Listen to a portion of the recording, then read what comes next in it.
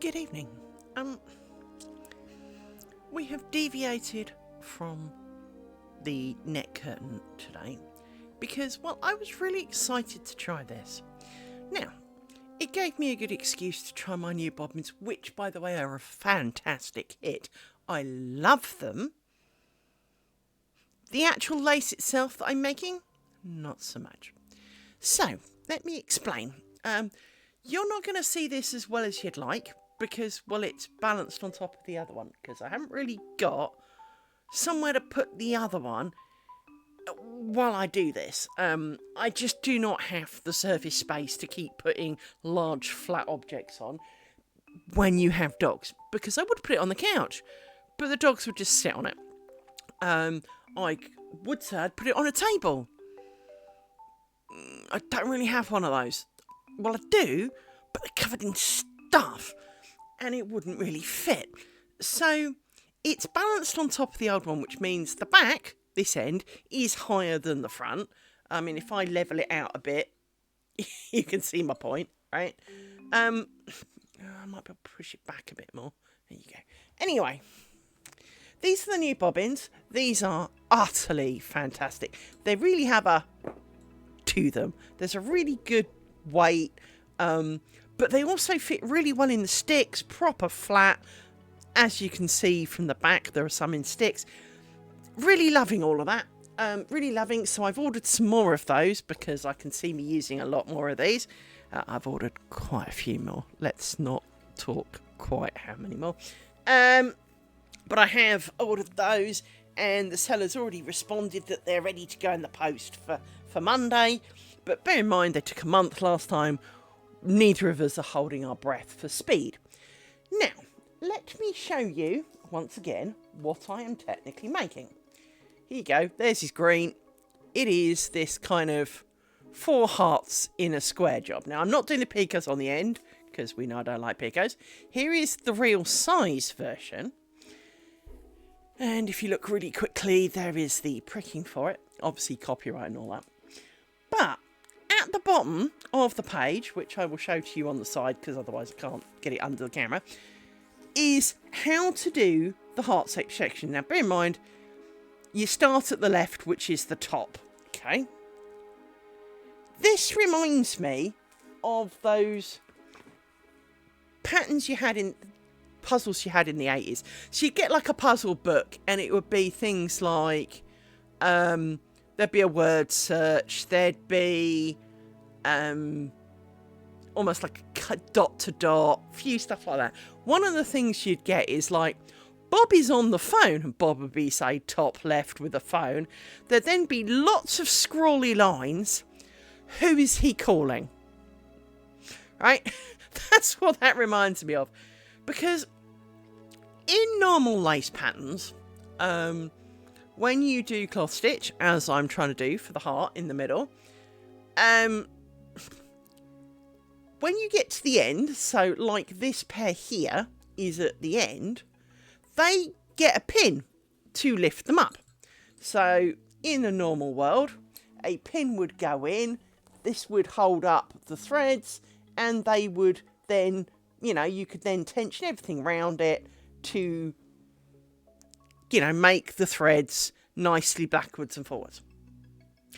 The problem with this stuff, and it is on the pattern that this is how it's supposed to work. Now, I do have a video, and in the video, it is absolutely impossible to see what she's demonstrating. So let me just pull that up, and I don't know whether you'll be able to see it or not, but I can take a screen grab and you can see what I see, if you know what I mean. If I open up her video and go, that'll do. If I do that and we grab that. Now, bear in mind, I have shown it. I've captured it at full screen size, i.e., how you would want to watch it, because you want it to be as big as possible. If I paint, splat. So I've captured my screen and the quality, or the lack of, so with any luck, you can now see what I see. Now, when it's in a really small 2x2 window on your OBS screen, it looks great. But when you're trying to see how thread A moves with thread B and where the pin is, and I can't see jack. I really can't. So I'm really pleased for her, and I paid good money for these videos. I can't see a thing. I mean, you get the gist of what she's doing, but when you've got questions, when you've got, you know, when you're confused and you want to have a closer look, this does not help. Now, fortunately, I do have a book, and it covers many aspects. But one of the few things it covers well is, well, any of it, frankly. There are lots of pictures, but of course pictures are still. And it kind of goes, you should achieve this. Well, I can show you a picture of a gymnast halfway in the air, you know, doing, achieve this. It's not that simple.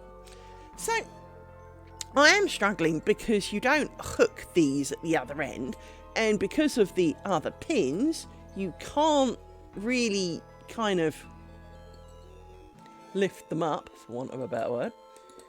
And so the only thing you can do is get a pin and basically to nudge the threads up like this to while holding the other one.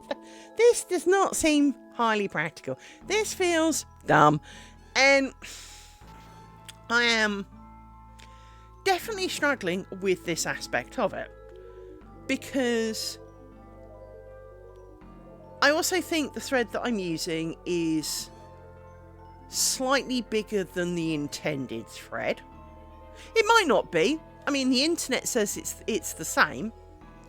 Well, actually, the internet said use a bigger thread, but I didn't have the bigger one. I only had a really bigger one. So I went with this one, and it feels a little packed. Getting the tension on this kind of ground area was a lot harder than it sounds. So I am intending to do some of this with you, because I've been trying very hard, and I wanted you to know what I have to go through to achieve this shit.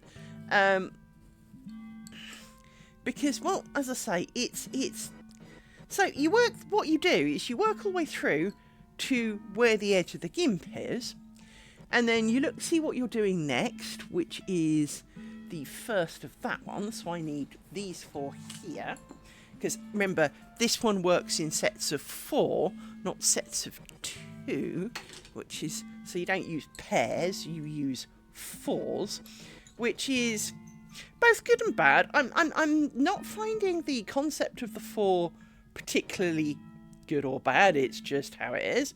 I don't really mind that. But what I am struggling with is, well, tension. Getting it all snugged up, as you will soon see. Some of these threads are being a little bit annoying, in that I've got an itchy nose now. As you know, I get itches when I get frustrated, so I blame my nose for on the frustration. So let's shorten that one a little bit, and shorten this one a little bit. Sometimes you can pick them up really quickly, and sometimes you faff around like an idiot. So, and sometimes they fall off the top, which isn't a problem because you can see them. I'd hate to be doing this in black. I think I had a black one in the right size, but in your right mind, all crafters will tell you, do not work with black unless you have to. It is frankly criminal, and that's still too long. I've noticed this with bobbins. Sometimes you seem to shorten them a lot, and yet they're still short. They're still long, rather. There we go. So, you're there. This is my gimp thread. Now, I had fun making the gimp thread, because obviously I didn't exactly have this colour. So I did what the book kind of implied, which is these are 1/4 of a strand of something. So I put 4 of them together. So, let's have a look. we now need to do cloth stitch with this. Now, this is where it's going to look a little weird. We're doing cloth stitch with these two here. So you take the gimp with you as if it was one of the bobbins, right? Which makes it a little bit weird, but the truth of the matter is it goes over, under, over, under, over, under. Whatevs, right?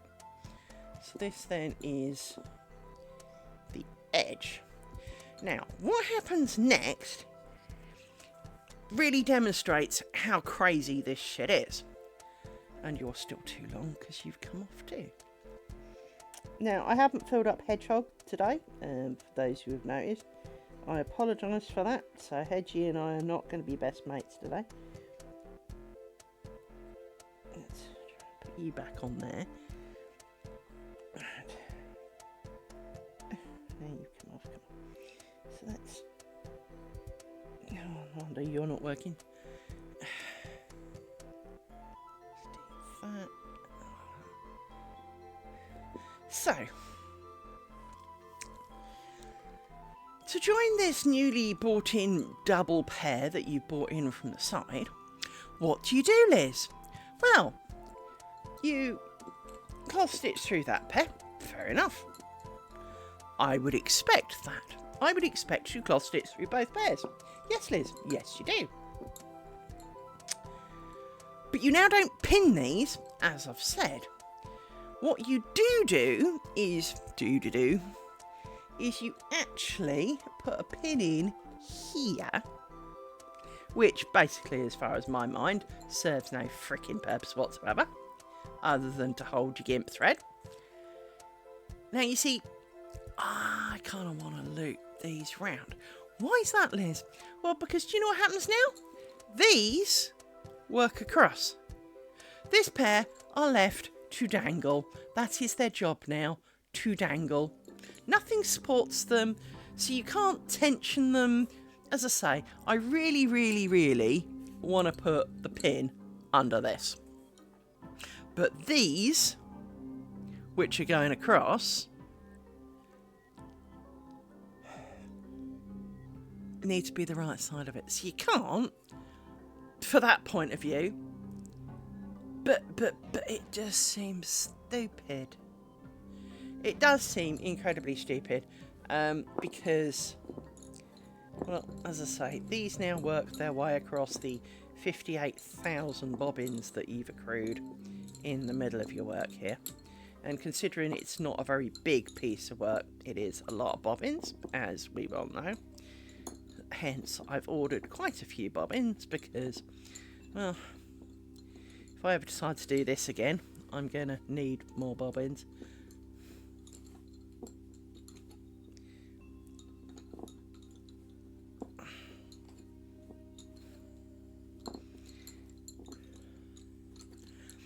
It does feel quite a long trek across here.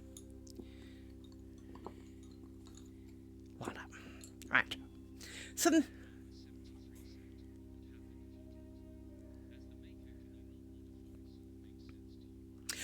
well, hello Jamie. The answer is I am doing it the way that it was intended because this is the first time I'm doing it. So I am trying to follow the instructions. Now, it is not just because I have not done this before that this isn't kind of working out. Because as you can already see, this then pulls that, but nothing. The only way to tension it is to hold this one and pull that a bit. And it hasn't got a good flow to it for me. So, once I've done this, the whole reason I was doing this is not because I want to become a master in Flanders lace and, worldwide world leader in it or anything exciting, right? I was doing this to understand the Flanders style. And I understand that it and I are never going to be friends as Flanders stands. However, what I can do is understand what it does and then decide how to use it in things that I want to make. So normally, because you're new, you haven't seen what I normally work on, which is under here. Hang on. So I am making a torsion square, and underneath here, under this cloth, is the triangle I made before. You can't see it very well, but there's a triangle under there. And that was based on a square that I purchased, but I didn't quite like it the way it was, so I changed it. And I could have designed it myself, but someone had already got one. But when I made it the way they did, I kind of didn't like it, so I changed it. Now, as you say, I can now go and change this. I can sit there and go, I see what you did. Maybe that's all you. Maybe you love doing that. I don't. And there are things you can do to change. Now, the problem with the way this works for me is that instead of a thread, normally in creating a cloth stitch section, you have one pair of thread that starts at the top and it works and snakes the whole way across, backwards and forwards, to create the cloth stitch. With this, no one thread is responsible for all of the backwards and forwards. Each time you get to the edge, it changes for a new one.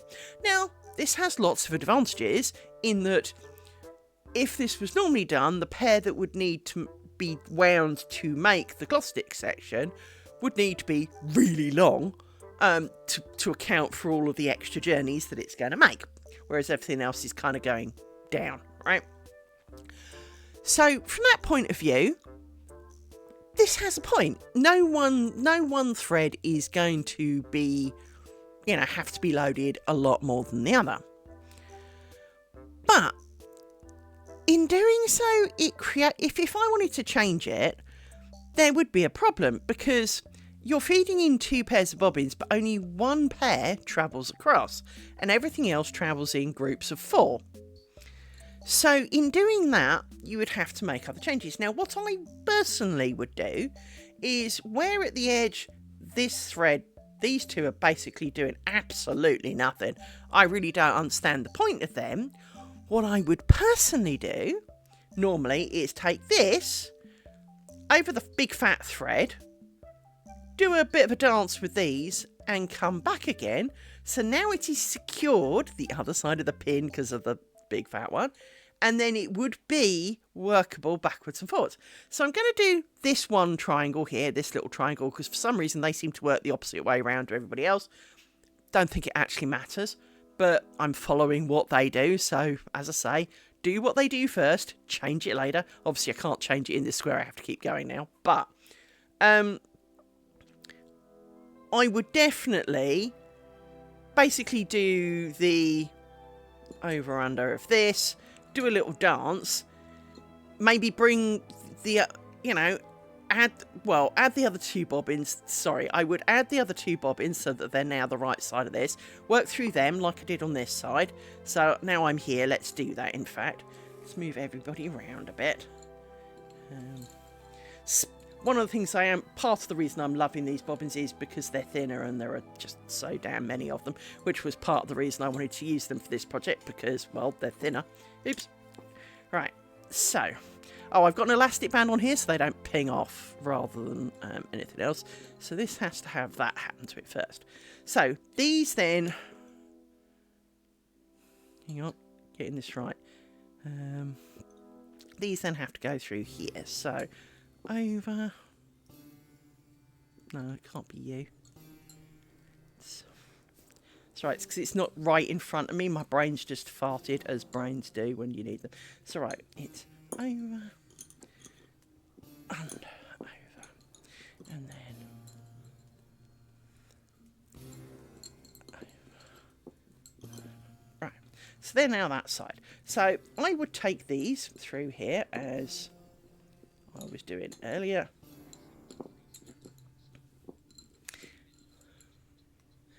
So I've actually screwed up somewhere. So these were not the bobbins I needed. These are bobbins I bought off Etsy, and and it was these two I needed to move, so let's just do that. So I bought these off Etsy. Now, bobbins around the world are a glorious thing. There are many, many, many, many, many, many, many of them. And let me pull up my Etsy page for you. Let me go and grab the page of bobbinness. Where's my purchases? Because, as I say, I just ordered an absolute monkey load of them. So we're not going to admit how many of these I bought. So, just checking you can see what I see. Good. So, this is... Has it just wandered off? No, there you go. So these are the bobbins that I bought. Now, Jatoba is the type of wood. So these very much are like the traditional Midlands bobbin. And in fact, if I go back to my pillow, that's right, I just need to check that you see what I see. So if you go back to my pillow, this is a traditional Midlands bobbin with spangle, but if I put these next to it, they're like the big steroidal brother of, because, you know, they're a couple of centimetres longer and they're a little bit chunkier. But I hate spangles. I'm autistic. I've always been very open about that. But something about spangles just boils my blood. And they get in my way. They get on my nerves to the point that I tried to make one of my triangles out with Midlands bobbins. And before I'd even got a quarter of the way through it, I wanted to take it outside and cremate it. Right? It was not a good thing.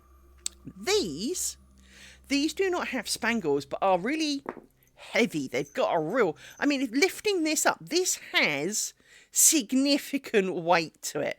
And I mean significant. I'm talking...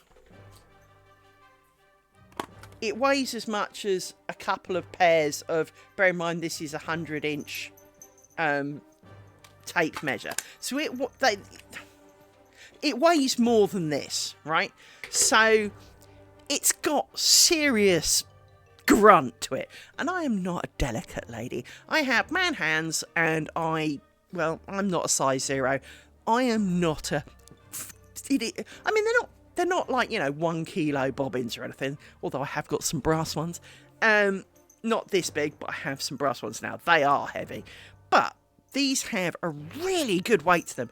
And when I saw the advert, and it actually says, if I go back to the browser, if I actually think and go down to, where's the description bit on this? Well, spangles have two purposes. Part of the purpose is to stop them rolling around. So, from that point of view, these will roll. But that's not necessarily a bad thing. Because if you've noticed, the way I do my cloth stitch is I kind of roll them around each other. Well, all that would happen was the spangles would kind of grab on each other and basically make me swear like a navvy. So, from my point of view, hallelujah. From its point of view, it depends on whether you like them for that. So if you look here, it says they're thin Jabota balls with round tip Jabota wood, 15 centimetres, well 13 depending on which ones you pick, because there's 13 or 15 centimetre ones. I went with 13. They do actually do a 10 centimetre one, but again, man hands, I kind of liked the idea of a slightly longer bobbin, and with a lot of weight, soft touch and unbeatable sound. So true. I love them. So I ordered a lot. I ordered, I think 750 of them. Yeah, I ordered, it's all right, calculating. I think I ordered 5, so that's 750. So I'm going to have a metric shit ton of these bobbins. Because I can then have a number of things on the go. I can make a big thing, and I will not be running out of bobbins in a hurry, right? Plus, out of the packets, they don't seem to be packets of 50 like they say. Well, one of them at least had said 52. Yeah.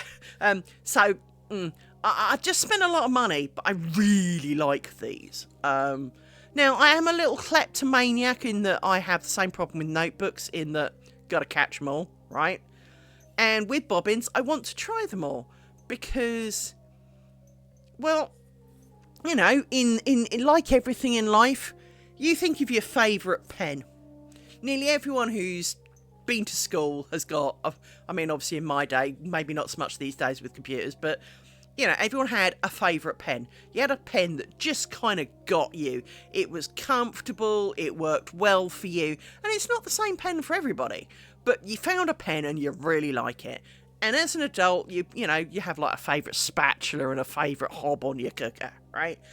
And bobbins are very much, and notebooks are very much in that kind of category, in that you like this, you like that, you like this, but, well, it would be nicer if, you know, I mean, one of the bobbins that I've got, I really, really like, but the neck is quite tapered, so it's fatter this end, much thinner this end. And as a result, all the string wants to run to the top, but unlike these that have got what's called a rose at the top with a little dent in it for you to put your knot, they don't. So then, of course, it tangles and it gets on your nerves.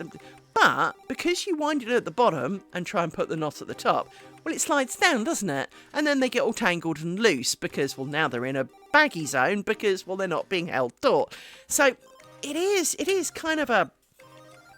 There are lots of little things and you're left sitting there going, well, I could sandpaper them down and make them a bit flatter, but then the kind of finish on them wouldn't be there. And you know, well, what if I screwed it up? And you'd have to do it to a lot of bobbins. And so I'm really liking these. So hence I ordered 150. I've used a packet and a little bit to do this because there are that many bobbins. There are 32 pairs of bobbins here.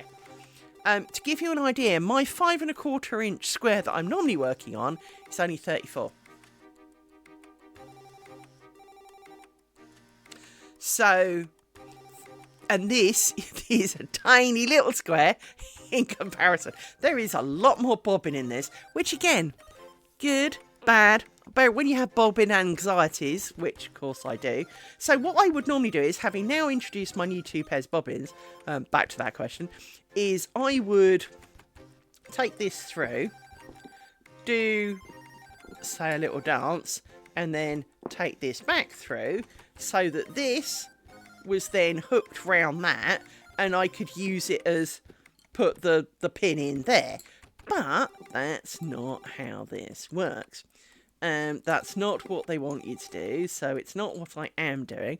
And what they do want you to do is, between these two, put your pin in here. Which is great for this pair of bobbins, but this pair of bobbins doesn't really need the support. It's this... Now, it does stop this pair riding up, I suppose, because this is the pair that will go backwards. But as you can see, it makes it pull on the bobbins, and I just don't like that as much. By the way, we are due to hit ads in a minute and a half. Oh, and I forgot to fill my drink. I do that a lot. So this is kind of feeling very awkward to me because you can't... because the thread needs to be really tightly packed in here, it's not feeling a good way of doing it. And as I say, wrapping it around these two and getting a bit of life in it, actually, that's a really good point. I need to undo you because you've slid.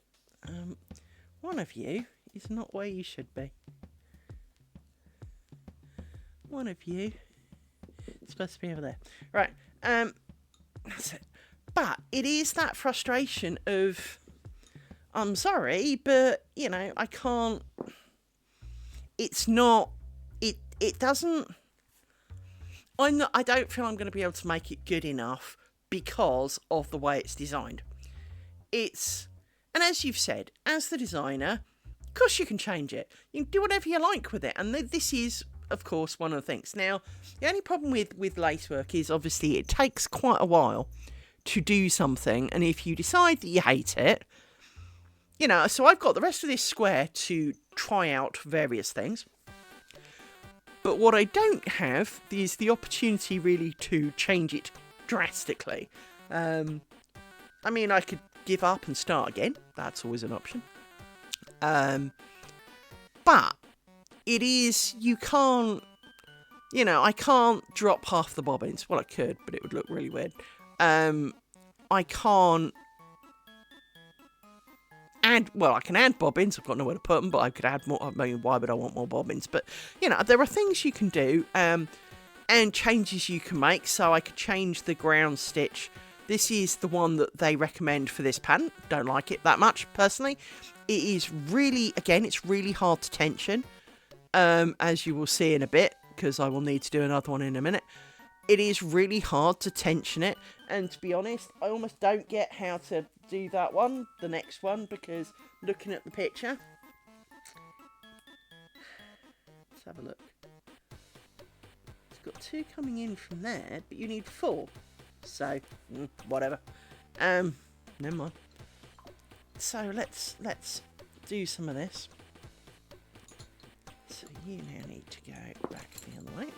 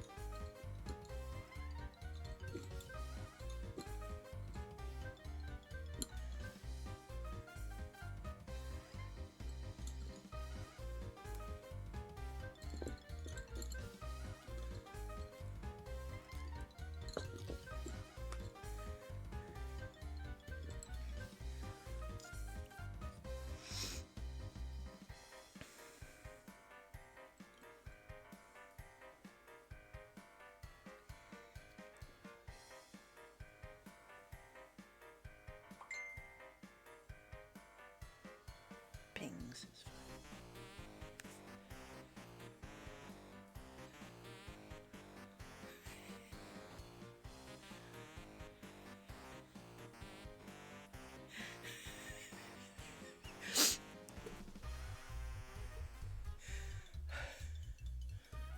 Right, so now I need 4 of these. As I say, this gets really kind of confusing. So I now need to do like half a thing with these. So, which is a bit confusing because I don't really know how to do half a thing.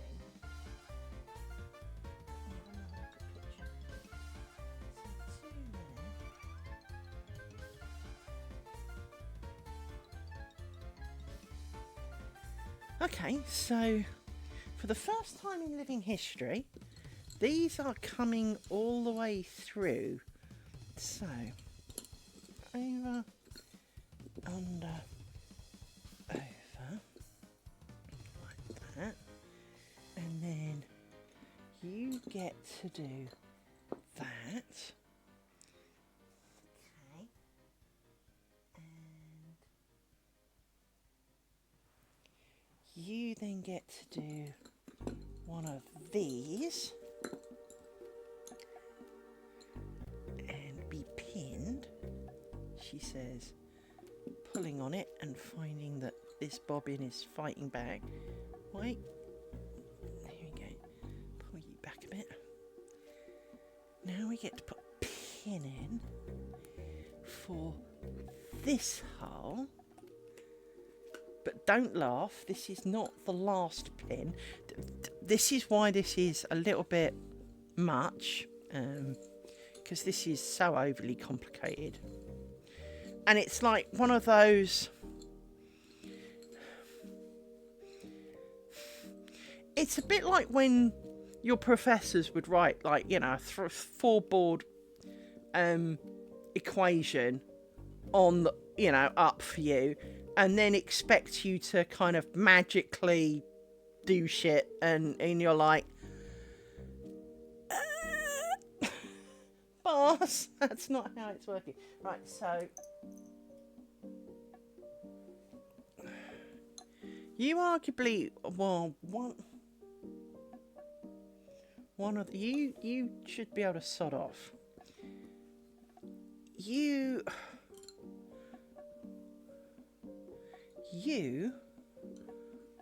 don't really, you see, I expected you to be over there by now.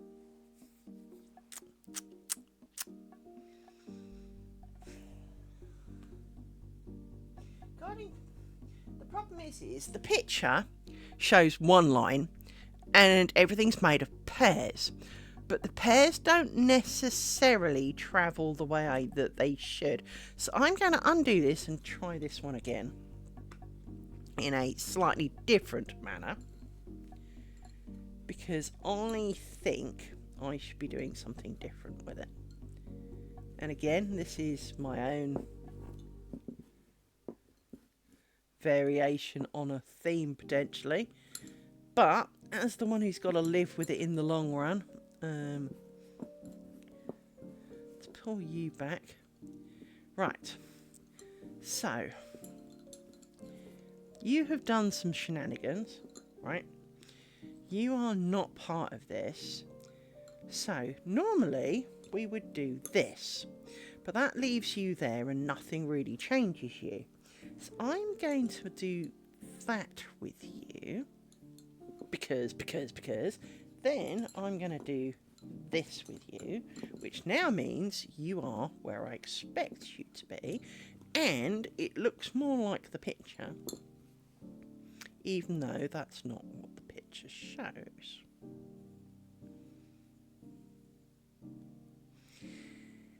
So we ignore the fact that that's not what the picture shows.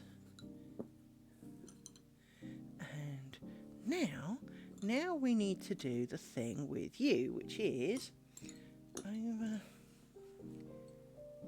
under. That can't be right.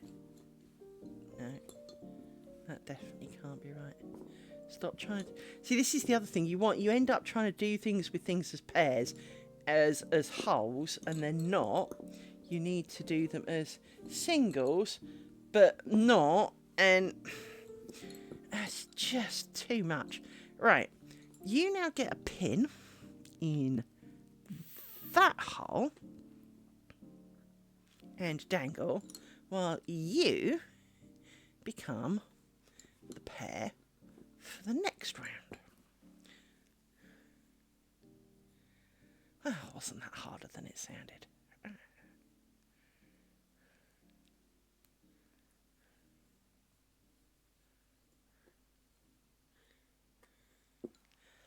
So,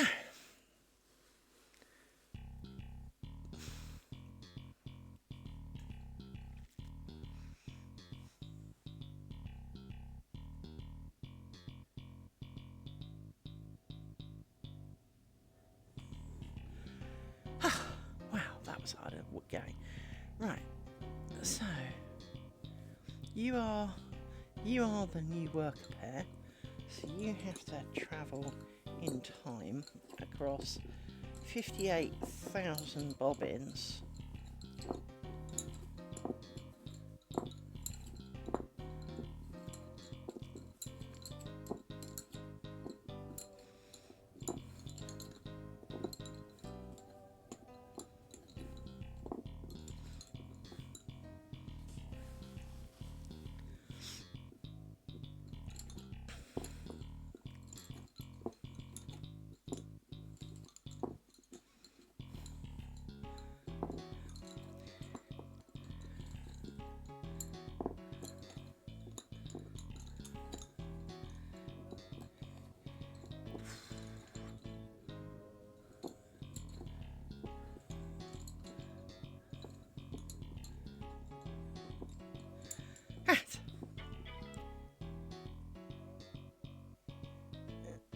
Etsy person replied.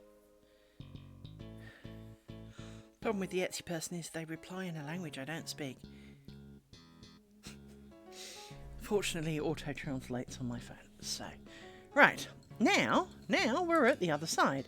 Now we've got to add, more bobbins. We have to add all of these. As I said, considering the size of this thing, it is one heck of a lot of bobbins. Which is something I am not overly appreciating about the style, to be honest. I mean, it was a concern that I recognised before I started the endeavour, don't get me wrong. I was aware that obviously this is a lot of bobbins as I wound them on, and I'm thinking, this is a lot of bobbins. But there's a lot of bobbins, and then there's a lot of bobbins. Sorry, my email's just gone ping. So now I need 4 of you. And the astute will go, but there's only 6 left in the... Yeah, I know, there's only 6 left. That's because there's the middle ones. And the middle ones are going to be interesting. So, now I have to do the same over, under, over, under, over, to pass through there. This one we do it being slightly longer. Then we do over, under, over, over. And now, these are to the other side, and just dangle. And now we take these ones. Oh, we've got to do the pin. It is quite easy to forget to do the pin because, well, this pin doesn't really do anything. Because, well, it doesn't. Really doesn't, and mine isn't as snug to the edges as I would like. So along here there is a slight gap between the gimp, which is one side of the pins, and the cloth stitch, which is the other. On theirs it's really snug, but it can't be really snug because, well, there's pins and stuff in the way, and this dangling thing which I'm struggling to do with the... It would so much make more sense if the pin went between here, but it don't. So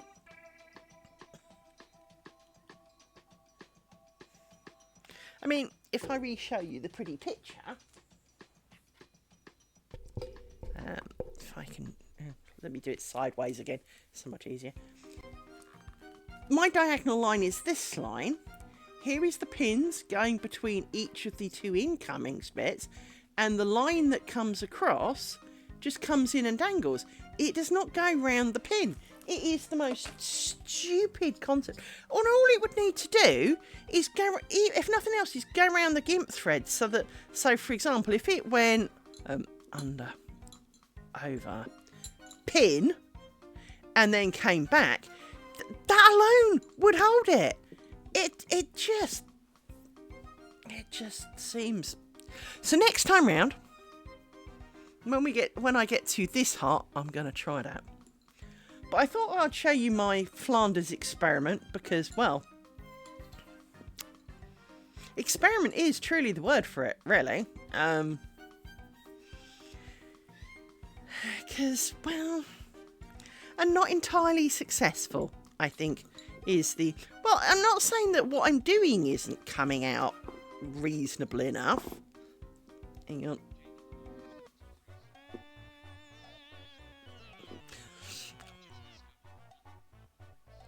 Well, I do many things, including knitting, crochet, weaving and spinning. So I've always said that I do wool-related activities. This is technically not wool-related, but it's close enough. Most, none of my co-workers would ever understand the difference. So we go with wool-related activities because I don't want to bore them too much. And it's a bit like the other day, someone said to me, "Oh, my wife was knitting a granny sweater." No, she wasn't knitting it, love. She was crocheting it. Whatever. It's kind of like, well, it matters to her. I can tell you that now. But God forbid you say it's rugby union when it's rugby league, or football when it's, and soccer. And if you call it the wrong thing, it's funny how their shit matters. But to the uninitiated, if you've got a stick and string, it's basically the same deal. So, you know, we just kind of nod gently and go, you believe that, dear. You believe that if that's what you want. And so, bobbin lace is, I'm finding this one, oops, I've gone too far. I need to stop there. I'm finding this one a challenge. Just because, you know, as I say, there's no support for these. If I pull on this, it's pulling everything across, and that would be even worse. So it's really hard to tension your work without it going a little bit shite. Yeah.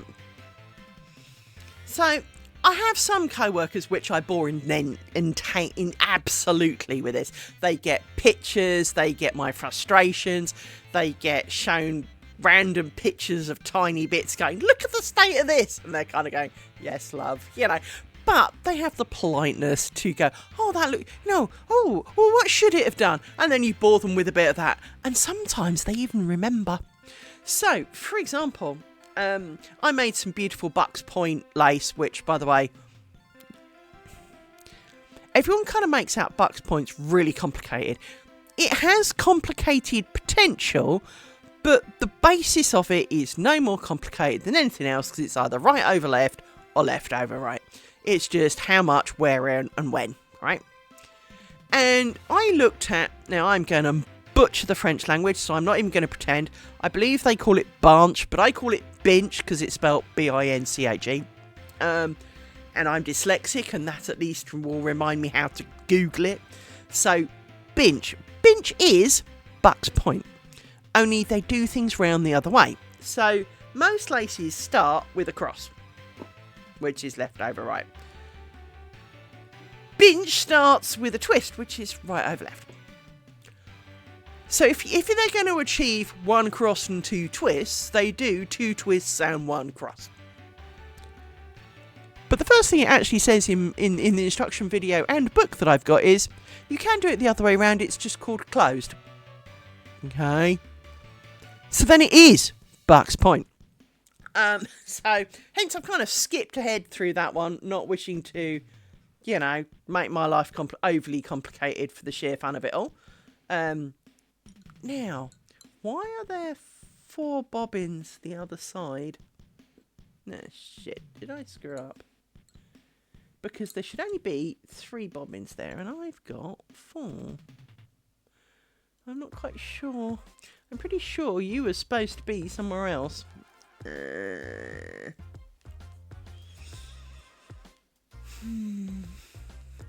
As I said, it's really hard to kind of tell because, well, it's a bit crowded, frankly.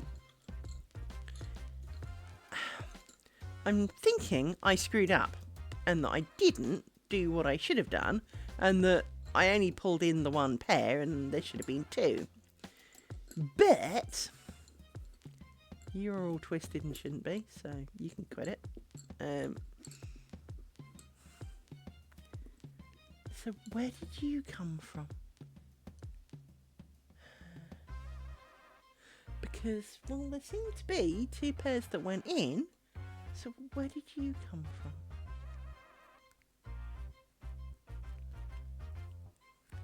I don't understand. Confused. This is definitely wrong.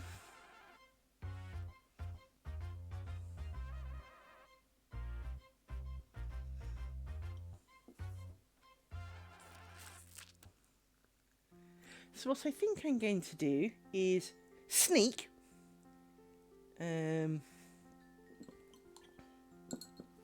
Sneak them through here and pretend that they were here all along. Because that has to be a thing. No, they were right. They were right. Oh my goodness, I was actually right. I was not as daft as I thought. Well, I am, but no. They are supposed to be left over. And they go... But there should be 4 of them, and there isn't 4 of them. Well, if 2 come in, and one comes in and one goes out, there can't be 4 pairs. There can't be 4 bobbins. Well, actually, there should be 4 bobbins. So I still screwed up somehow. Well, let's see if I can work out how. So you went out, which you did, which is you. But there should have been, I think I brought in 1 too many pairs. But I only seem to have brought in the right number of pairs.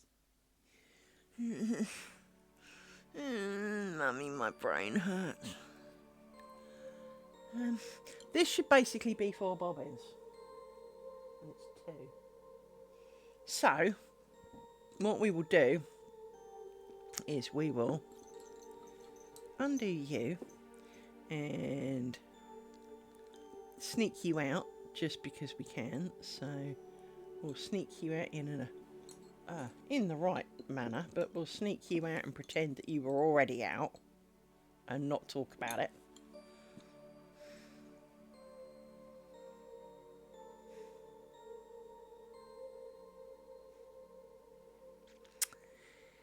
And we will make you shorter because you're getting too long and annoying.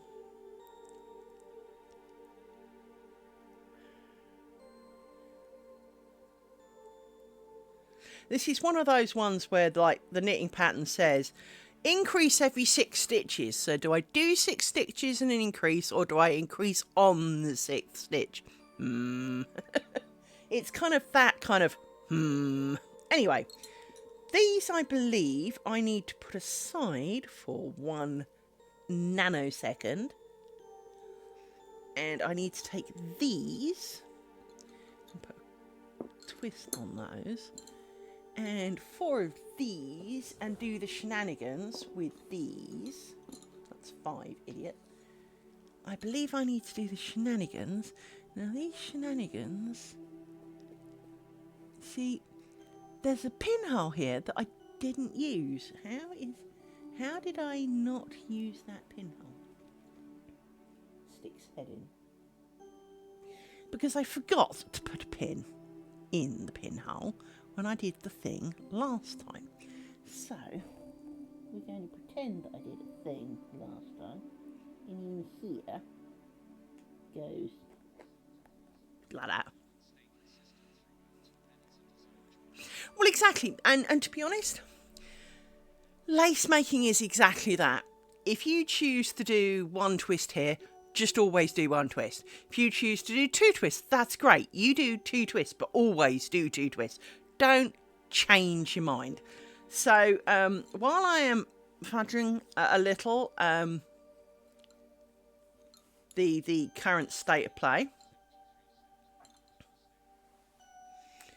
well, it's not a mistake as long as you always do that. Now, this one is a mistake because I had a pair the wrong side of something, and I'm choosing to slightly fudge it to make up for that.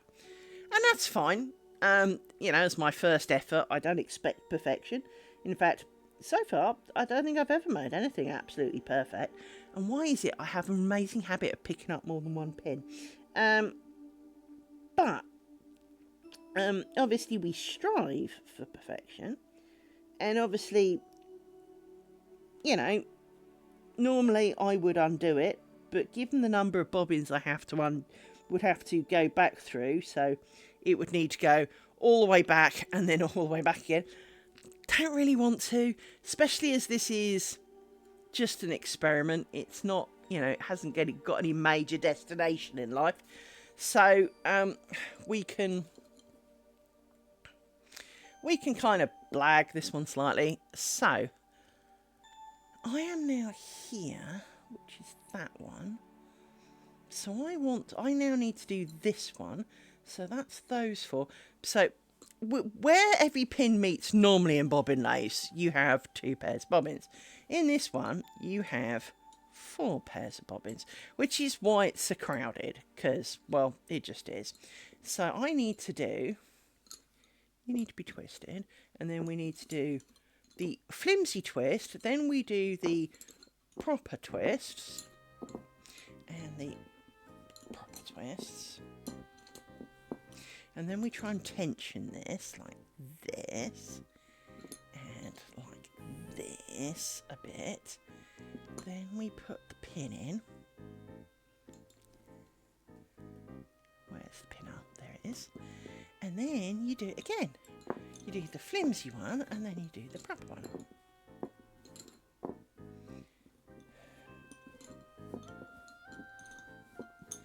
And then you snug it all up again, like these.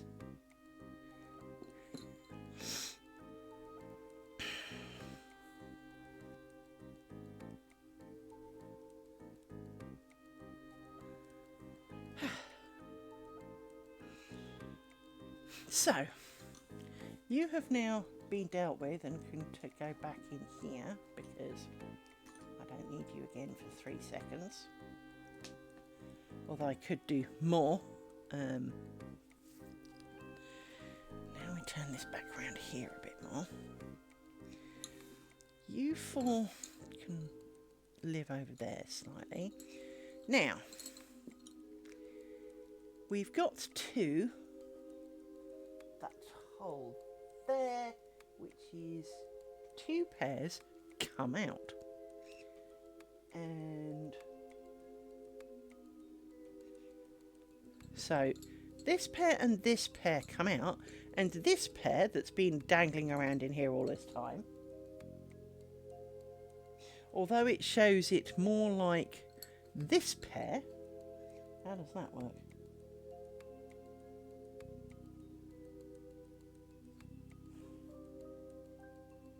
Okay, here's where it's getting confusing. So, this pair can work its way out. This pair I am confident, she says, screwing it up a bit. Nope. Put you back because you moved.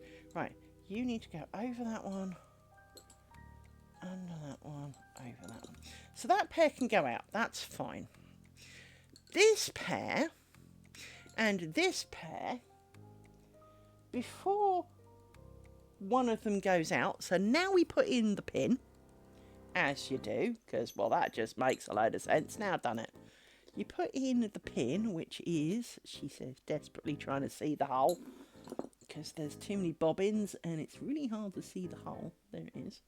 So let's lift you up. No, yeah, you up. You go in there, like that.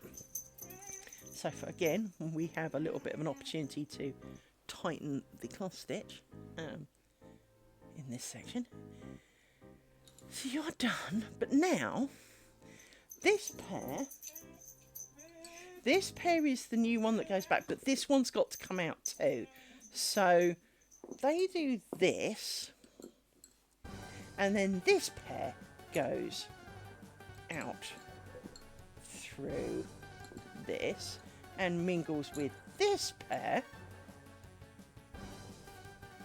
Do you see why I'm confused, people? Why couldn't they just both leave? Confusion. So, this pair then go out and would meet possibly that pair. Let me lift you out of the way because, well, it is getting a bit busy around here.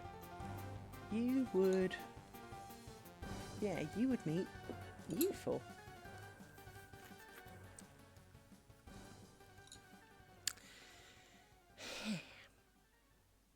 Yeah, it's a bit weird that these are only 2.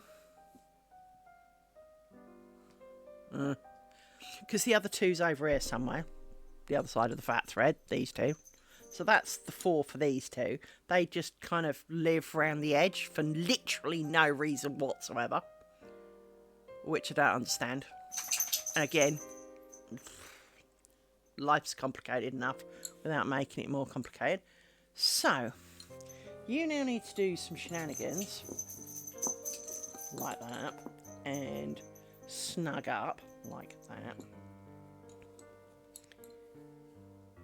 Which gives us a bit of the shape for the top of the heart. Because don't worry, they go back in again in a minute. Now, you can all live over here, because we don't need you for 3 minutes until I come back. This pair is now doing the walk of life across to the other side. Why did the bobbins cross the road? Because the pattern said so. Right.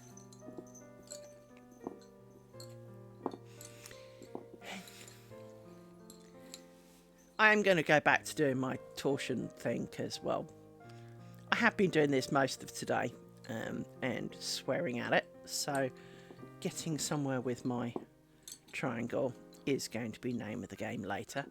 But I definitely wanted to have a bit more go of this. Oh, you slide around there a bit more. So you went over there, so you're going over. Over, under, over, under, over, under, over. Right. We have made it to the other side. For which we add... Oh no, honey. Seriously?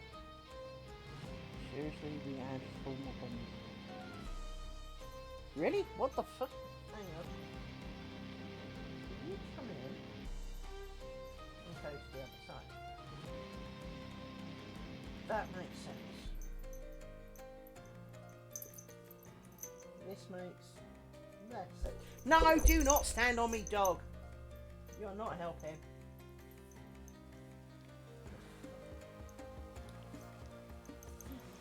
Okay, so deep breath. This is gonna be confusing, dudes. So that one. Oh no, this one's alright. It's the next one that's a real bugger. Thank God for that. So, over, under, over, under. No, that's not right because there's too many of you and not enough of you. And let's bring you back. I find it really difficult to work with the bobbin thread. Sorry, the gimp thread as... I know who said the hell named it a gimp thread. So,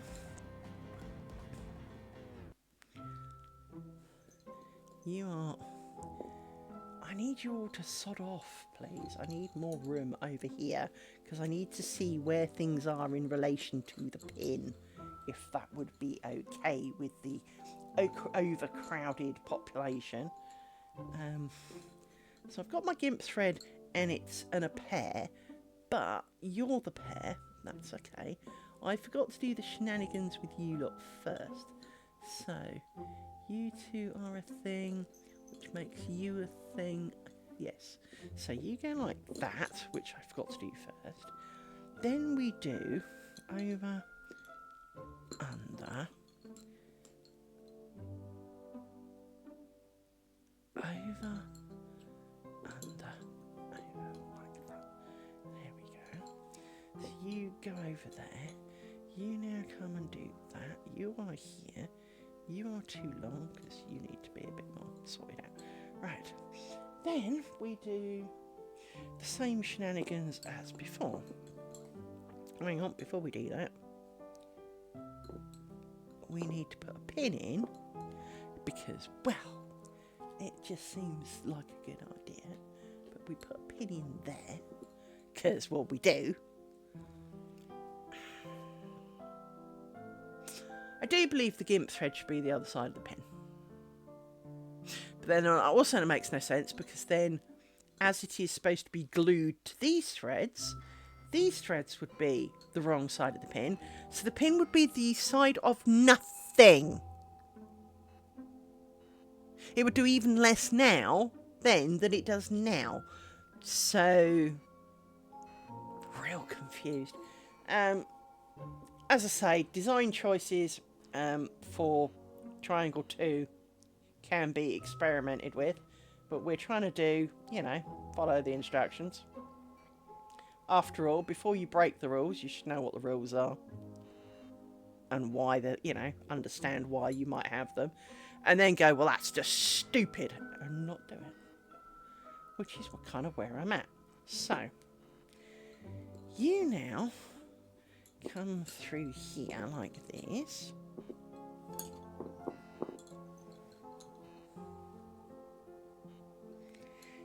And you can sit over there. Now you go back the other way through the 96 billion bobbins. Is it me, or does that really look like 96 billion bobbins? I mean, that is a considerable number of bobbins.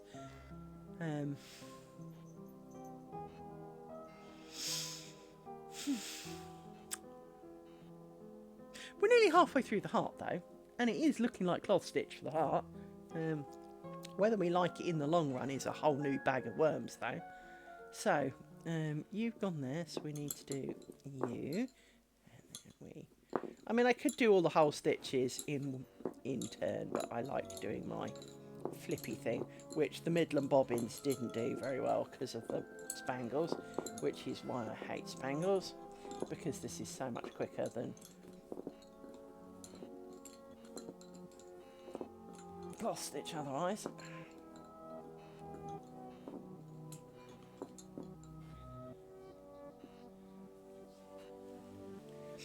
It is a lot, isn't it? I mean, you know, there's no other way of dressing it than there is a lot of bobbins, and because of the angle of the thread, it pulls the working bobbins backwards, so it's just not ideal. It is a lot of bobbins, and ooh, you're a thick one. We need to stop here. Right. So, you will shuffle. Now, on this occasion, we've come in there, we have come across, we are on an out. So these two and these two, well, it's not these two, but it'll be these two, are leaving. But these two are leaving, so these go under, over, under. You have now escaped, congratulations. No, I said you've escaped. Stay escaped. Have a pin. Have a pin. Stay over there. Right. It's already crowded enough without you kind of going, me, in the background. We just don't need that shit, you know? Can we not? Can we just not add to it? Now, checking how this works. You came in. Hang on. Shut up, dog. You're in my face. You come in there, so you're going there, and it is the same. You do this,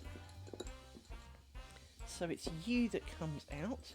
So over, under, over.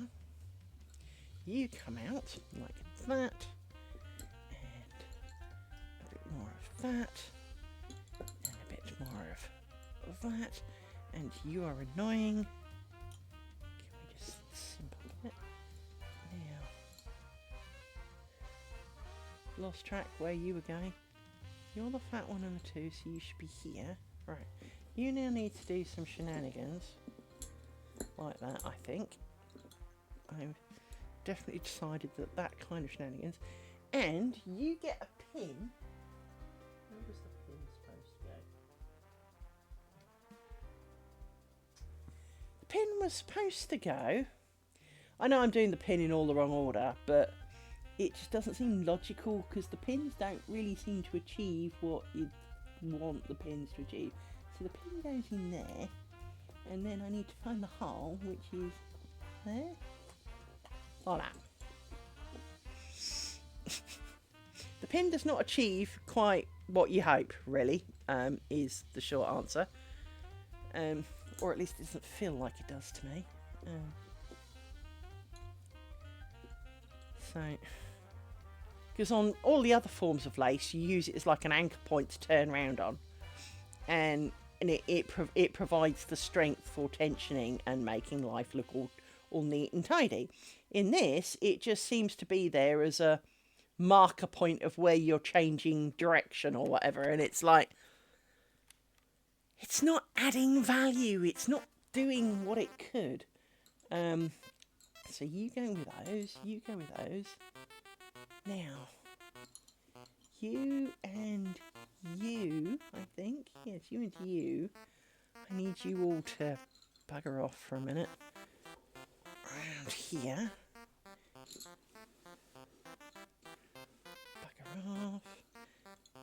can all go, you all go that way for a minute.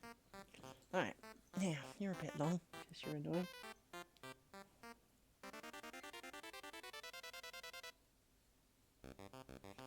Right, so,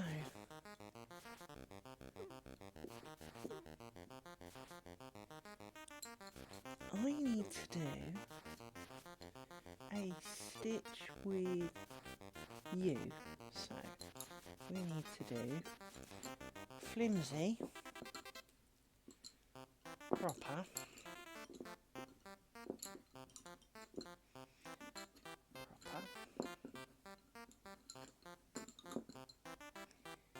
so we can scoot you up a load and scoot you up a load.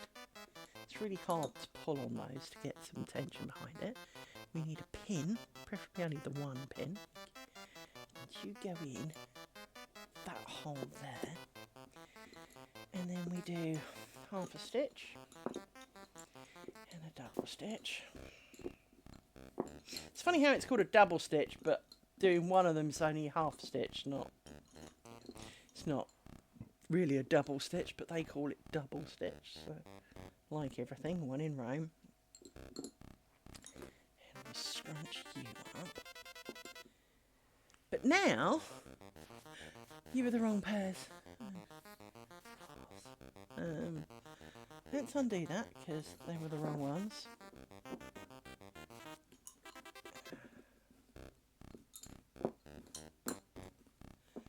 How do I know they were the wrong ones? Well, because there's another pinhole, and I no longer have the bobbins to fill that pinhole, because I used them for this pinhole, because I was using these bobbins. So we undo the pin, and we undo the double stitch at the edge, and double stitch at the edge, and the flimsy in the middle. She says losing track of which one's the one in the middle. Right, let's try this again, children. We need some of these. More bobbins! Jesus Christ, how can we need more bobbins? It should be illegal. Right. We need more space. No! I saw that. My bobbin came undone, and there's a dog in the way.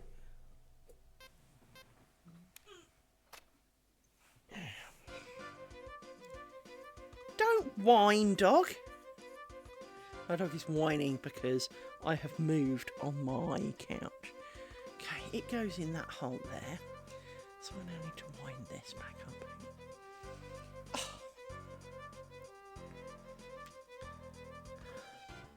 So, if anyone out there knows how to do Flanders, do not judge me. Do not be judging. I am doing my best. Doing my best to understand blurry video and a book that's basically the direct translation from another language. So it is not ideal. Right.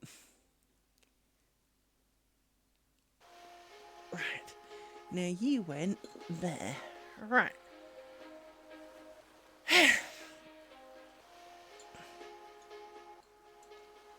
And I can see you're thinking about it. Scoot, scoot, scoot, scoot. You four. We now need you. And for you not to be as long as you are. It's the only thing that really annoys me about lace bobbins, and you don't get this with knitting and crochet, is suddenly, you know, you don't come back to a stitch and for it to be like 3 inches long because it got bored. You do with bobbins, you come back and one will have like slipped down to here and you're like, why? So, we need you to do shenanigans with you. Half a stitch.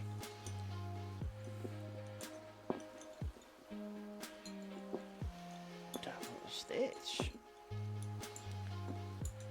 Double. Stick a pin in it before it runs away. course, the other problem is you've got to pick up 4 bobbins, whereas previously you'd normally pick up 6. 4 bobbins. Then we tension these like that. And it looks all scrawny and shitty and like I screwed it up, but we're going with it because we're going with it.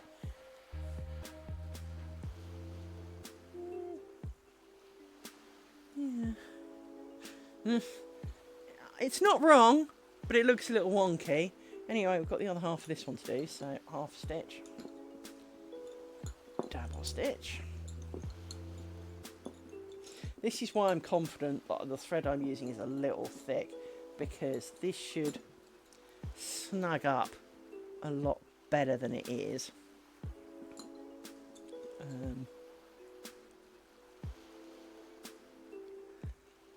that. And this one looks a bit small and mushy. But small and mushy is small and mushy, and it can stay small and mushy as far as I'm concerned. At this point, again, we are doing our best with the translation of the things.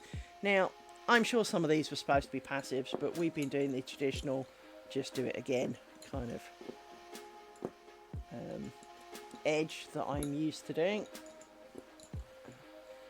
And we will snug and snug. So this one should look a bit smushed because it's on the edge. And you go in that hole here.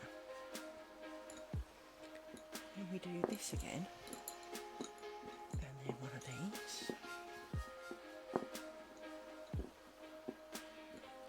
One of these.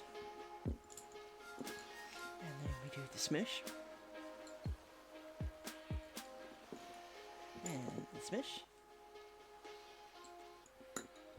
And hopefully you are now done. I said done! Bugger off. Now, you 4 are done with for now, so I think you are all done with. And I really do need you lot to make more of an effort to go over here. I need this to be shorter, because it's trying to run away. Get back in there. And I need you to be shorter, because you're running away.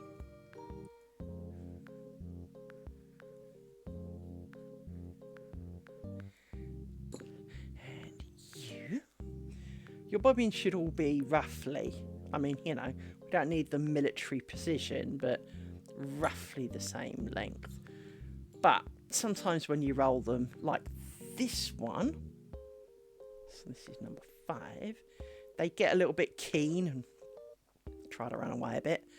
So you have to sort them out a bit. You need to go in there. Thank you. Right, so we need you to roll round. Preferably just a little bit more, if you wouldn't mind. It'll be so good to take a step to the left. I saw that. You came undone, you miserable bobbin. Which is something else they occasionally do. And there's a whole load of things on the knot on the top. All you're supposed to need to do is a half hitch and it'll be great. Which is fine, as long as it's on under tension. Oh look, spammy arsehole. Let's report said spammer, because we do that. Because we're not. Spam. I wish there was a button just to pre-fill all this in and tick the button and get on with it. Deny. There we go.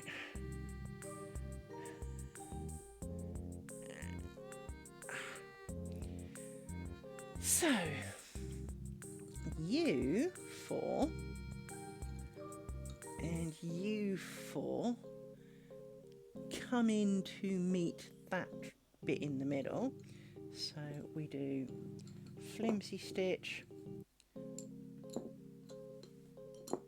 solid stitch, and make you shorter because you're just longer than everybody else. Can you?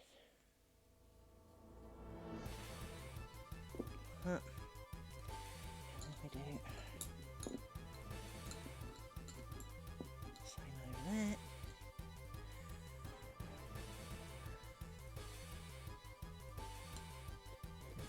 Put a pin in there. And we scooch you. Scooch you. We then do flimsy in the middle.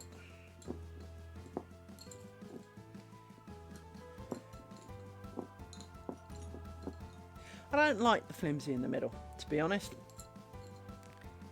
but there's plenty of bulk around it, so this is something like a reverse modern, so that's what they call it.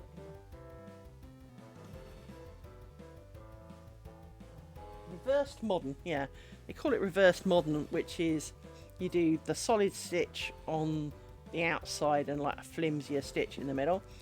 I think I would prefer it the other way around, so you had more solid round the pin and flimsier kind of edges, but you know, again, something to try next time around, you know, because there's a whole host of options for the ground stitch on which way and how you do your stuff. So we've now done you. We're now going to turn this round. This is part of the reason I did this on a round pillow, because, well, 8,000 bobbins, and no, do not be joining in. What did I just say? Get your big stick. There. Try now. Right. So, you can move over there.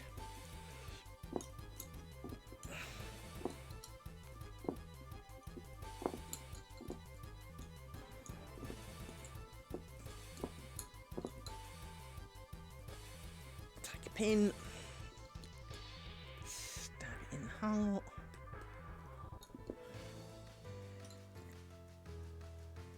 scooch, scooch, flimsy stitch, double stitch, double stitch.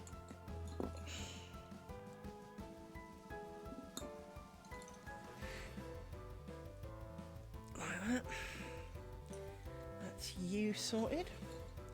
Now we can do you, so we will turn slightly. See, it just seems an awful lot to have to do 8 bobbins for 1 pin. It feels unnecessary.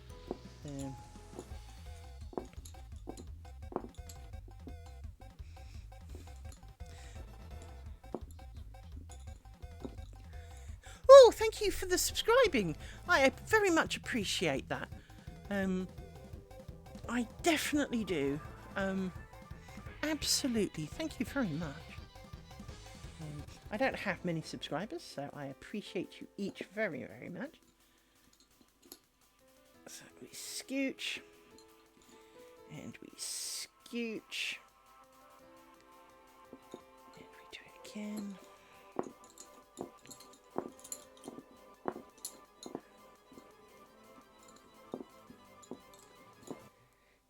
Scooch,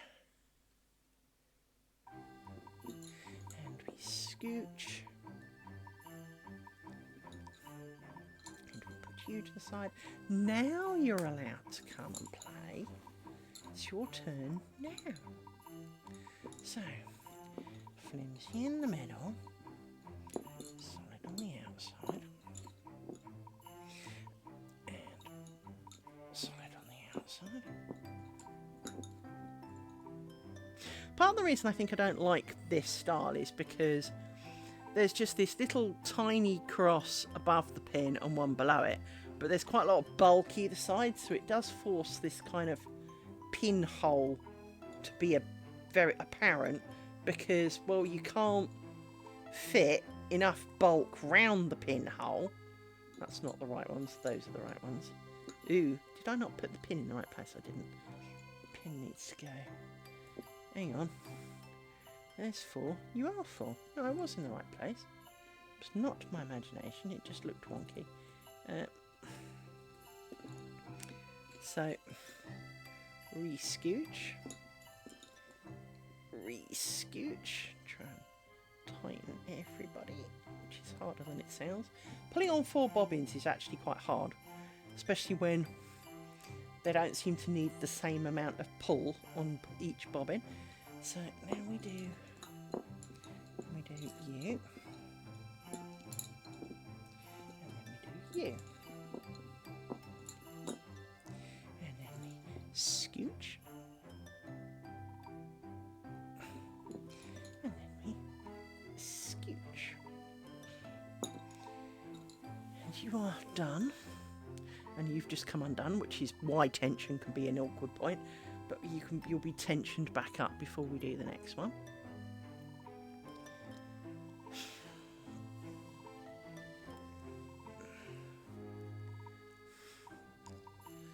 See, I don't have to do this bit, but in a way I do, and let me explain why I kind of do. So at this point I could have left it and just worked on this diagonal and not done these ones. But to do the bottom half of the heart, which you can just about make out. Oh, look, there's another hole there. I've got to fill in this stitch, which is fed by this pin. But to do that stitch, I must have done that pin, which means I must have done these pins. So it is kind of...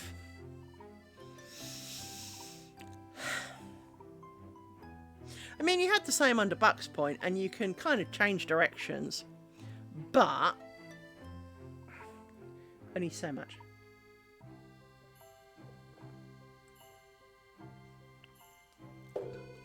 And I will need... Ooh, adverts in 3 minutes. In 3 minutes, I'm going to go and get some more Coke. So, I don't need you for a little bit. And I don't need you for a little bit. So, we all know what that means, don't we, kiddies? It means this puts you in a stick.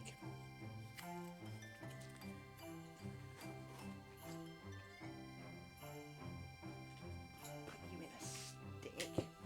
Because then you tend to stay where I put you. Like that. U4 and U4, but I need...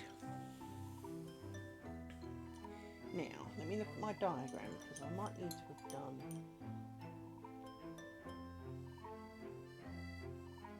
No, I don't, so I don't need U4, so we'll get magic pen of holding. And we need U4 and U4 to do a dance in the middle. To make pin there. So let's scooch you up and do flimsy, bulky, bulky.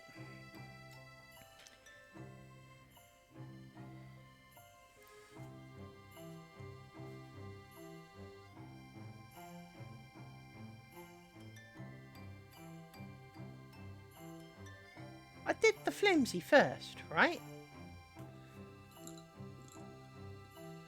Can't have done. Did I completely muller that up somehow?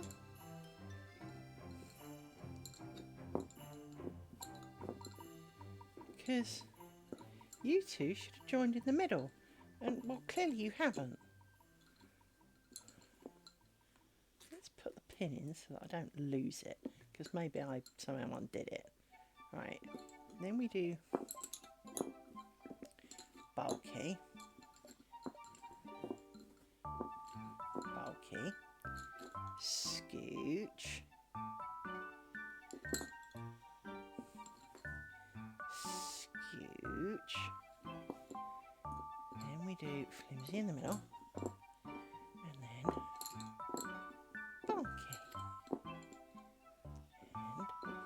Okay, and tidy you up because you are making a break for it. Come on, give me the end.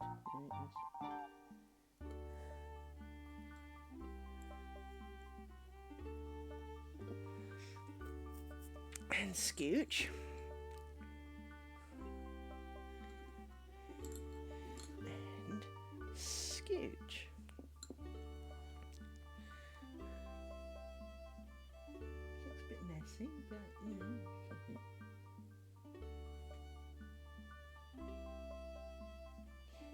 definitely looks to be a bit of shenanigans going on in there. Because, using pin of poking here, that's right, they're allowed to do that. This string here is a single string, and it's gone over to here, but its friend is in here and has given up. But there should always be at least two. So I'm not quite sure what happened there, but, you know, to it, is definitely... Ooh, right, hang on.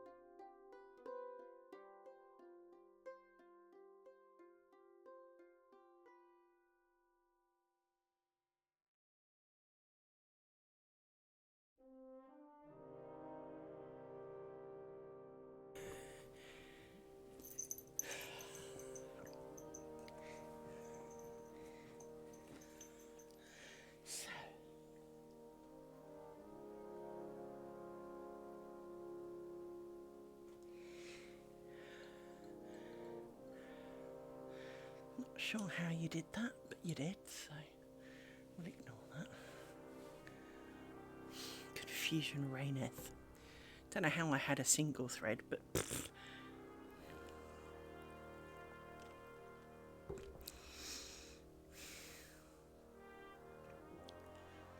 Some of it is because when it gets to the other side, if you actually look at how some of the bobbins move around, because you have the single twist in the middle, only one bobbin from the left hand pair of four moves to the right hand side for the first half, so they don't necessarily move across very well.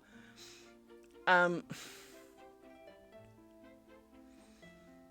got a feeling that the second thread ends up here, because you do a cross and a twist, so you do cross and a twist. Then you do some shenanigans here, so I've got a feeling it doesn't move, which might be why it's only the one, but it shouldn't really be a one, so never mind. Anyway, let's do the next one of these, which is a cross and a twist there, and we will put the pin in while we remember. So you go there.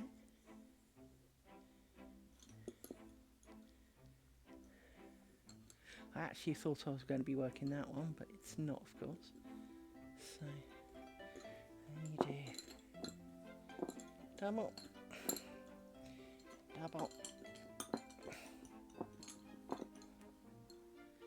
and we scooch, and we scooch, and then we... You are doing it again!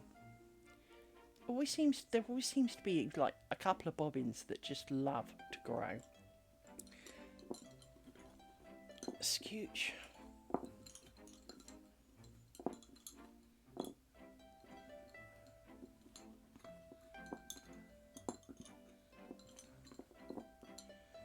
And then we scooch. And we scooch. See, technically I could work to the edge, but for now, we're not going to do that. We're going to place you four out the way, because I've got a feeling that I don't need you for a bit. You are the next 4 to work with whatever comes out. And as we know... Sorry, one of you's got to work your way back in first, so let's scoot you over then.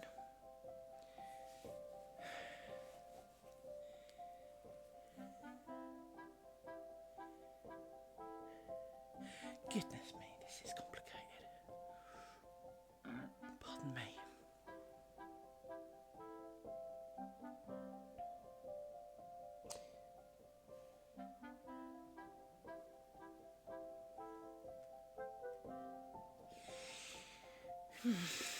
Right, so let's work you backwards.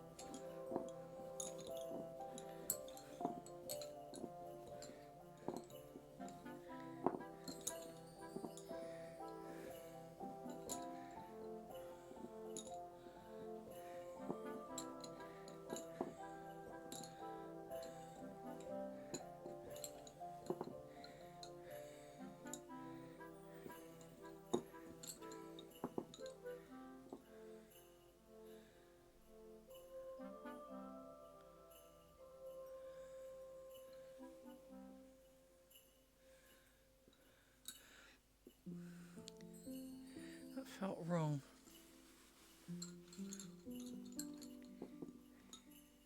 It's because it is.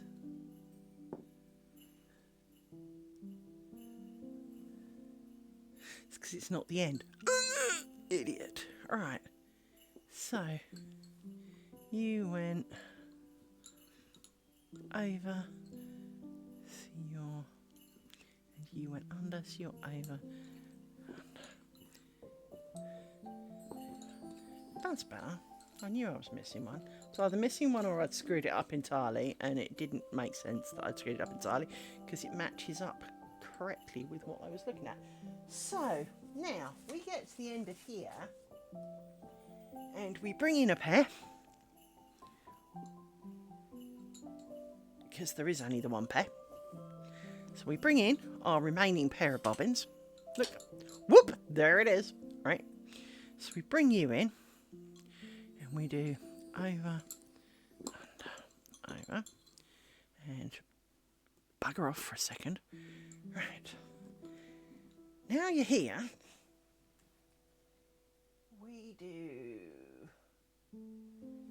We take you through you, so, but you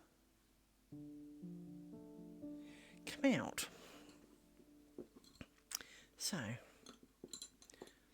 over, under, over, and you set off, and you get a pin in the middle, like this.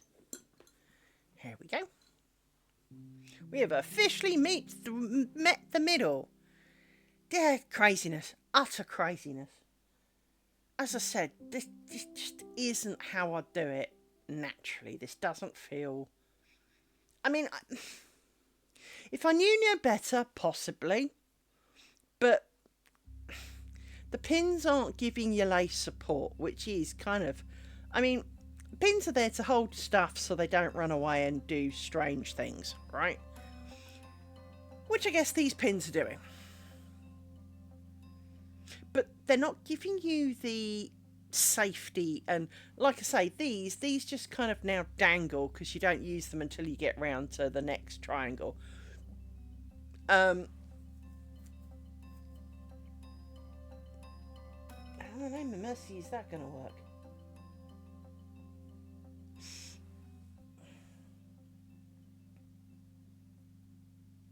It's just looking at the thing and thinking, if I turn that,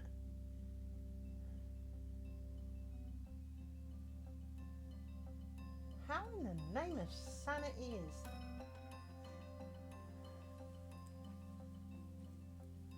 I suppose it does work. That's right. Again, if I show you the picture and I show it the right way up this time, the thread that has just gone out is this one, and it goes down here. But of course, I'm about to turn it, aren't I? So it can't go upwind because it's now just going across. So it's actually not as bad as it looks.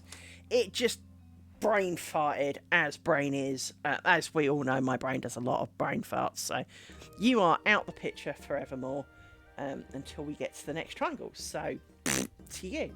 Right. Now, what comes backwards? It is you that comes backwards. So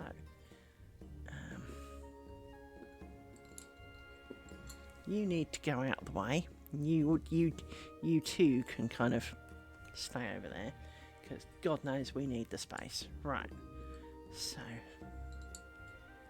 let's think about this again, because my brain's just farted. Have you ever noticed, if you don't sit in front of your keyboard just right, your brain just farts and you can't type properly?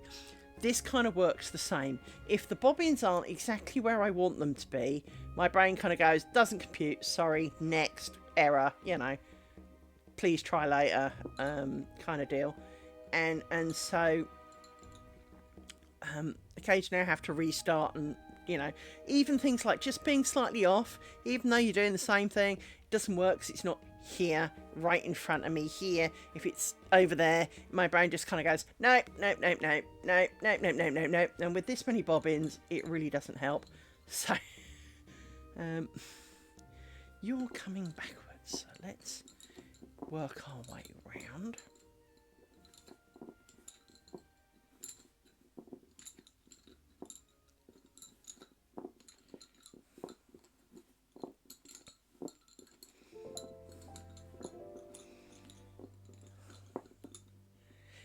Really see it.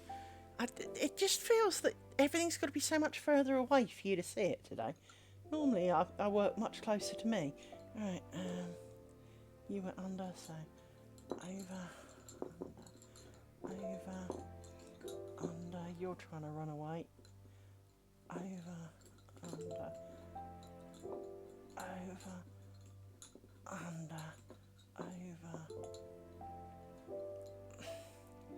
right, 4. So you are shorten you because you're just trying to run away. You go back there because I saw you move. Now we turn you round, and we have gone over. So we are under, over. You're getting a bit short, my friend. Need a bit more life at you, thanks. So you went under, so you're over.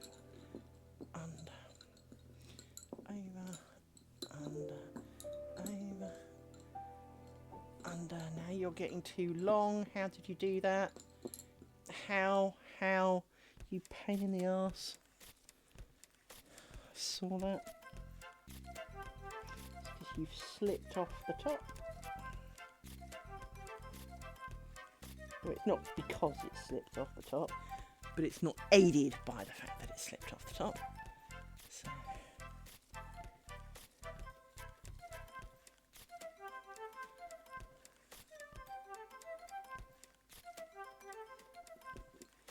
Right.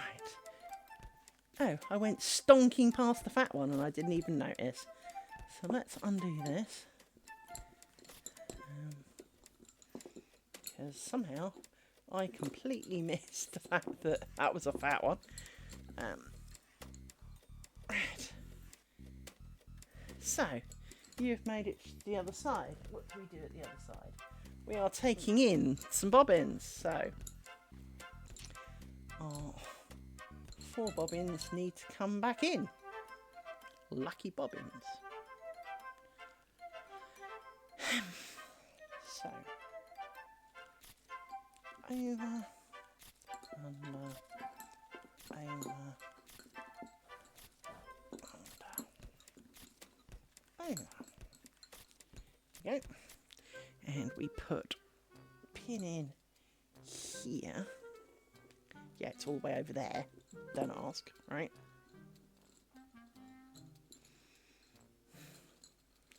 again, crowdedness and all that. Can you, like, give us some space? So,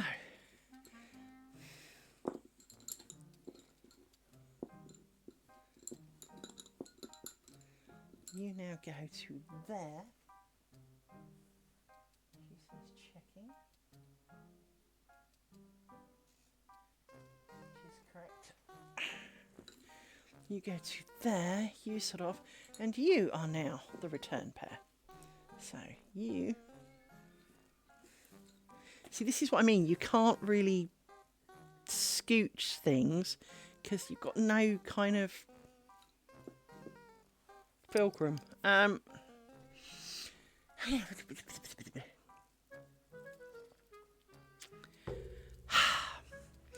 you have run away again. Bad bobbins. And you've just rolled. I saw that. Trying to confuse me. You're a little bit short now, but I'll let you off. Right. So, you are now the worker pair. Let's put you over there. And put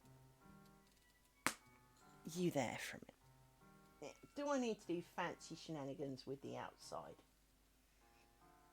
No. Right. So now we work back. Oh look, Twitch has actioned my report. The nasty spam bot is now gone.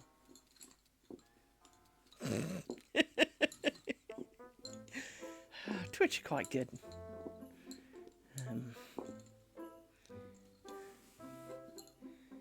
In that respect, that they are, you know, they are generally quite on top of. If you send in reports saying this guy's an arse, they are generally quite quick on it. Especially for the best viewers, cheap viewers, you know, kind of spam bots.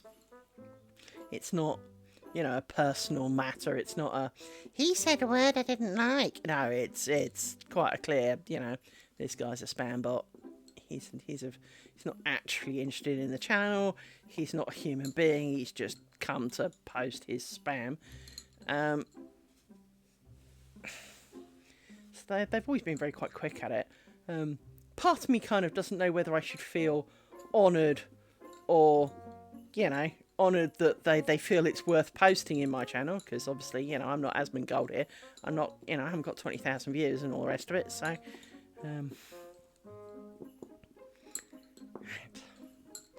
Now, you get to the other side, and we need to tension you all a little bit like that. And what do we do now? Because you need to come out.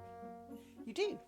You and you, but not you. So you need to do this, which I don't think I did the other end, but bite me. You two need to come out through here. So... over, under, over, under, over.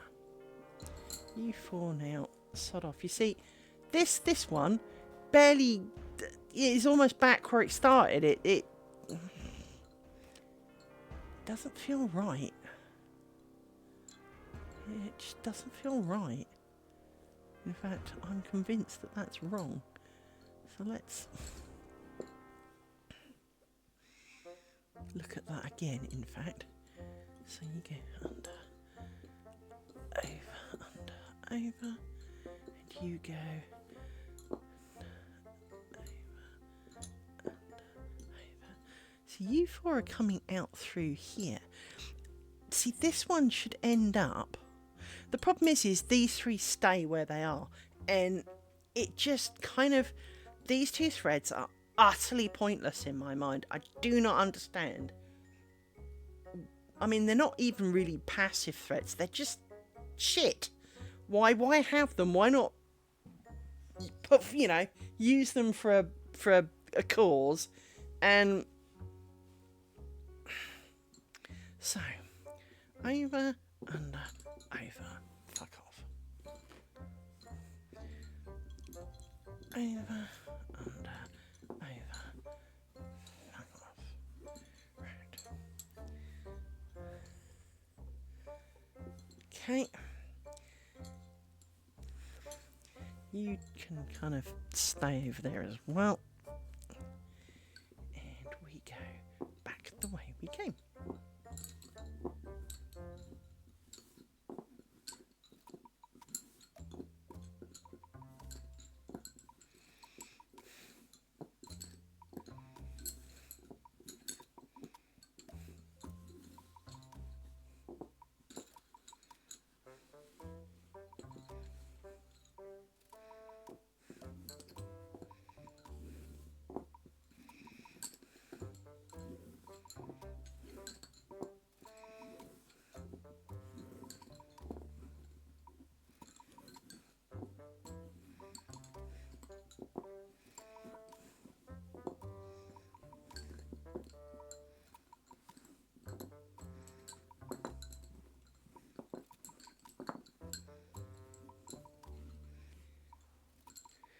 Where's my fat thread?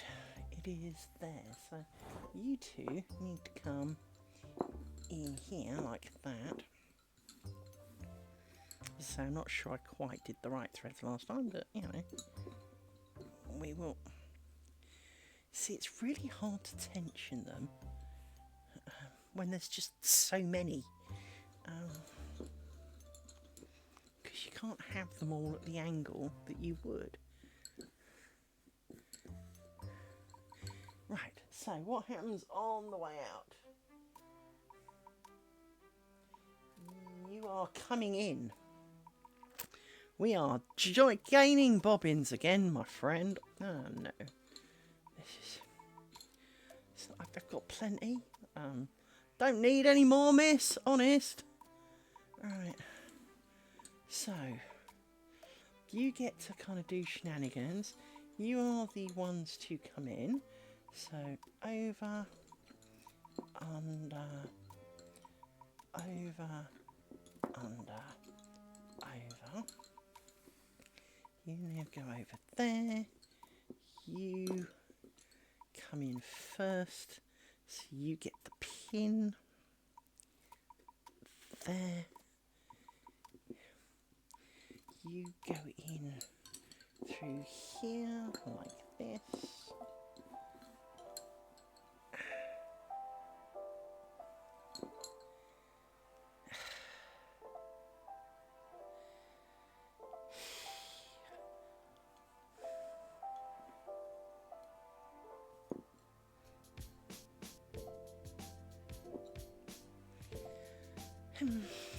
Don't like this kind of bulge here.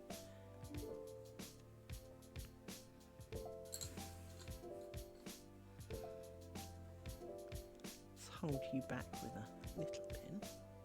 Actually, why am I holding you back with a little pin when there's a big pin and it's not doing anything? Put you there to give you a bit of oomph to it. Right. You are... See, you're the fat one. You should stay there. But you are out because you are done. So let's work our way backwards. It's really hard to be confident you're using the right bobbins when they keep changing which ones you work. Now, I have the theory of changing the worker is not an uncommon thing. You do it in Buck's Point. You leave, you come back to tie the gimp down and hold it to the edge of usually the flowery thing that you are making. So from that point of view, I have no direct problem with the whole changing of, you know, of which thread is, you know, the threads, worker threads maybe got to do some shenanigans, or it swaps with one on the outside and comes back in, because by going out and coming back in and doing shenanigans, technically they're now different threads. But it's just because it is absolutely changing pairs and you're not anchoring the start and ends kind of thing, it just feels really crappy.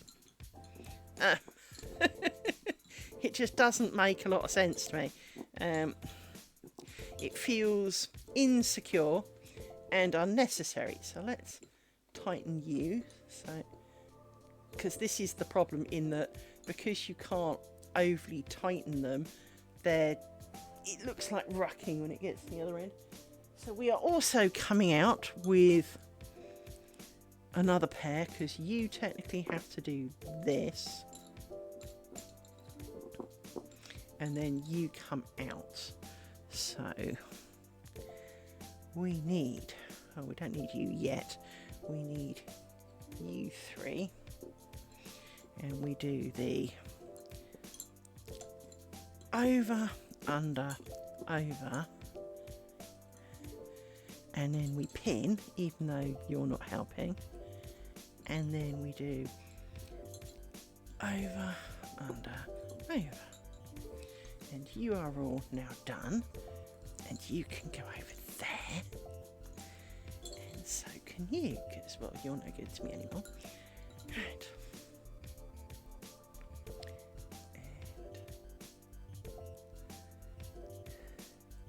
I mean, am I happy with this? There's definitely some shenanigans back there, and we won't speak of it again. But I don't like this ground stitch as much. I mean, it's not unpleasant. I just think that the bulky stitches on the side make for a chronic pinhole that just looks pointless and weird and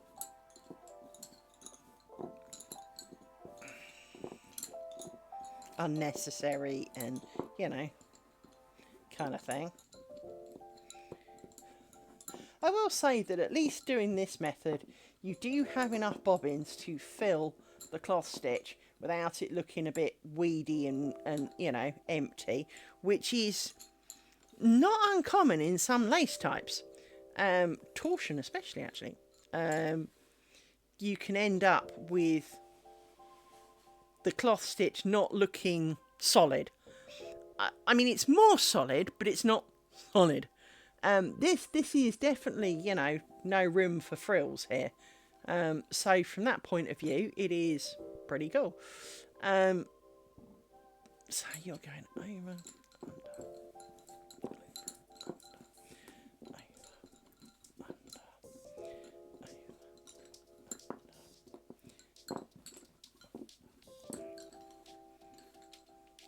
and you're too long because you're being naughty again. It seems to be the dark ones. Right. So now we've got to the other side. What is happening at the other side? We are at the 3 pin scenario. So we have, oh, fuck me. We need 4 more bobbins to come in. Really? Really?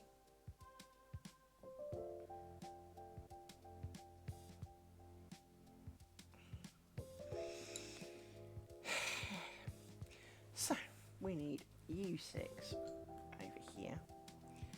So you go over, under, over, come in, you get pin there, like that. We then do over, under, over. You can sod off, and we'll just tweak you over a little like that. Now you come through like this and do nothing. Correct. Getting the hang of this.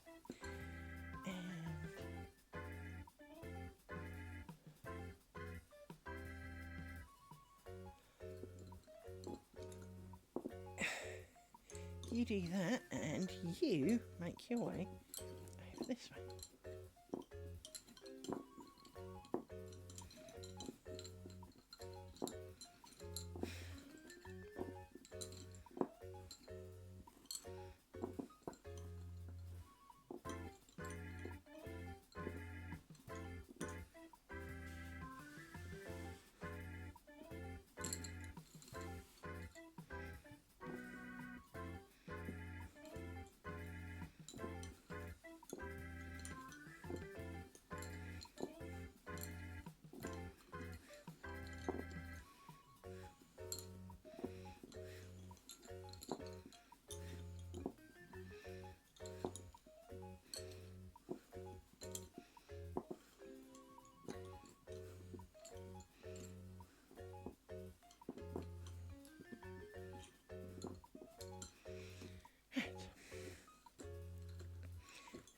try and scoot you up a bit because you are, well, saggy looking.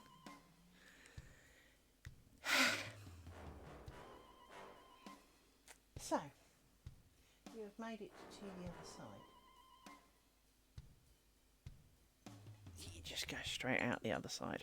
So, over, under, over, pin and hole, which is somewhere back here. There it is. Which gives me a bit of leverage for the scooting off. See, it's just so hard to tension these up a bit without kind of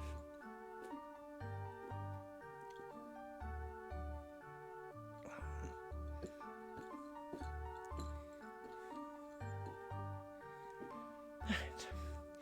Then you do this, and now you do this, over, under, over, and you are also done. But now I have enough for a stick. That looks like a good stick's worth of bobbins to me. I saw that. You do not get to stay and play because you feel lonely. It's not how it works. Now, one of the things that also works really well with this rounded pillow is the fact that I can scoop this under here, and it just scoops up under all the bobbins really nicely. So there we go. Push you down a little bit, push you out the way.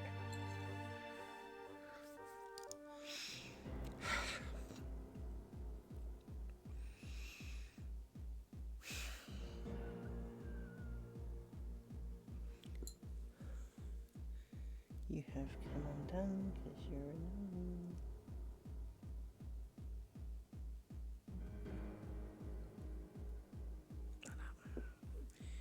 Right. Now, when we get to the other end, we need to do some shenanigans because this needs something to happen before I can bring the bobbins in, and you are too long.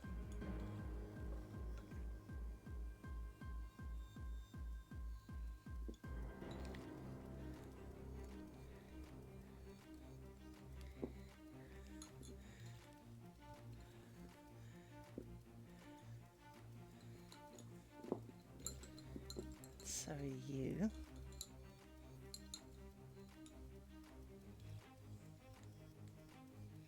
I do swear, most of lace making, you seem to spend your time adjusting bobbins and sticking pins, not actually making the lace.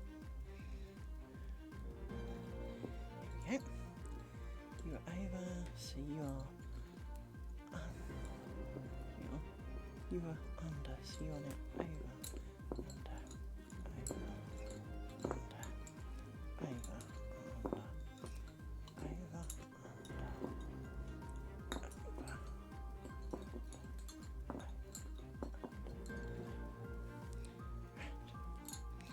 under, and excuse me, bobbins, you are long, but you are ridiculous.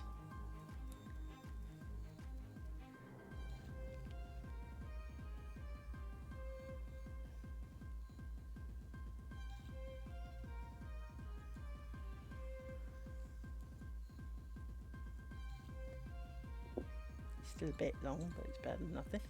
Right. So, you have made it to the other side. Congratulations. Give you a bit of a tug. But we need to do shenanigans because you now need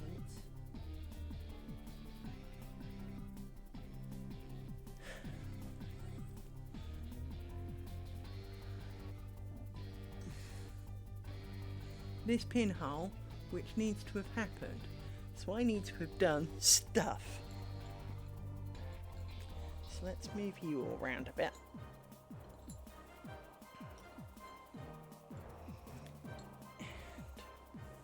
And we'll work this side. So put you there for a minute. we need you.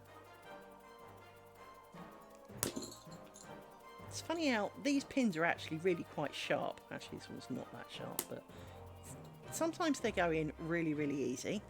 Actually, you need to go through this one as well. So, now you're in the right place.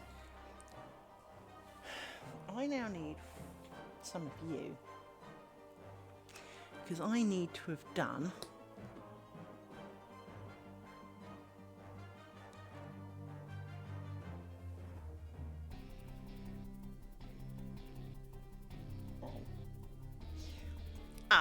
we have hit a problem, Houston.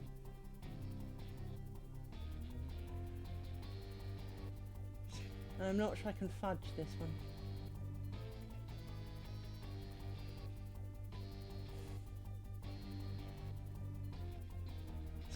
How in the name of mercy did I achieve this?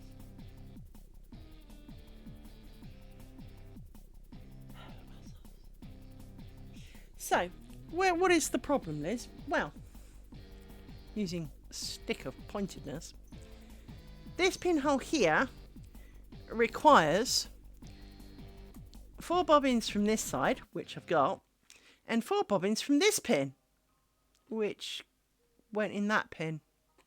The wrong ones. But I'm not quite sure how I did that, because there should still be 4 bobbins. Was it because last time I went, ooh, these bobbins are the wrong ones, and took them in anyway, even though I shouldn't have done? Quite likely. But now I've got too many bobbins in the wrong place. And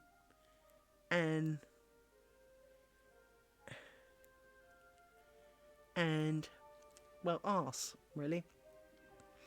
Which is a bit weird, because well, arse, really.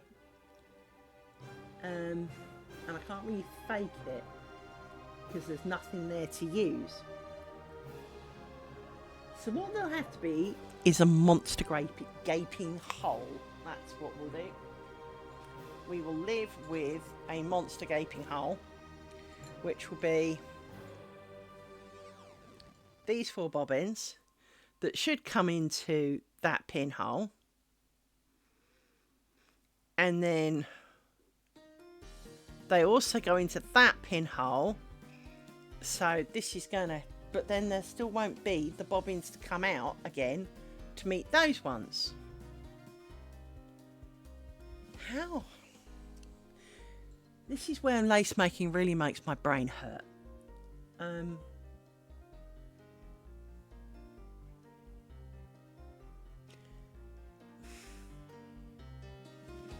I just did all the wrong shit last time. I think that's the only thing I can say is I did the wrong shit. And maybe I took 2 lots through, and I must have done. I must have taken 2 lots through last time, because there's only 1 pair of bobbins under the pin, but there looked to be more bobbins above the pin, but then that could just be because it's all bunched up a bit. But definitely something went wrong about here. But there only looked to be the right number of threads going in. So there should be 4 threads coming out of there. And 4 threads, it's like the 4 threads coming out of here. But even if I made this long, I still need the 4 threads to come back. So I definitely have screwed up somewhere. But it's a lot of work to go back. That's the only problem with this, is it's not a short journey.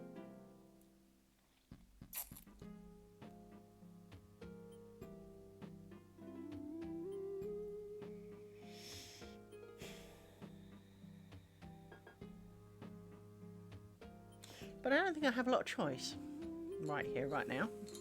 So we will put you back over there for a minute. And we will undo you.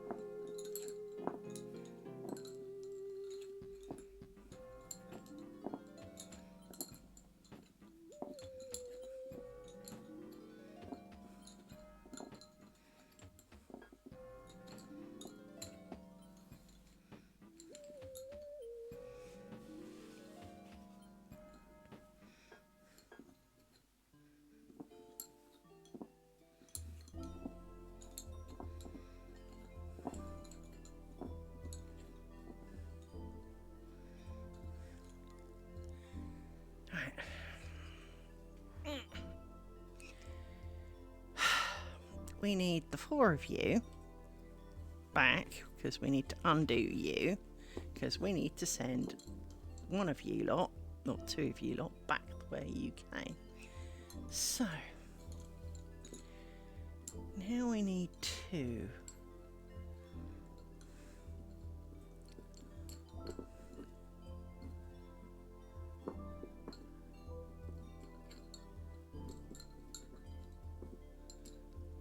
And why are you, how are you 2 involved in all of this? Because you are.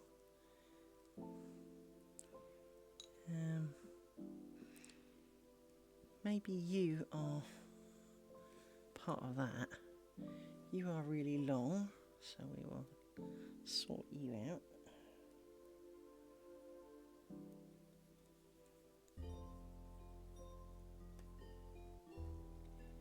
Put you down, and you are really long because you've fallen off the top too. So these could do with just a slightly deeper nozzle on the rose to help it stay in a bit more. Now that would be sweet.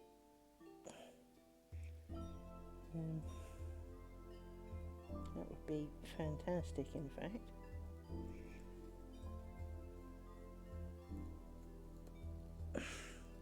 Still too long.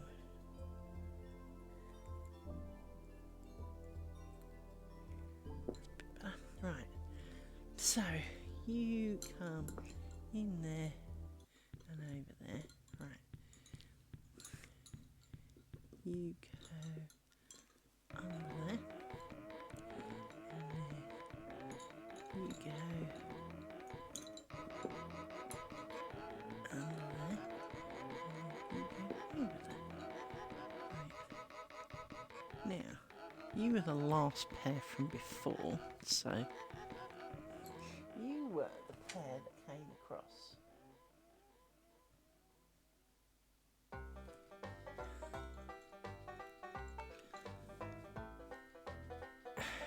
See, this gimp thread is kind of not bending round, because there's nothing to hold it to bend it round, frankly. So you need to twist, because you're all twistedy poke, and it was you that did the cloth stitch, so you need to undo potentially. No, I do wish I could tell which way threads crossed, because I just can't seem to see accurately what they're doing. But these should all be straight at the moment for what I want. You need to fuck off. Can you do that?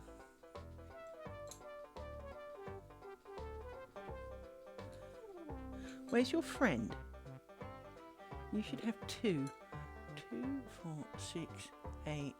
Oh, one of you is his friend. That one. No? This one. This one's his friend, I think. Yes. You're his friend, so you go together like that.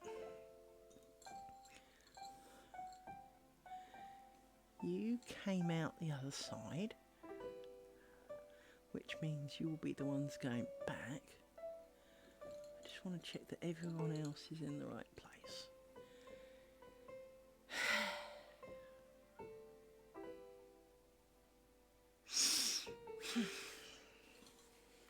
As you can see, this is just that little bit more.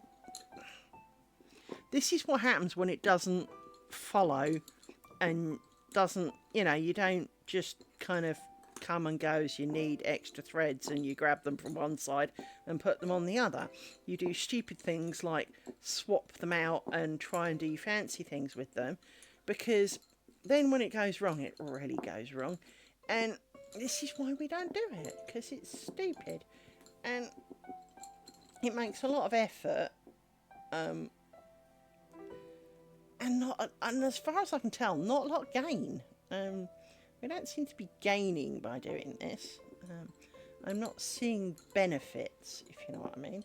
I'm just seeing ways to make your brain bleed. It's... as I say, the only arguable benefit is that because one pair is not doing all of the workers for the cloth stitch, it doesn't need to be 90 times longer than the rest. Now, you're the previous pair that came through, which means you two are the pair that came round the pin. The pin can come out. We can undo the gimp threadness.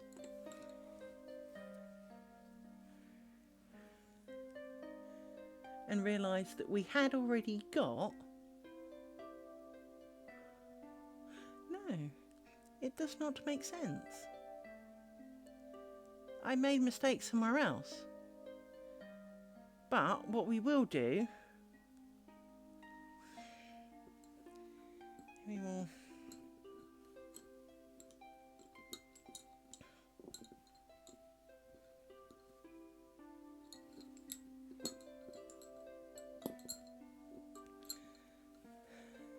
see, you are just from nowhere in particular floating around, whereas these are, you're the other half of this. That's why you're just being floaty, because as I say, these two don't seem to serve any purpose other than keeping them out of the way. You need to come and join you to make that pin, and it's you that then join that pin. But they can't be, because they've got to stem from this pin. And there's only 4 bobbins coming out of this pin. I went wrong somewhere else. It doesn't make sense, people. It's not making sense.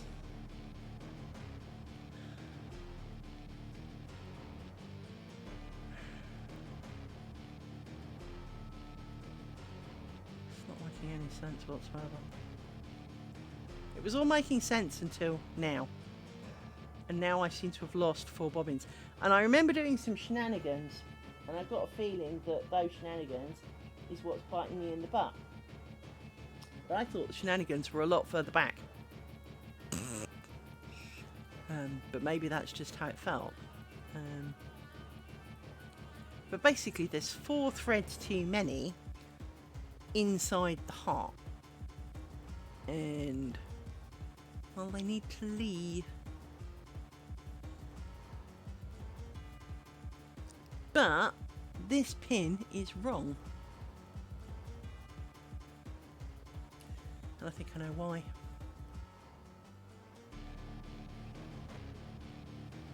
Well, it shows it was an input. Bobbins were supposed to join.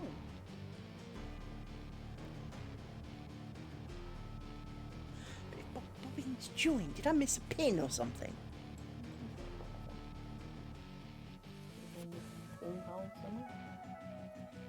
It's a bit hard to tell underneath all this. Not obviously.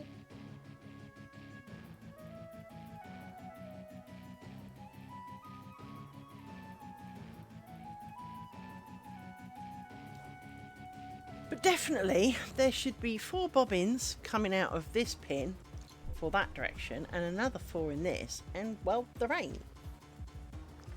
The only problem is I'm not entirely sure where they went.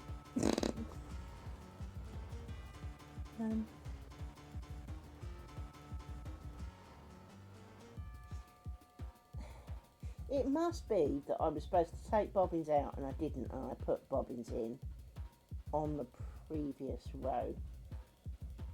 Do I really want to undo another row? Do I really want to undo another row? Do I really want to undo another row? No, not really, but...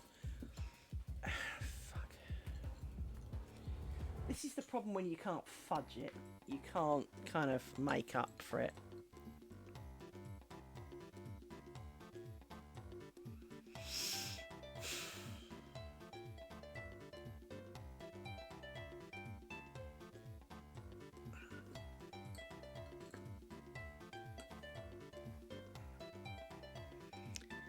Oh, poop.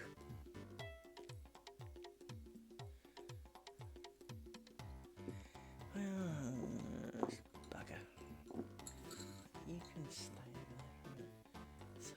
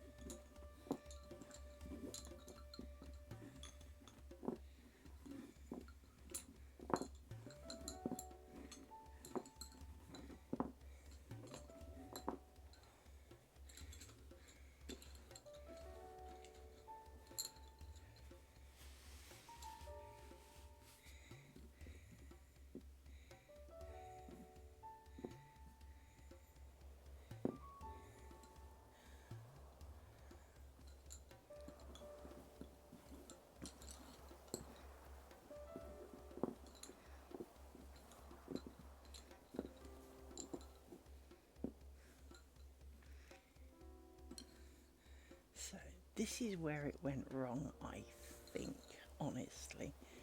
So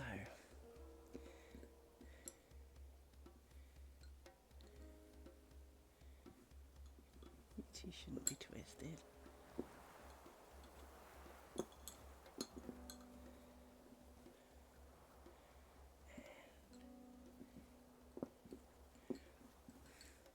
So you are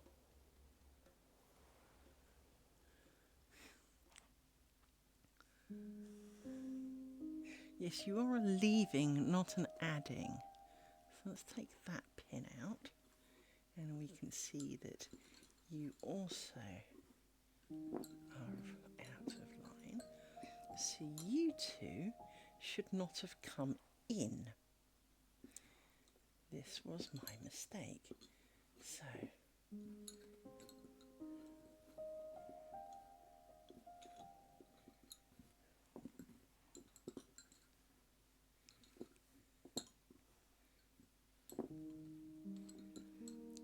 you two should have stayed out. And more accurately,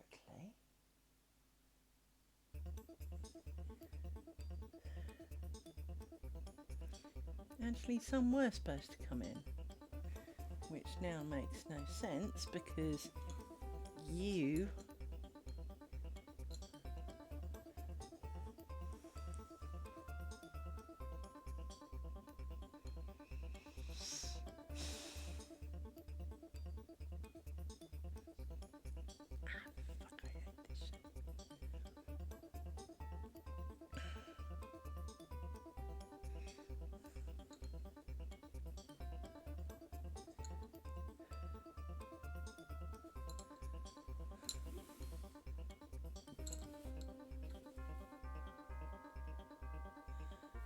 So realistically, I think I went wrong before, but I'm not going back anymore now, because bite me.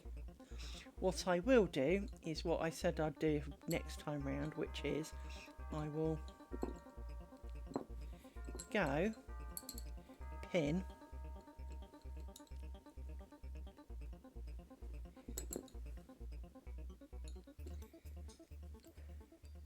and then put you back in as if you were joining, because basically fuck it,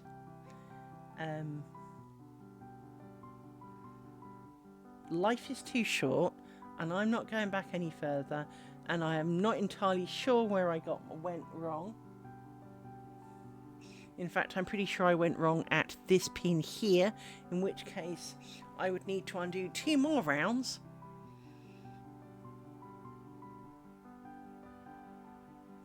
Yes, I did. And I know what I did wrong too. You know this pointless pair here that's been going around?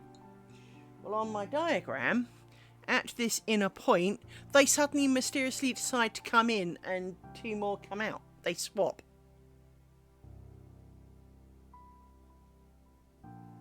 Do I go back 2 more rows, people? Do I go back 2 more rows?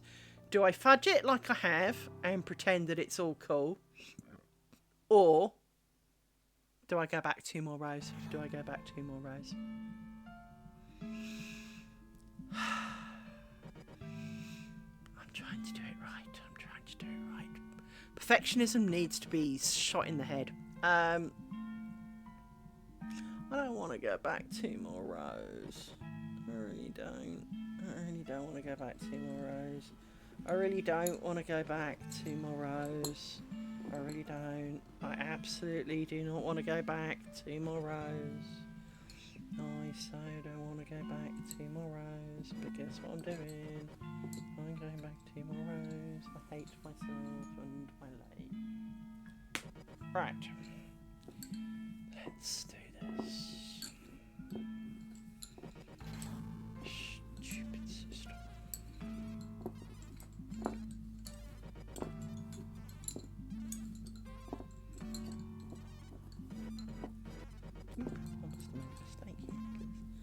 This is all funky.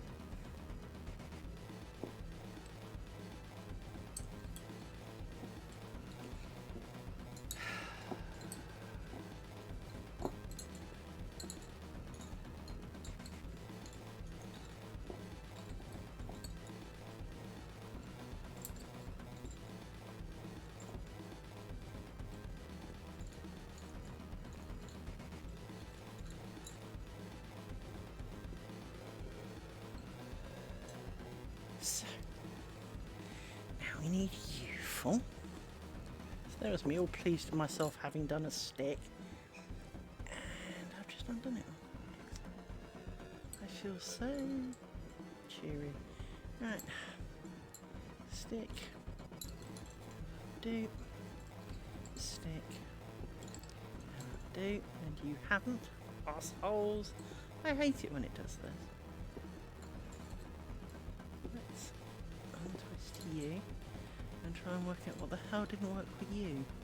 It should have done. That's because you're twisted. Like that. Right.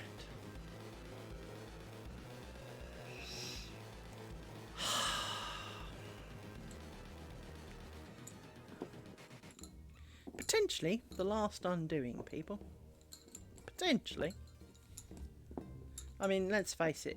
If it's not fixed when I get to the end of this, bollocks.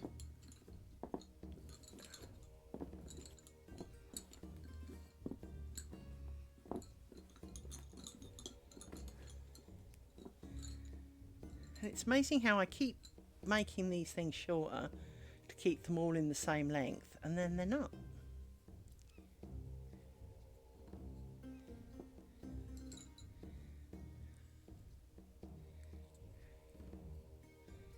You notice it seems very rare I let them down. I'm nearly always winding them up. How does that work? Which arguably means they must be undoing themselves in such a way that I accept it because it's useful, but then some of them get a bit carried away too far.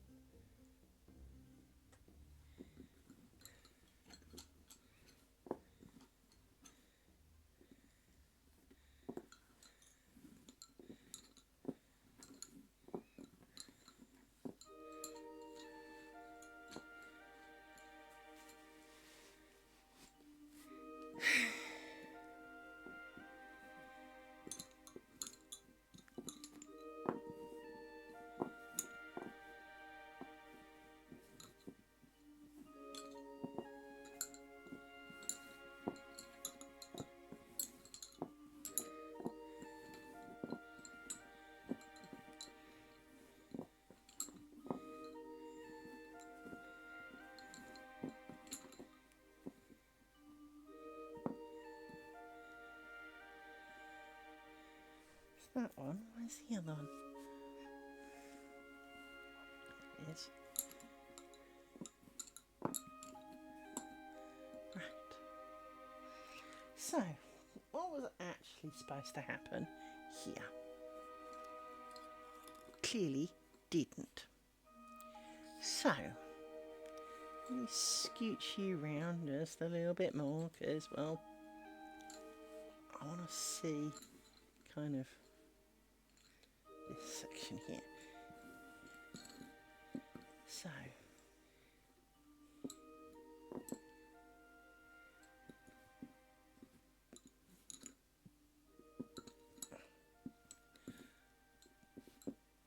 some shenanigans is clearly the answer to this because I can't see what the bobbins are doing. You and you.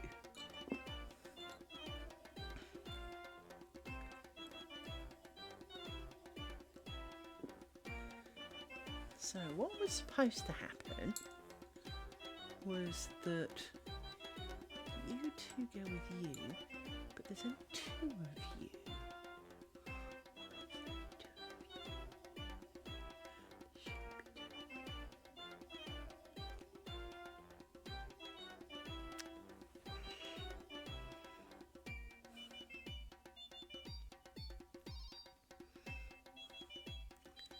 Unless, that's right, there was two of you, which made, no, there's four of you, which made lots of sense until it didn't.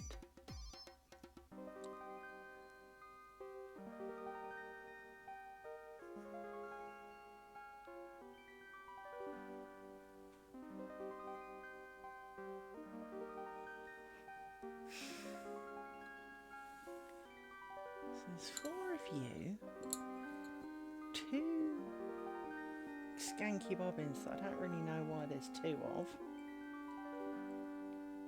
Because you don't fit with any of the scheme of anything else.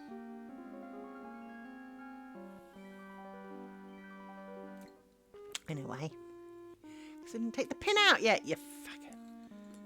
Stupid woman! You know, if I had a brain, I'd be really dangerous.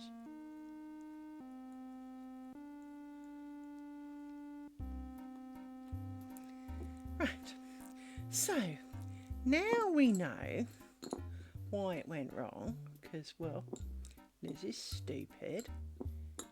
So that goes there, and then we go over, under. There's the other 4 from you. You were never supposed to be part of this whatsoever. Well, you are, but you're not. Because what happens is that you come out. So you come out. And you go in. Now, how do you go in? Because that's not entirely clear.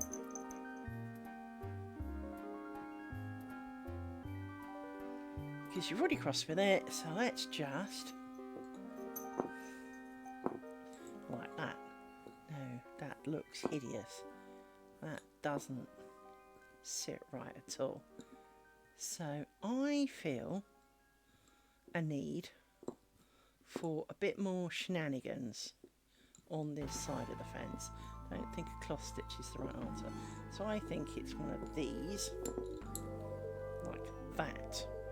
Because we know that they work, and then you go under over like that. So you then scoot up like this. You're the waste of life for that. You go in, potentially, well, you probably shouldn't be there, but we'll put you in there to do some good, so that we can tension things by pulling on these, which are the right threads to do that. And we'll pull on these just to make sure.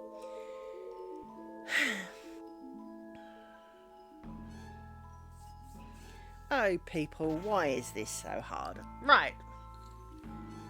This now has, she says, checking that, you know, we followed the instructions here. We did do what they've said, which is basically we've swapped those 2 round, which is fine.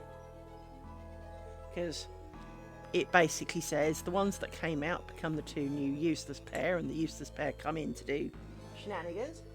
And what do they do when they come in? They do indeed. These become the worker. So it's about the only time that this has actually made any sense. Hang on.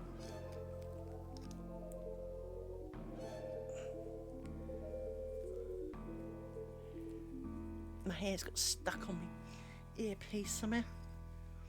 For those who wear glasses, I'm sure you found this. If you have glasses with nose pieces, so like these nose pieces, which says there's a glass full of ones that have little wobbly knobbly bits. If you ever put them in your hair, and you've got hair that's in a ponytail, for example, that's it. Knotted entirely now. You now have to take the ponytail out to get your glasses back. So, let's have a quick re-evaluation of this side of the pond, because now there are 4 bobbins for this, which go back towards the inner side again, potentially. You have 4 bobbins that come out that way. Now, the question will be,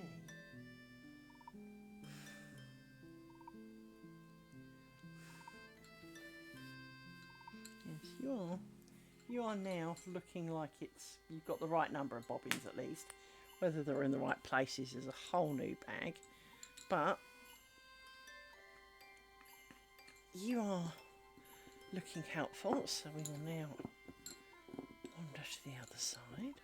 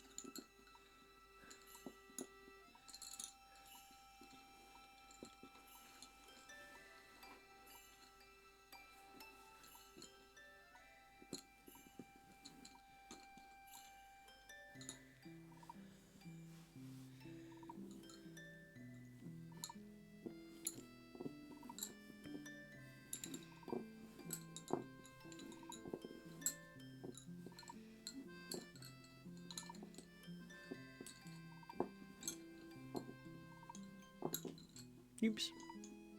Got carried away again. Right, so we've made it to the other side. And it is slightly less bulky, so that makes a bit more sense. And you come out.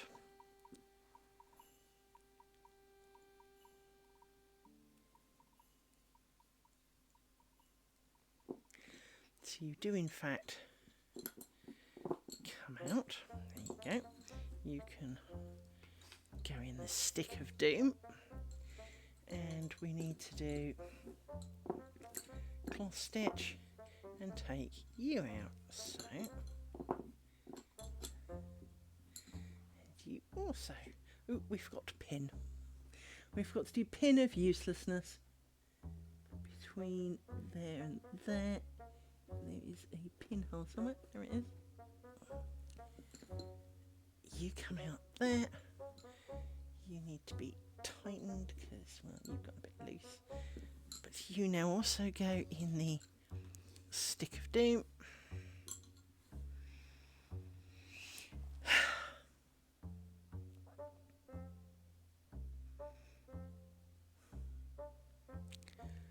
Jesus, that was hard work. All right.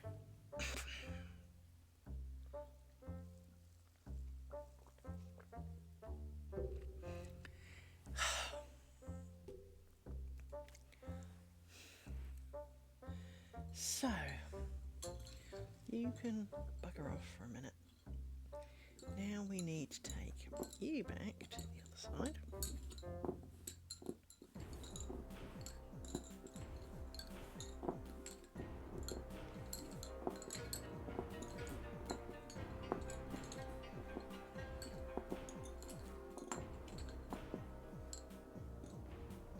It's definitely one thing about this is it is not a quick process. Now, lace making is not quick at all, but this is distinctly slower. This is just distinctly twice as much hard work.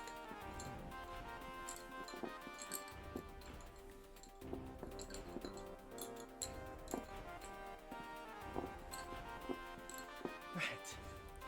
Now, I believe we're adding this time. So this time we are adding, but this makes more sense.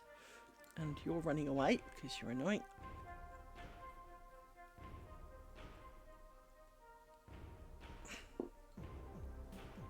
That's you. And you've just fallen off. That's it. Okay, so what happens to you? You become passive, so we need to 2 of you, 4 of you.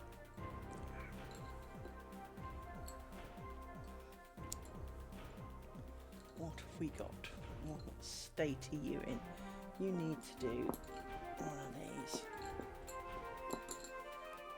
Like that, so there's a bit of bulk.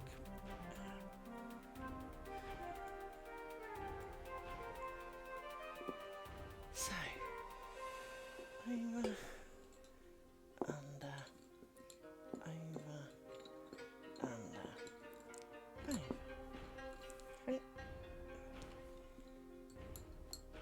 You go, we get the pin, you come in, right. You now come through you two.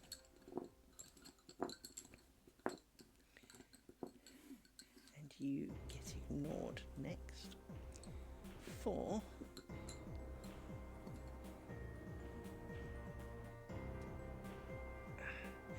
I just hate the fact that you can't tension these right. They just don't sit right. They just don't.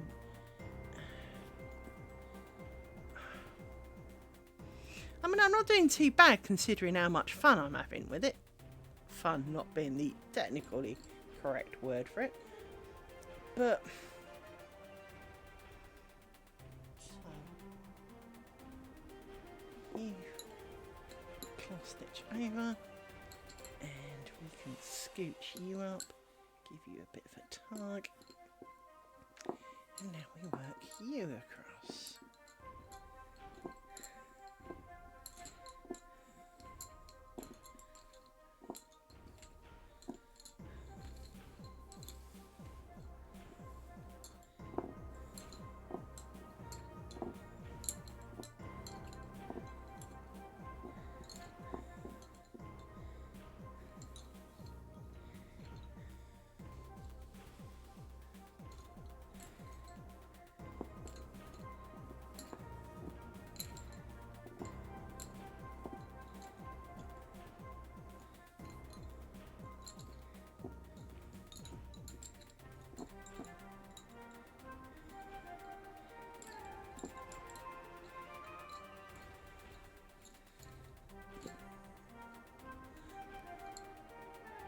No, I knew that went wrong.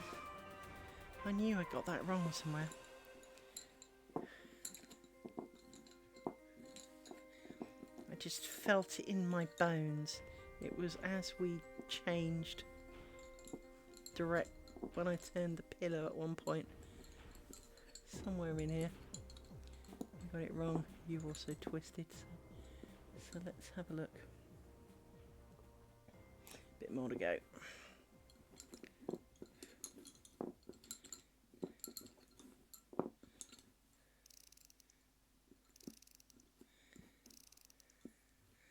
Must be there. So you are under. You are under. So you now go over.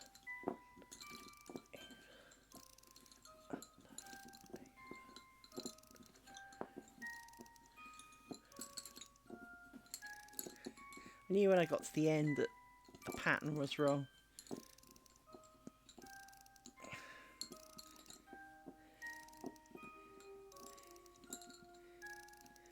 Because the left one should always go over the first one of a pair should always go over, and it wasn't. So what do we do now? Leaving. So over, under, over. Stick a pin in it. There's the pinhole there. You get put over there.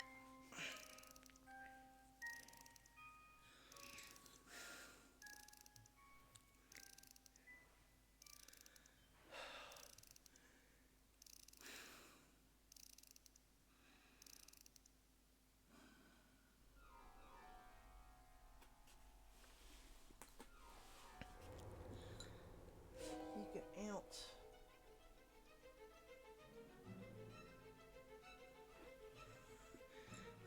Cloth stitch thing, which makes no sense to me.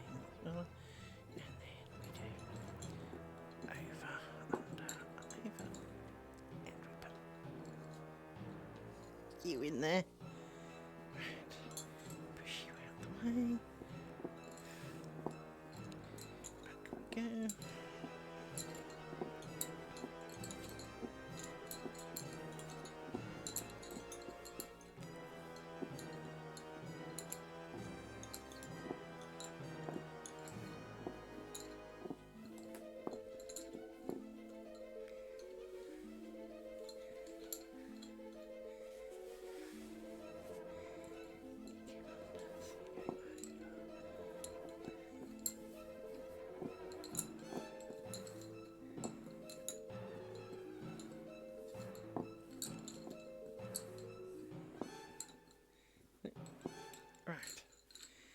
Now, we have made it to the other side once more, and we have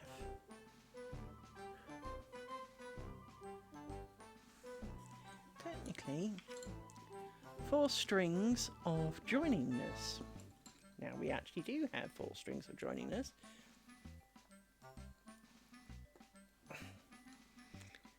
So, we do the over, under, over thing. And we take you and snug you, shove a pin in it.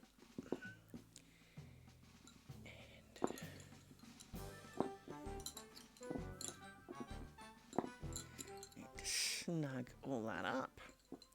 And pull you a bit and pull you a bit and hope. Yeah, it's looking a little bit better.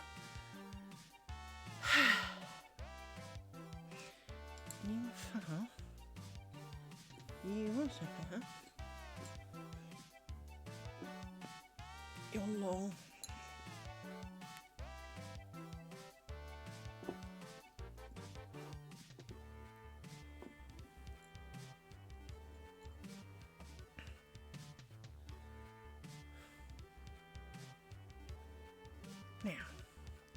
now we should do some outside shenanigans. But before we do, we're going to shorten you.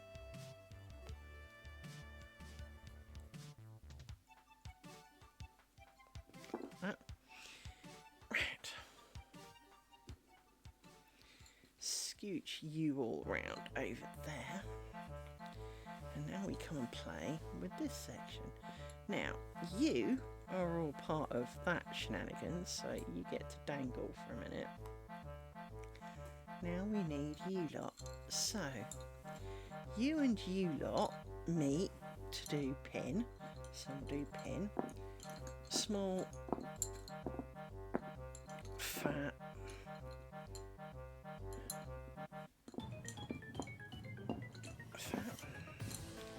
take a pin, shove it in the pinhole, scooch everybody up.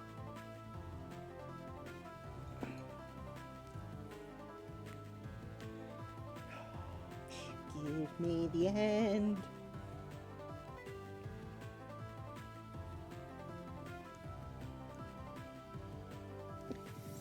And scooch you up. And we do another little one in the middle. Double one at the side. Double one at the side. We scooch you up again because you're just getting on my nerves.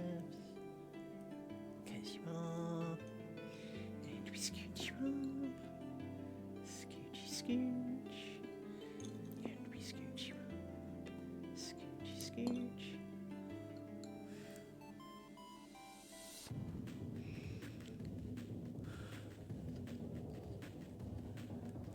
Then we can do you lots, because if we don't do you lot, it'll go wrong somehow. So we take you off. You can stay over there for a minute. We need to do twist in the middle. Oh.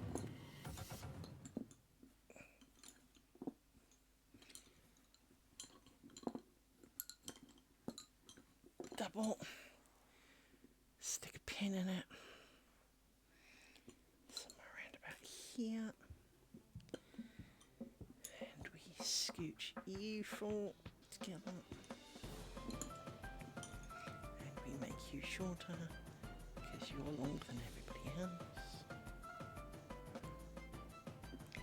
and we scooch you into a big pile of mess by the looks of it. How many of you? Let's have a loose thread there. Which one are you? There you go. So now you're long because you're stupid.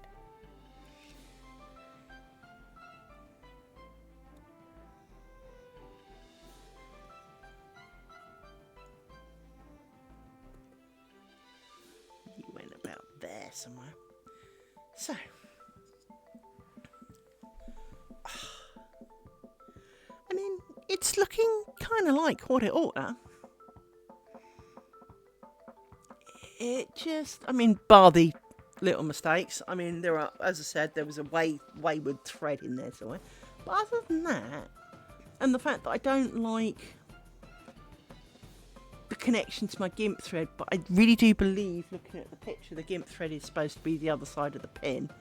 Now I believe it's the other side of the pin. But that makes no sense because of the pair of threads that go with it. The pins would do literally nothing. So that just, the whole thing for me, it's just, I mean, I could make it look, I think it would look better along here, but I don't think it would look better around here. Because the round here bit isn't so bad. Oh look, you're really long. I'm sure I just shortened you. Quit it. I'm sure I just shortened you. And now we need to do the edge stitch, so we will do the thing and do the double thing. U4, so it's U, stick a pin in it. If you like it, put a pin on it. If you like it, put a pin on it. Sorry. What's that? A bit of that. And then we do the bit in the middle.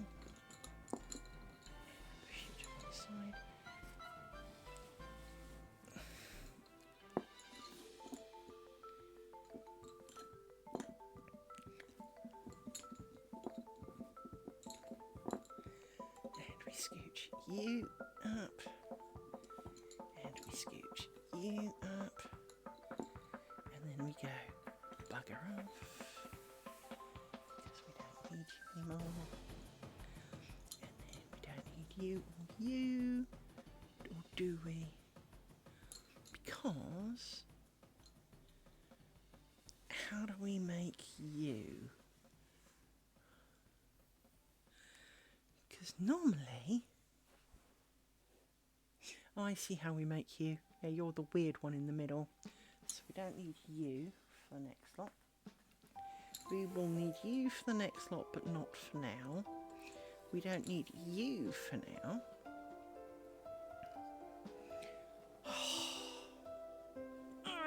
Brain fart. We don't need you. We need two. Stitch you, scooch, tension, and now we work you all the way to the other side.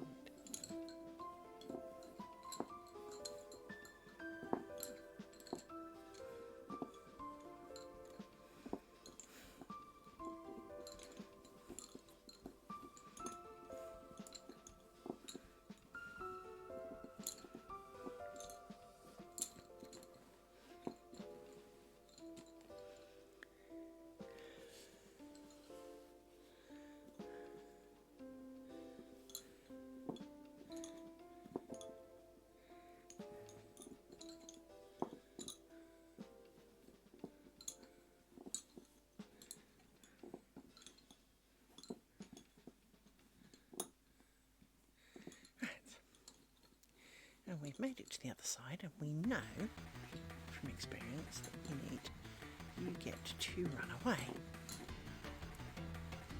So let's slip you in here, as there seems to be room for you in there. But then we need to do a cloth stitch with you. We need to tug on you a little bit more, and we can scooch you a little bit, and you're long.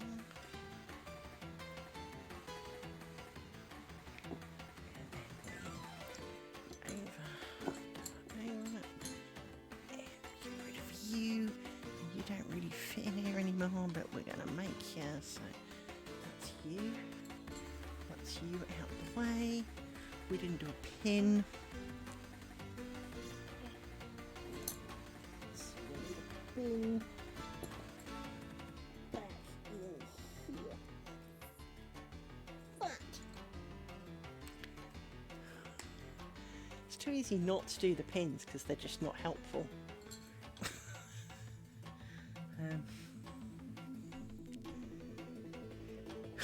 They just don't seem to be adding the value that they do in other lace forms.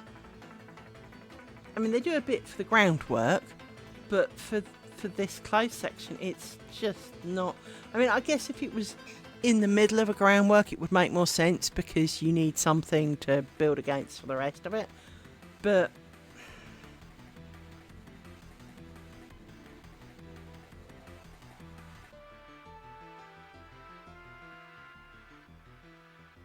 this is just not a. It's not a good look, you know.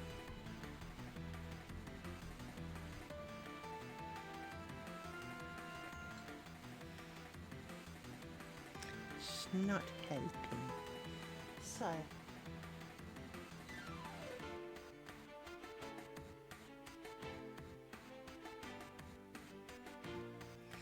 You need to come back.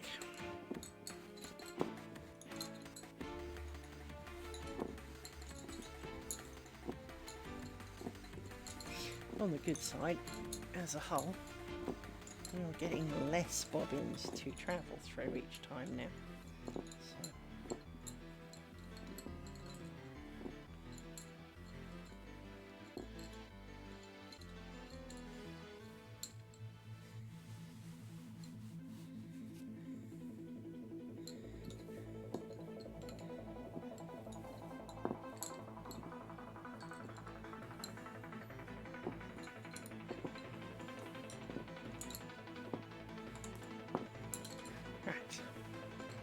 We have made it to the other side. Now with this one, I've got to remember what I do with this one. One goes out, one comes in. Okay, so you go out, that's the easy bit.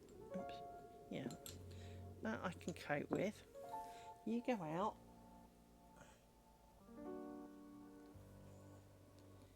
You've done one of those, and then you have to do something, so you must do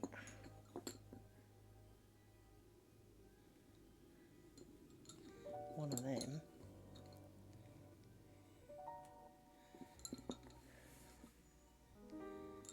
and then you do one of them, otherwise that makes no sense whatsoever.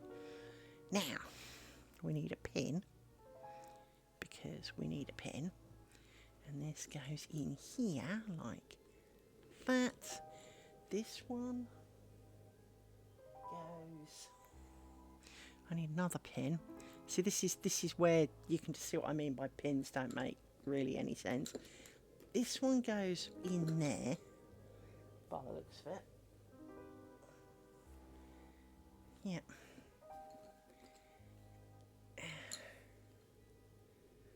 And then you're done, and you need to come back in, because, well, you do, and that means that I've got the 3 of you, the 4 of you, which is kind of right.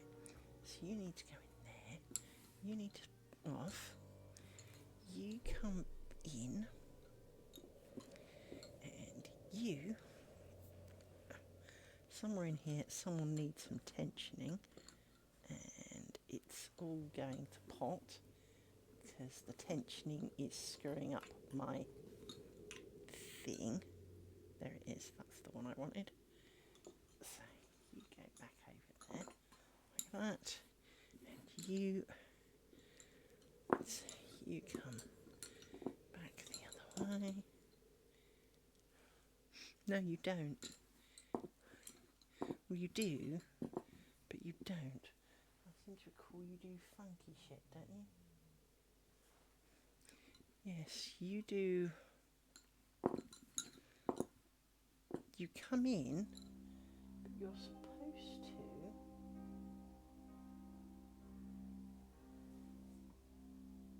Oh, no. You do just work your way across, that's alright. It's the other ones you do funky gibbon things.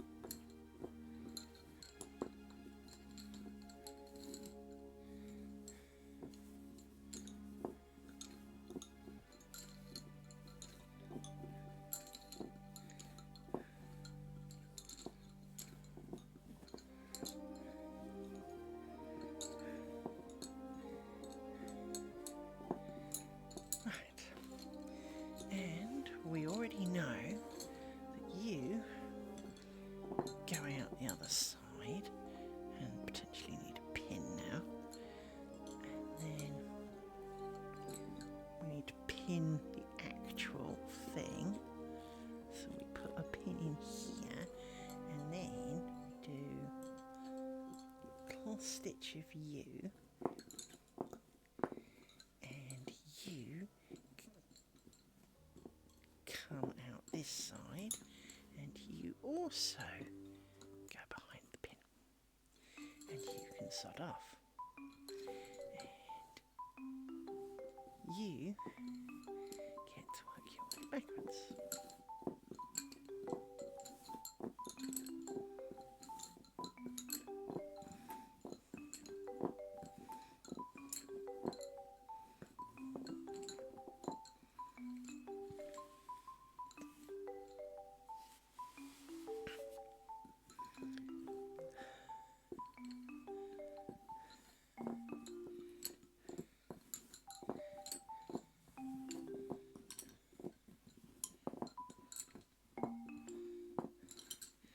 And now we're at the other side. There's somebody out of the door. No.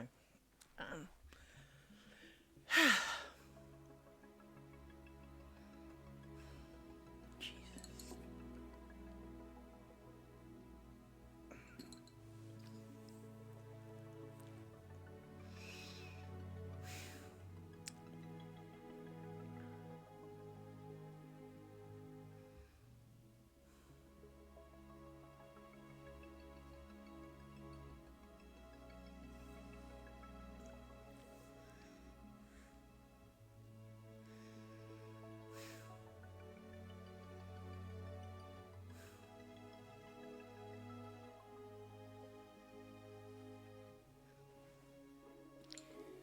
So now we need you for. I'm pretty sure. No. Now we're at the bottom of. No, I don't need you for. I speak ill of the bobbin. I speak ill. You are at the bottom. We need to come out. Out we come. We come out, lucky you, and we do the cloth stitch dance, and you come out. But before I do that, I need to stick a pin in the middle, because I've forgotten to do it again, because they're just not helpful. So you come out like that, you come out, and we tighten you, like that. And then you do the funky gibbon. So that makes some sense. You now go back to the other side.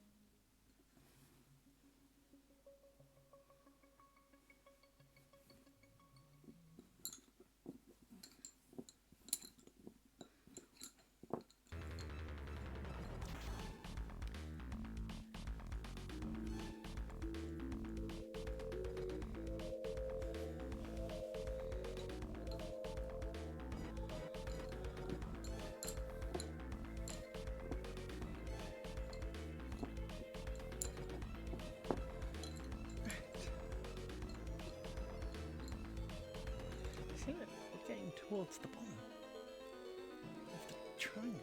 It's a freaking miracle.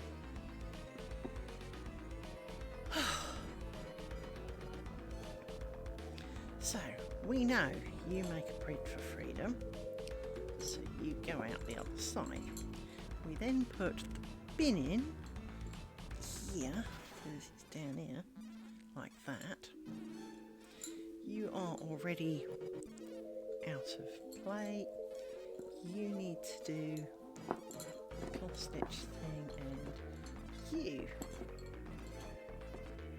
then go out of play like that.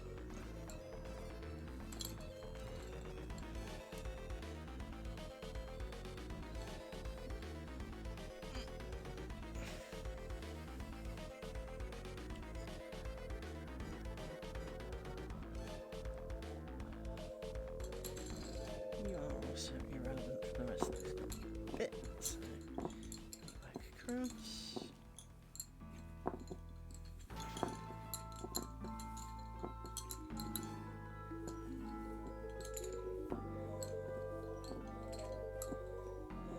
And we can now do that without moving the pillow. So that shows you how few bobbins we've got. Next one, we are also leaving the building. So we go over, under, over, and out. Cloth stitch shenanigans. Over, under, over, and we needed to do a pin. So we need a useless pin because we need shitty pins for no good reason. So it goes kind of in here. That. You then join together and go thing, thing, snug, soft.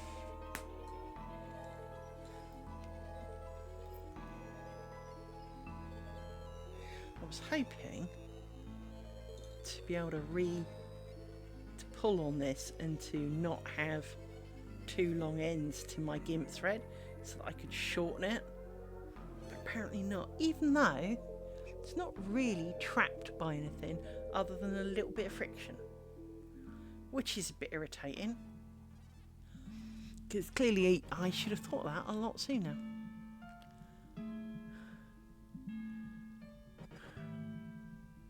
Doesn't matter which way round it goes, actually.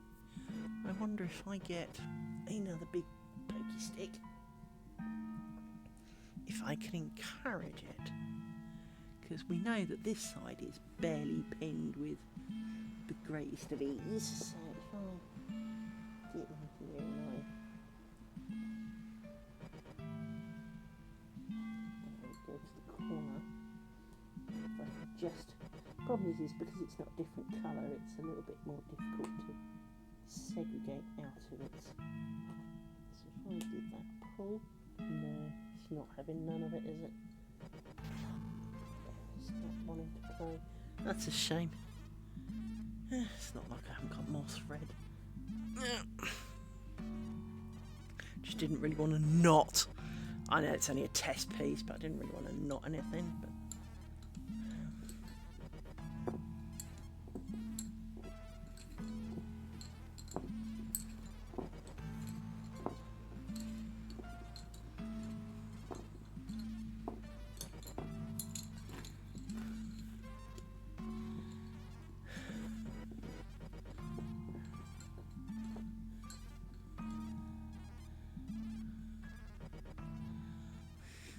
ow!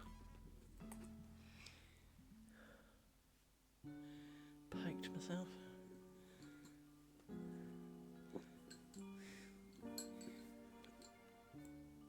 Pin. Gosh, shit. Shenanigans. Tension. Chuck you out.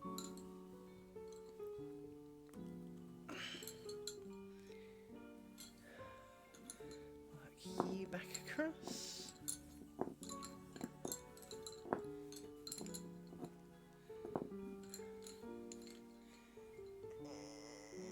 Same shit. So over, under, over. Ooh. Cloth stitch shenanigans. This is going to get interesting. Over, under, over to the outside. do a double because oh, I forgot to pin it. How many times have I said I've forgotten to pin it? You almost can't forget in normal lace making because it's just essential so that you can tension things and make them all look nice. With this, no, most of these pins are really not helping at all. So, what do I do now? Because now I'm at the bottom, I need to do shenanigans. So, I need to do some stuff with my gimp thread. So, I need to, what do I do with these two? I cloth stitch them. Cloth stitch. I need to ungimp. So let's ungimp and ungimp and cross and then re-gimp and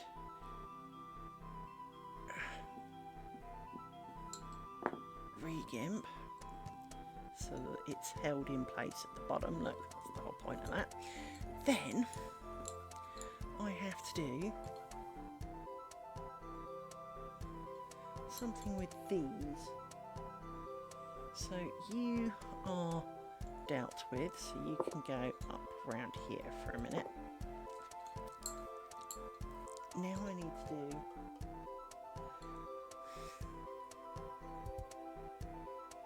you do a thing, do a thing, do a thing.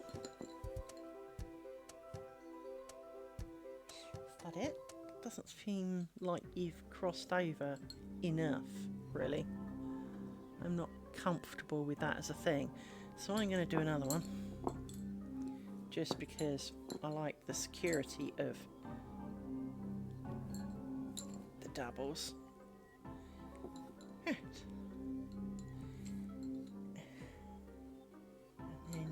You need to do a thing, and then we do a thing. That seems to be a thing. Right, so you're there, you're there. You are all dealt with. I do not touch you again. I now only need this lot.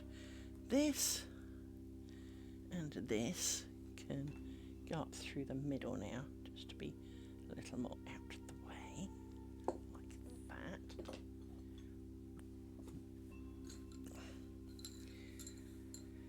So now we have to fill in all of the ground stitch. So 4, 4, 4, 4. You and you seem to be next, but you're all a little long, so I'll deal with that.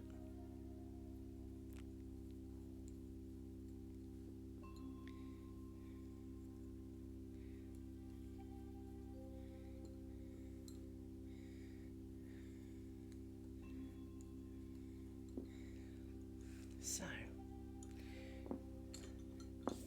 half, double, double, pinne, inhale, scooch, scooch. See, it must be you that needs scooching. No. Some of you could do with being scooched here. That's a pin, it's supposed to be like that. So, put you down there. Actually, put you over there. work with you. So half, double, double,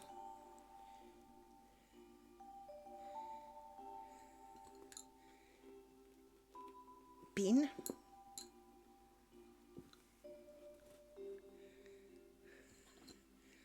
scooch, scooch, half, double, double, double,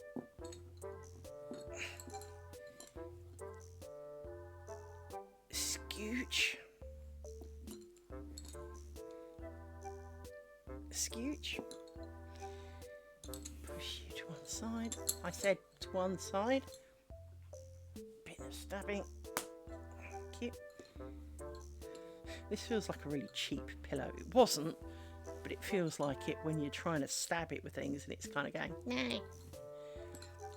Half. Double. Double.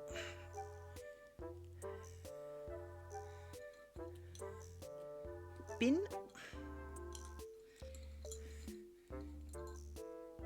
Scooch.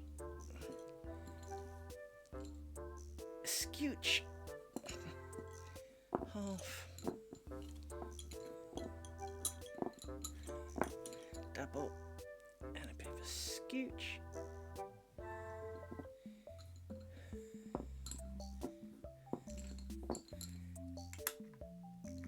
Double. You over there.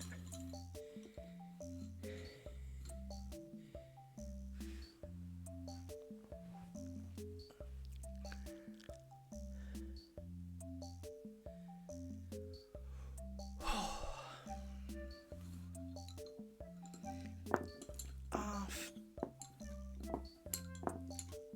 double, half, double,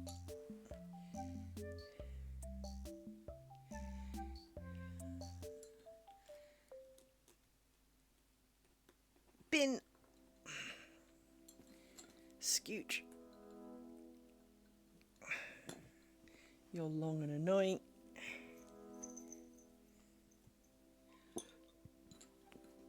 Scooch. I saw that. Go away.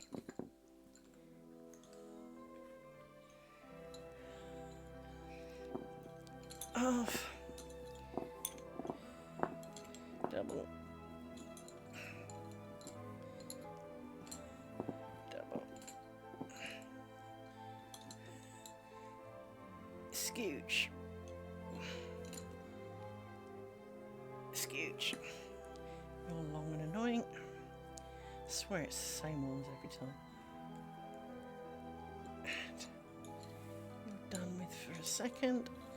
To the last one of this.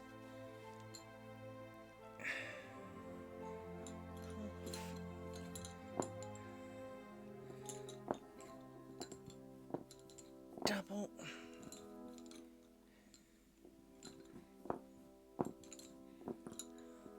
Go over there for a second. Oh. Scooch.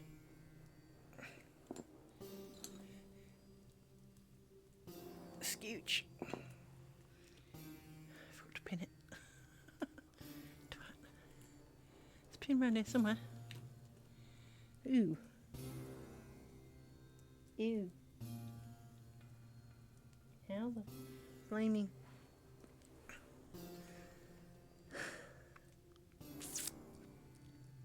I didn't pin the thing, did I? I must have failed to pin here. Because this has no pin, and it should. So here is supposed to be in a pin. I'm sure of it. Let me have a look. Where are you supposed to be? Yes, you are supposed to be in there. So let me grab you and put you in there. That's why you look funny. That's better. So Now, we put the useless pin in, because these pins really don't do a lot. And we do. You need to go over there. Don't need you yet. Right. Scooch. Tension, tension. You are done with. Scooch. Don't need you for a bit.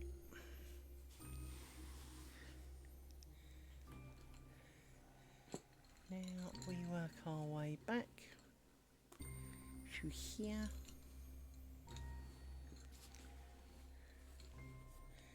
And we take you. Oh. Well, I'm an idiot. What's the problem with this pin, children? I forgot to do the other half of the stitch.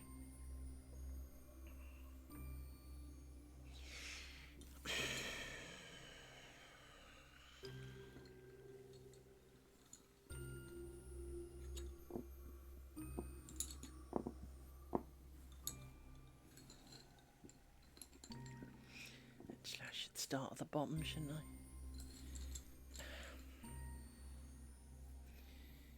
For goodness sake.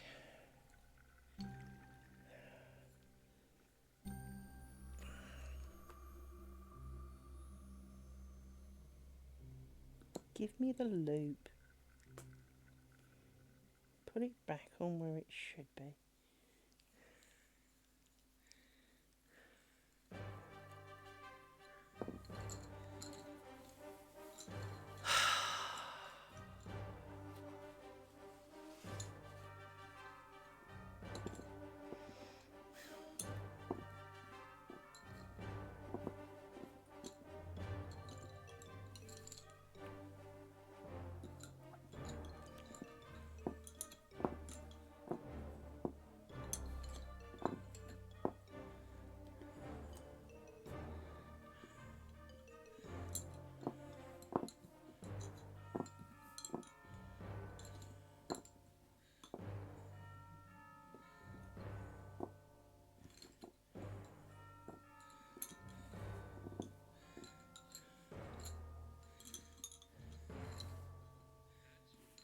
Of course, that's running.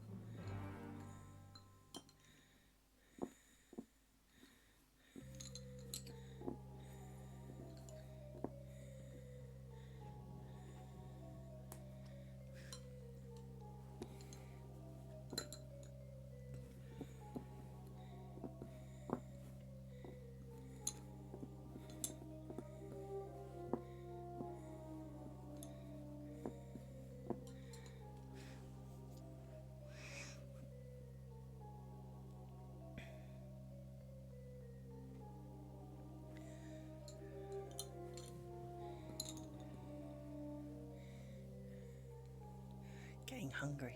But it is 9:30, so not too surprising then. Let's finish the other half of this stitch, shall we, children?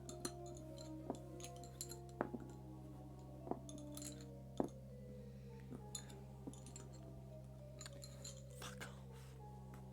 I haven't got the patience for bobbin rolling at the moment. It doesn't help that this is not stable because it's balanced on my other pillow. So it's not entirely its fault. But at the same time, you know, when you fucked up and you're trying to fix it, it's not what you need, you know?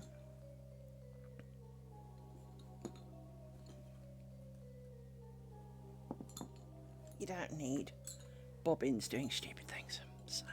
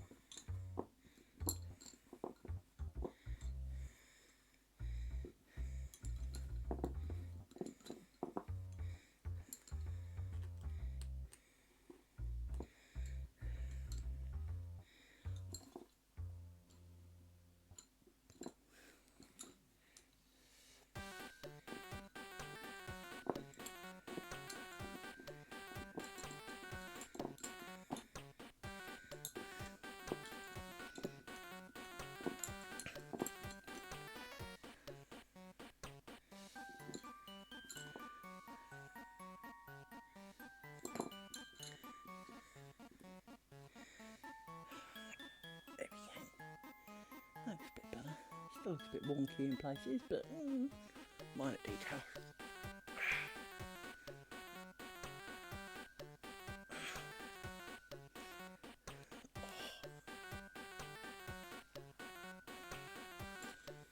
So,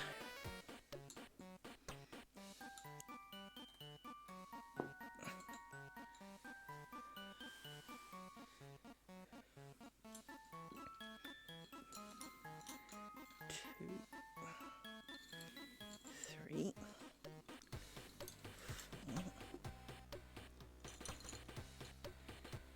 You and so you need to be out of it for a minute. It's you and you. So we snag you up. You can fall.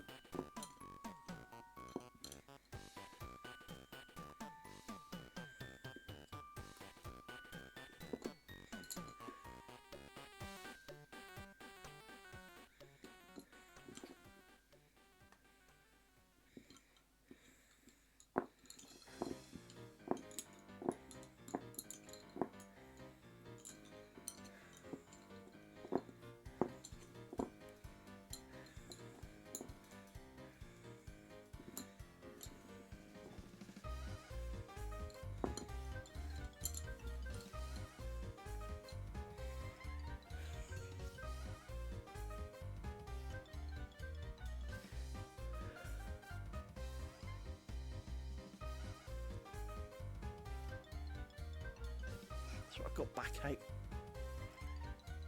Kind of suddenly come on a bit.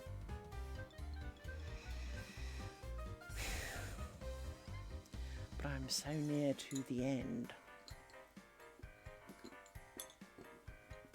of this triangle, obviously.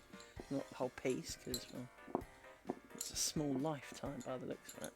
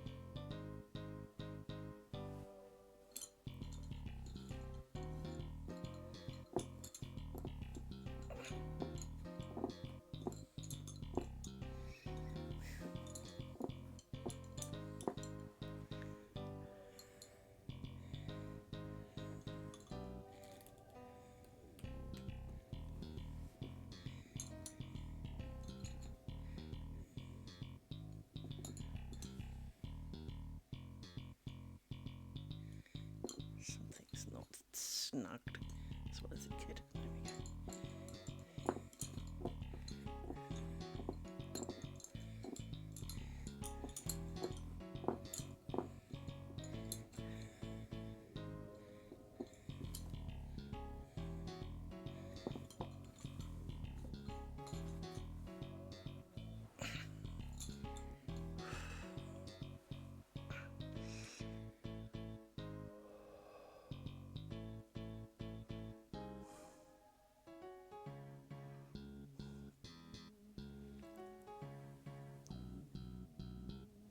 It's my stomach, in case you heard that.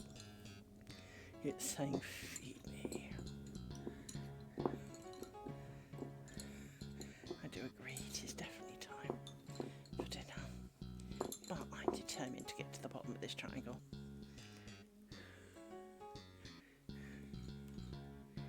I had hoped it would go slightly faster and that we would do some torsion square, but given the time, no, not going to happen.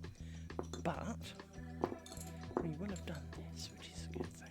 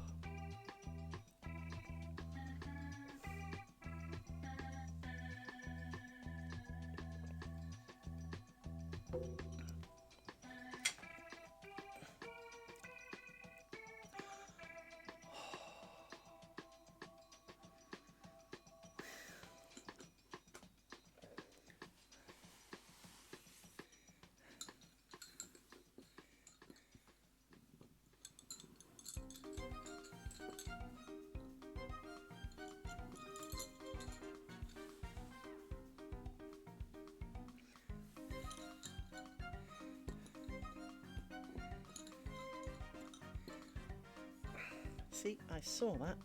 You just made an utter bid for freedom.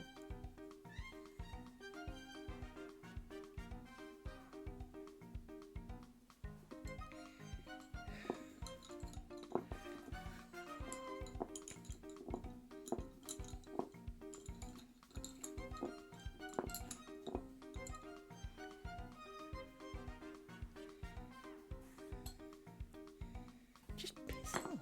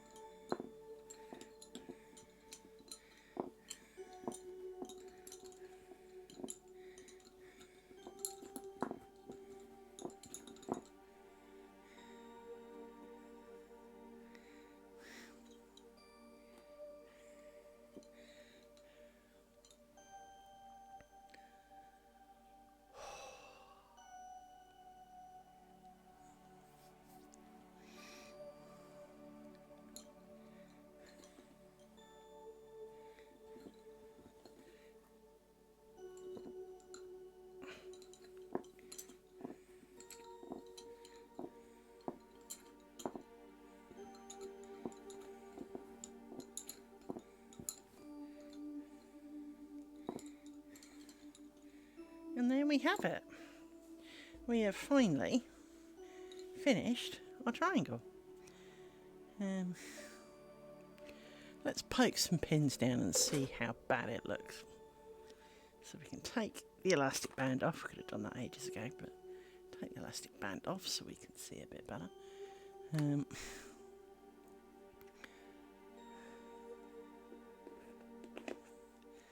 Can I finger push these? That'll be easier because you can do a few more at a time.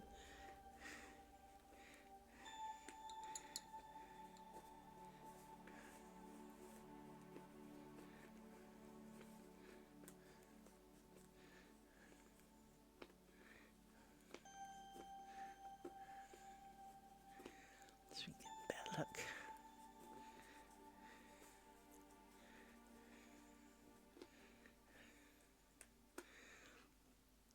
There's me poker gone.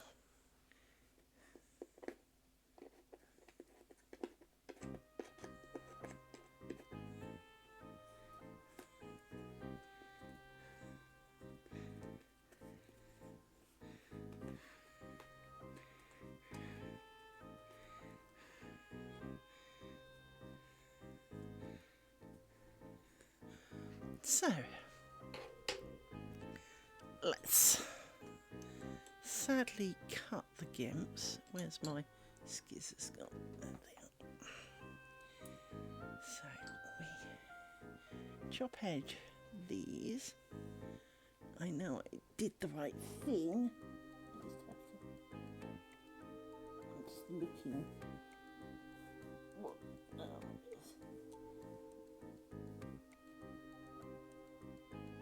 so let's leave a little bit more of a tail than I would normally at this point, but leave a bit of a tail. What do we reckon? Let's zoom in a little bit on that so you can see a little bit better.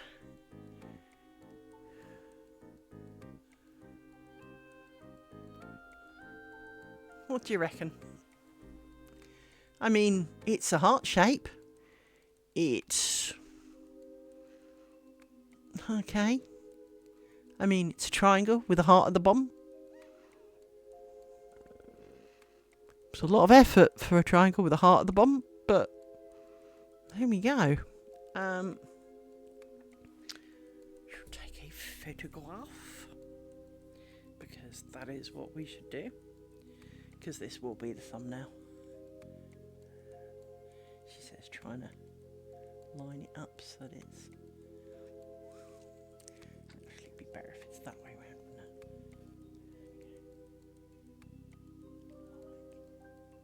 That. I think that looks fucking awful. Let's reach that a little bit more like that. And try that again, and this time do a bit more of an angle, because the problem is the phone's getting in the way of the light. Let's do it at an angle like that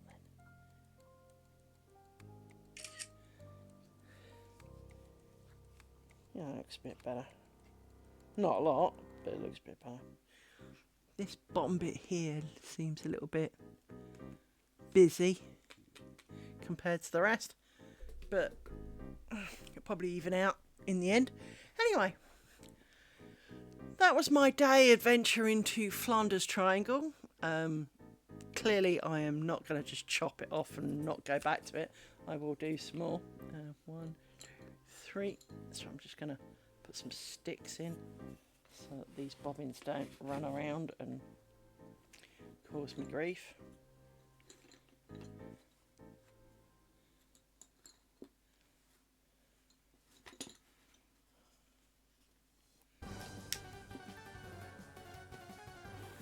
Stick, pin,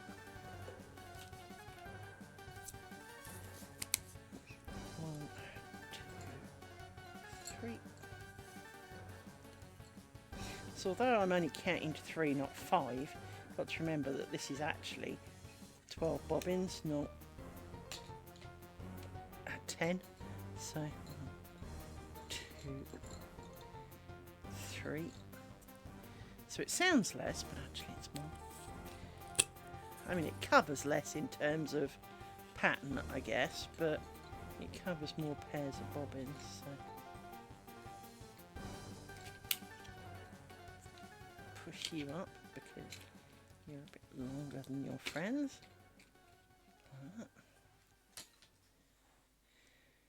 And you get to be the last one. And I know you're 14, but that's because there's an extra pair. So you get to be on the end.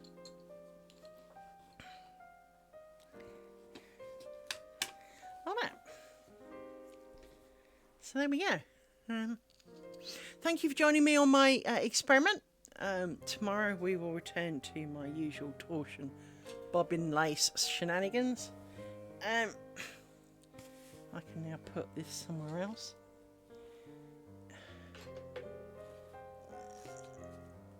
Will it fit there? Mostly. Right. So tomorrow we will return to our usual scheduled Well, tomorrow I will be doing this, which looks remarkably similar. You see dots and the like. Let me zoom out to my usual shenanigans. So you see the dots, but here it's only a pair of bobbins. 2 pairs of bobbins make a dot, right? So it's a lot less bobbins to cover more space. And I'd like to think I screw it up less, but that's not the case. Because mistakes happen, because we're human. But if I pull this down a bit, you can see that there's quite a few pairs of bobbins to play with. Well,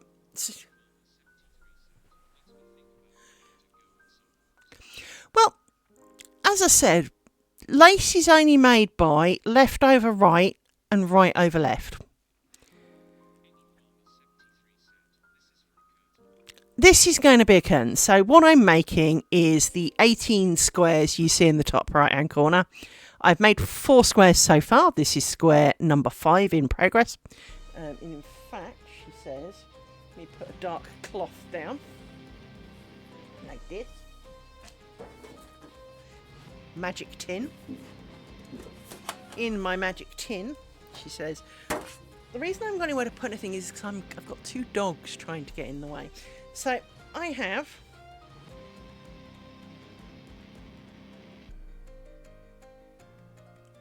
4 squares, for example, and the idea bit will be to join them together, and there'll be a third one, obviously, and there'll be 6 long, and it will form. It is not going to be the greatest curtain of all time. I'm aware of that, but it is going to be my curtain. So this is the plan. This is what I'm making. I am making a shed load of little squares to turn into a bigger curtain. So that's what I get up to. So keeps me quiet, as the phrase goes.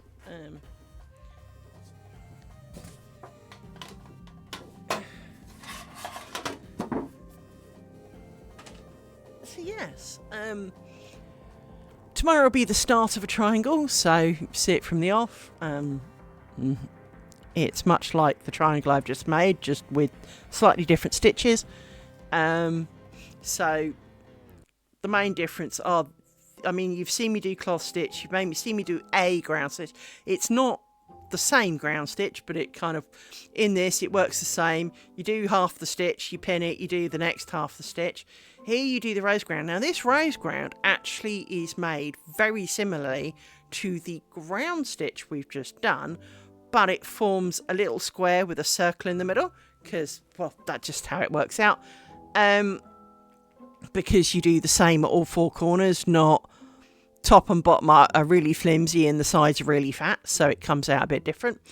This you end up, and then you do bits at the edges to make the thing square. So it is, otherwise you'd have little kind of circles, which would be quite pretty, but that's not how these are being done. So that's tomorrow, and well, probably for the rest of the week. So it takes about a month to do a square on average. as a rough estimate. Because obviously some days you just plough through it and go, wow, did I really do all that? And other days you seem to have done next to nothing, and you look at it going, how come that's all I've done today? It feels like I've been doing this for hours, and all I've done is this tiny little bit.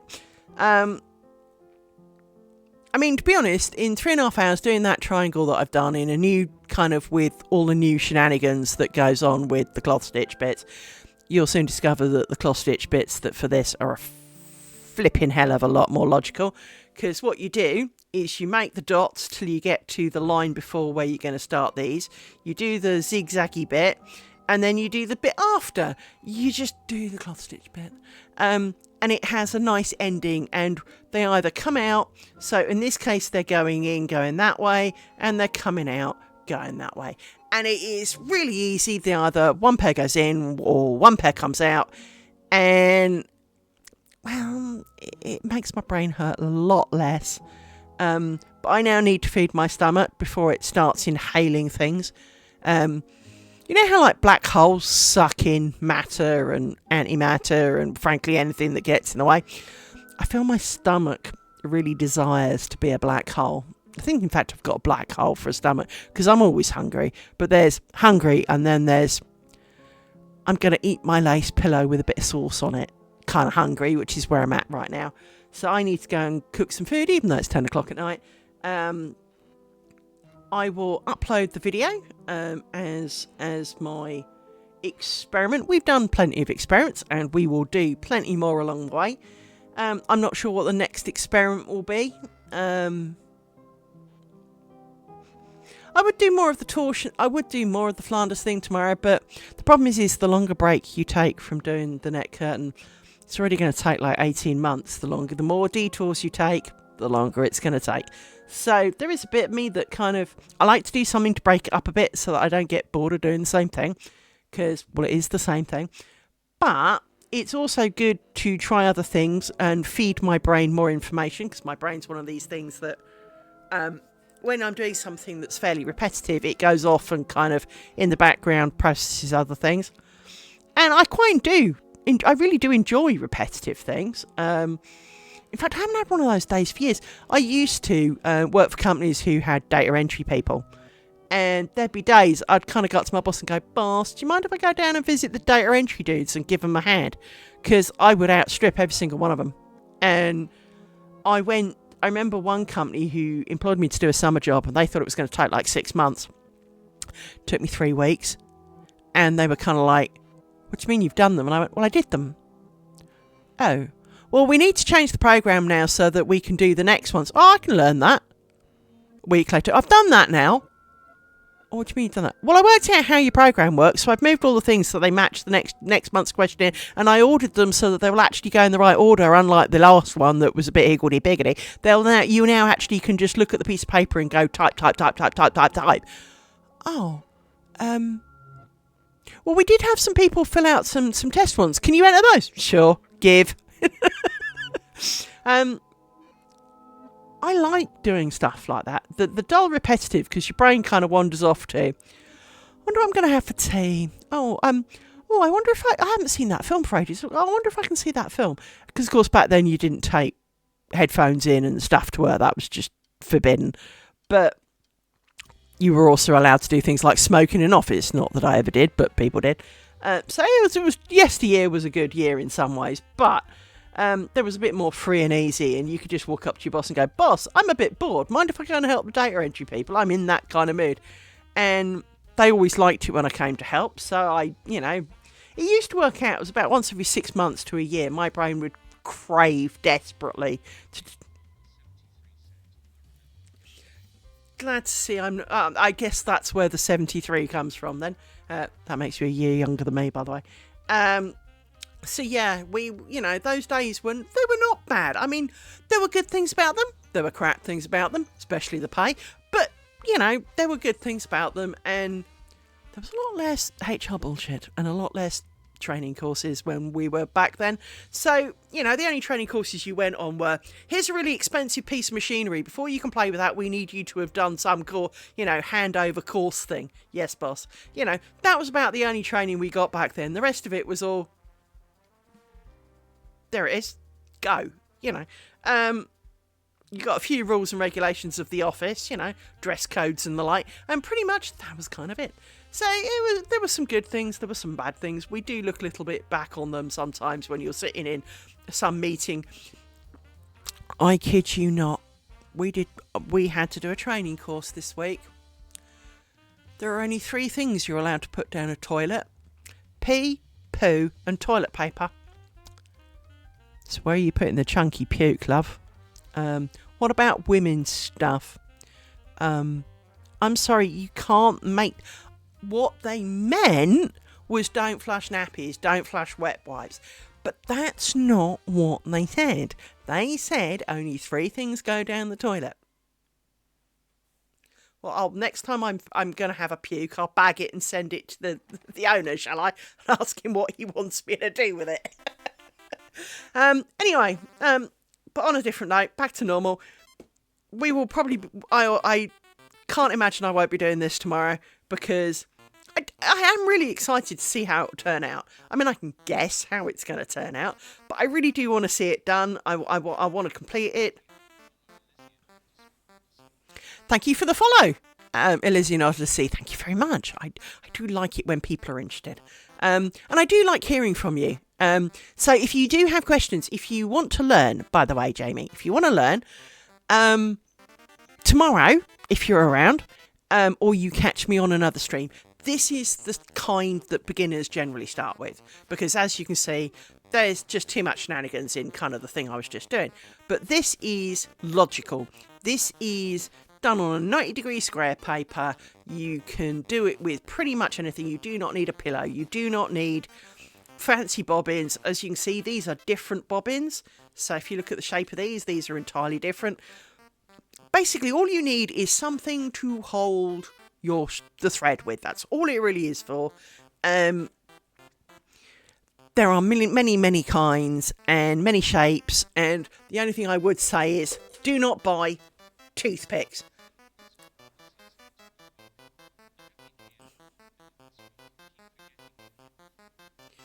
That's okay. We allow. We do not judge. I just thank you for when you do. And lurking is very, very welcome. I do like it when people say hello, because it makes me realise there are people out there and I'm not just talking to myself. I mean, I'm a bit of a nutter, and I talk to my dogs, so, you know, they're here. It's not quite so bad. But sometimes I'm sitting here ranting and waving and explaining things, and I don't know if there's people out there. I mean... Yeah, the Honiton bobbins are awkward to get used to, because they weigh nothing, they have a life of their own, and they're not really designed for this kind of stuff. Honiton stuff is more like making a logo for a shirt. It's that kind of sized stuff. You make weeny little things with it, all right? If you wanted to make a coaster, even a coaster's a bit big by their standards, right? It is, but you can make coasters using this technique, or bookmarks. I have plenty of bookmarks. In fact, before I go, let me do a rundown of some of the things that I've made as I've got them to hand.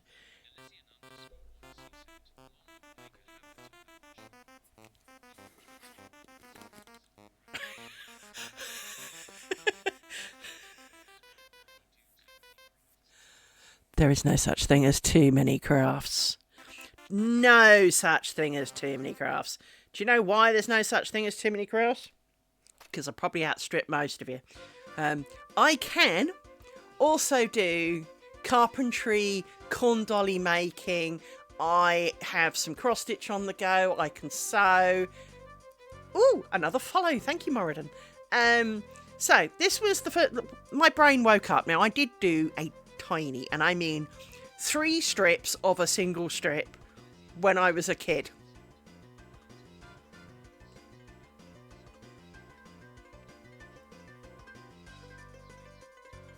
That's a bit unfortunate, but I can recommend tablet weaving, where you could basically only need something to hook the other end on and a small, like, dog poo size bag.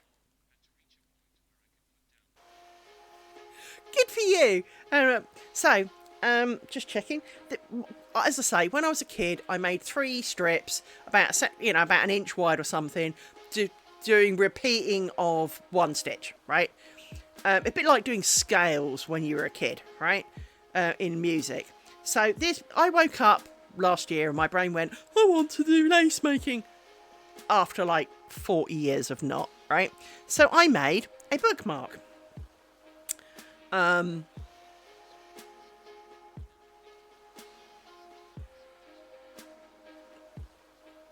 then made a green one of very similar nature. I didn't really finish this one, but I could. I made one with little bronzy goldy inserts, and somewhere around here. So I've got a big pile of stuff in my hand, and somewhere, which is hiding, there is a silver one. Where's my silver? Oh, there it is. So I made a one with, it doesn't really show on camera, but there's sparkles in the little bit. So that was my bookmark kind of era. By the way, I love bookmarks. I like making bookmarks because at least they are useful to somebody. I own a Kindle. I'm dyslexic. I don't really read books. I read Kindle because then I can put my finger on it and it'll tell me what the word means. And I go, oh my God, that's how you spell it. I've done that more than you want to know. Q was the last one I did for that. I didn't know it had a P on the end. Anyway,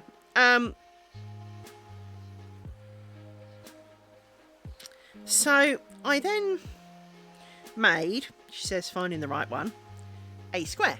Here we go. Here was my square. This was one that I bought. So I made this square from a pattern I bought. And I liked it.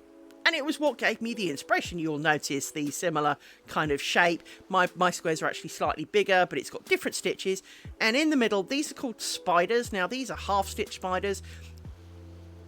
Normal spiders, the body is a lot more central and the legs are a bit longer. Now, the problem was I did half-stitch spiders around the edge and it just looked like I fucked up the ground stitch. So that was not a plan. So I was then thinking about what I could do for the middle. And I made a really long strip of doom where I did various combinations of stitches. And this is glorious. I just need to remember what the fuck I did. Because basically it's like cloth stitch, but I also can tell you it's 0 effort cloth stitch. I then made this because, well, I'd already thought about my neck curtain about this point, and I'm really into Celtic knots, so I made this. Now, this is a bit screwed up and it's not very flat, but this was a nightmare to make for all the wrong reasons. In theory, it's really simple because you only ever need as many bobbins to go across this bit. So it's like 6 pairs of bobbins, cake from a bobbin perspective.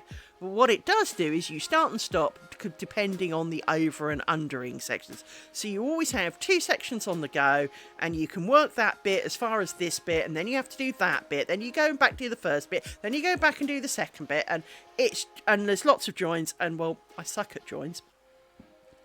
So I then decided that I would make a neck curtain square.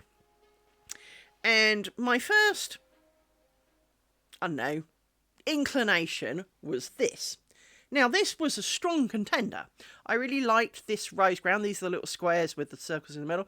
I really liked the rose ground edge, but this to join was going to look munged. The honeycombs, I live plenty away, but too near a refuse site. And so flies can be an issue. This house, nothing compared to my old one. My old one was like fly motorways.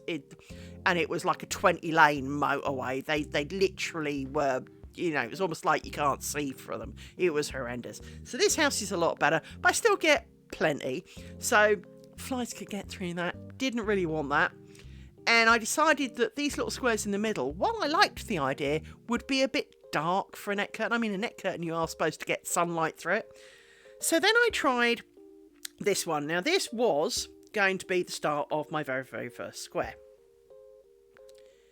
And I got to here with the spangled bobbin, for those who are not aware. spangled bobbin. This at the end is the spangle, and it tucks underneath and it catches on everything. And frankly, I've got about 200 of them, and now they're called firelighters.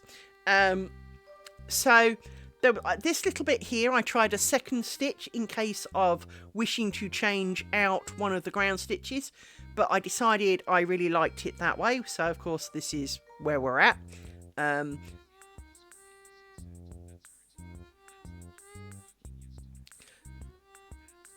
This is basically the one I was working yesterday. I just used different bobbins with the spangles on, so I got to the bottom of this and was never going to finish it. So hence I did a different stitch here as a change, but this basically is the triangle 0. This was the pilot. This was the definitive thing. So then I made some squares, and well, I really do suck at the joining thing. I'm getting a bit better. It now doesn't take me like a day and a half to sew up the end of the square, which is really not that hard. In practice, it's not that hard, but like everything, poking a thing through a thing and grabbing a thing and doing a thing with it can take longer when it's not playing ball. So I'm going to introduce you the square of insanity. This tiny little square, just as a reminder, let me get real square. Here is real square. Okay. Tiny little square. Okay. This square and I. Now, because I suck at joins, I put out a question. Is there a better way to do joins? Because I'm not happy with my joins. I want to do better. And a lady wrote back, yes, she even did me a video. Go her. I went from here to here. This barely a centimetre of square. Took me 4.5 frigging hours. Hence, this is my square of insanity. Now, I will say that the join is superior, and that if I was making a piece for the local museum or for the king, I would bother. My neck curtain is going upstairs in my house. I am single. I live alone with 2 dogs who would not notice if it bit them on the bum. And as it's going to be upstairs, visitors to my house even are not going to see it because I have a downstairs toilet, so they don't even have to walk past it to go to the loo. People are not going to see this thing, probably including me. I'm going to walk past it every morning and not look. So the level of effort required, no.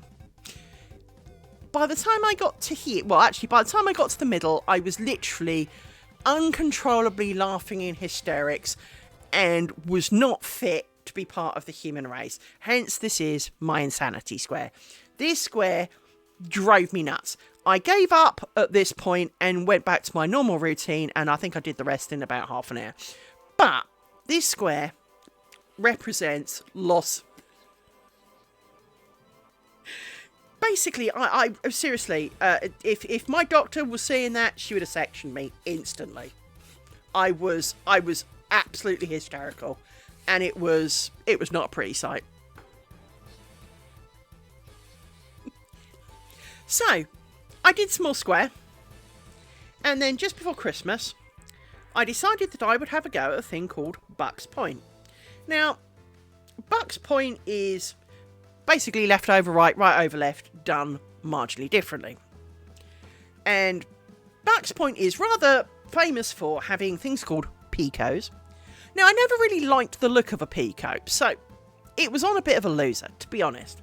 But I made this, the world's smallest bookmark. Let me zoom in a bit because, frankly, it is that small.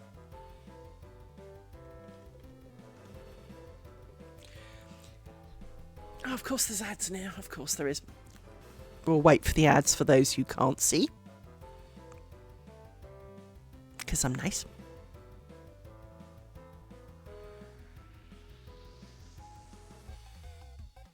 Now, I know a couple of you can see, but I will wait for everybody just in case.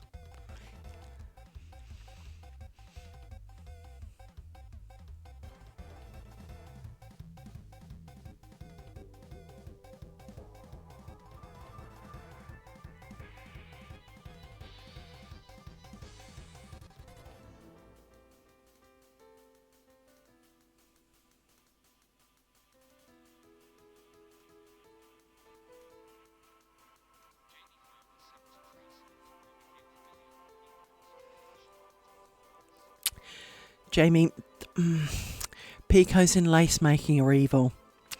With tatting, you just leave a bit of gap and shove it up and out pops picot. In lace making, you have to twist your bobbins a crap ton of times and then do some fancy kind of Mexican dance with the pin and the bits you've just twisted. Well, one of the legs you've just twisted. And then try and feed the other leg round and then snug it together and hope that it doesn't come out like barf. As this piece demonstrates, barf is really easy. After it, don't worry, the advert break finishes in a minute and 30 seconds. I will explain the difference between good and bad. The short answer is 99% of these are bad.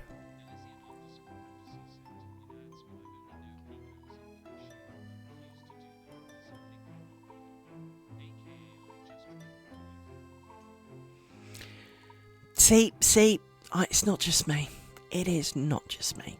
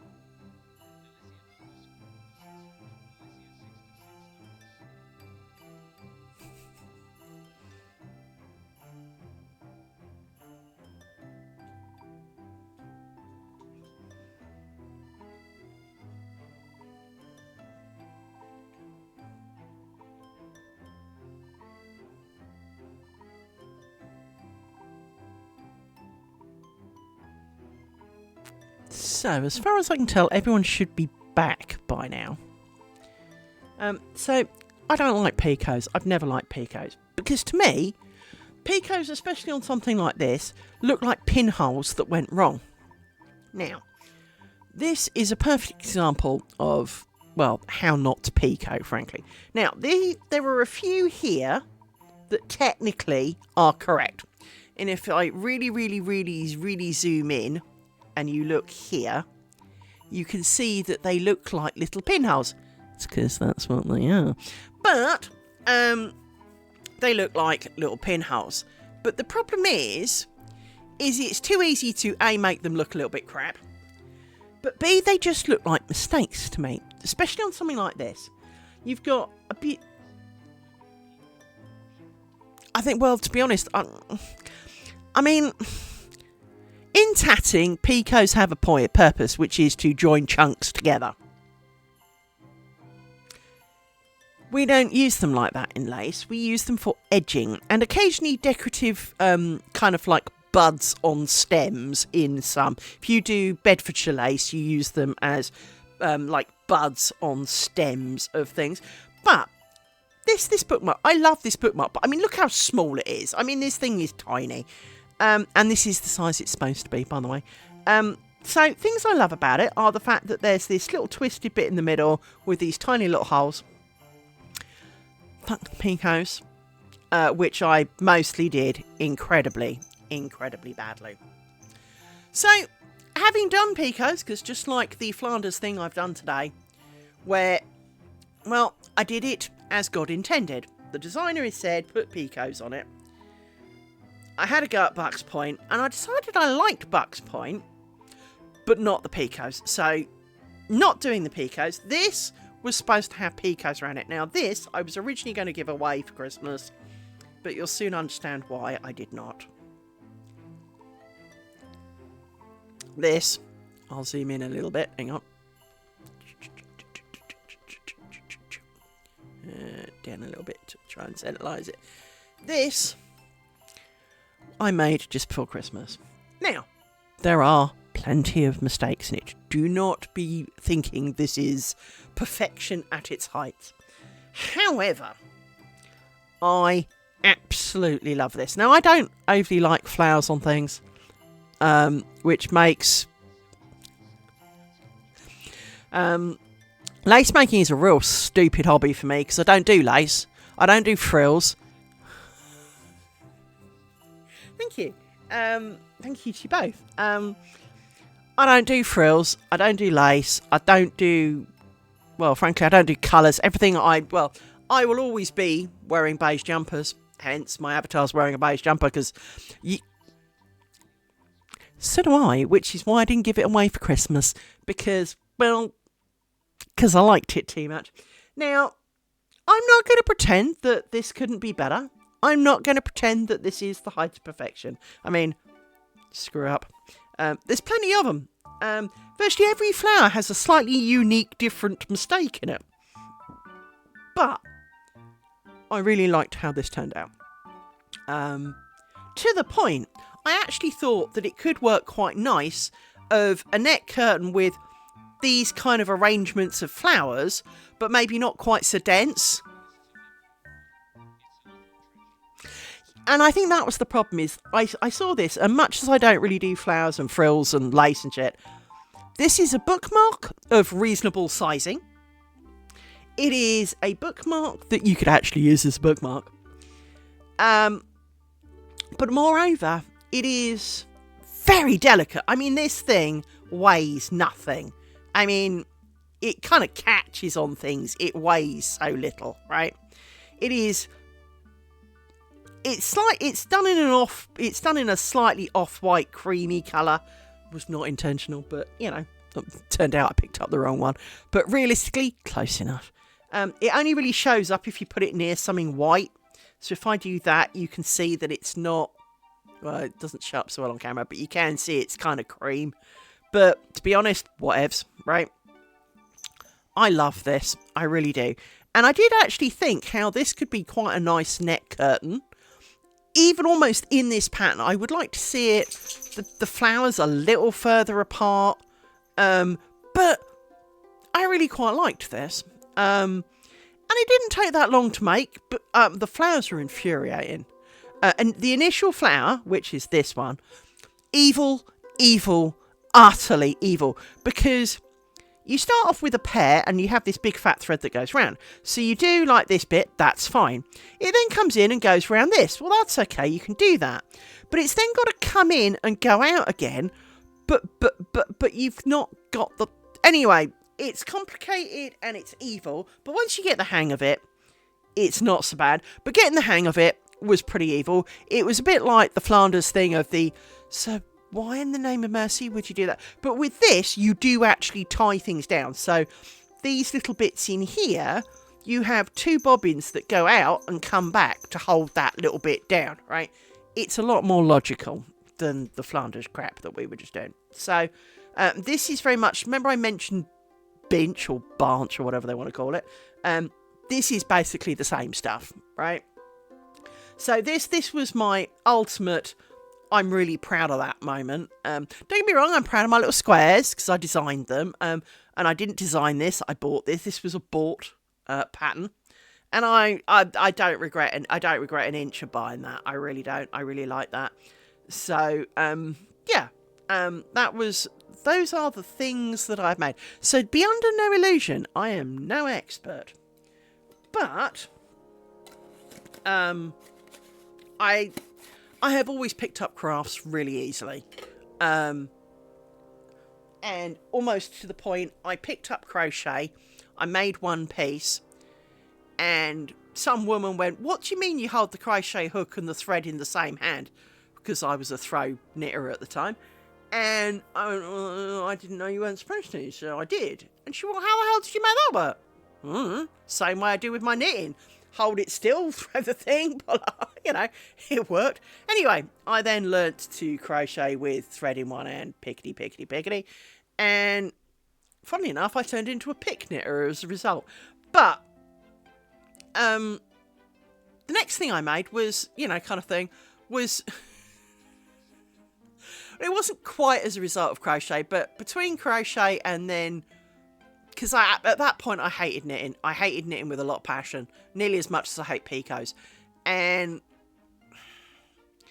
Then I saw Lucy Neatby making double knitting, and my brain was like, oh, gotta do that. But that's knitting brain. Yeah, but I want to go. So I learned double knitting, and to do double knitting easily, you either do 2 threads, one in each hand, or 2 threads on the same hand. Exactly. And so I learned initially with picking one hand, throwing the other, and then change to both in my left hand so I could pick both of them. And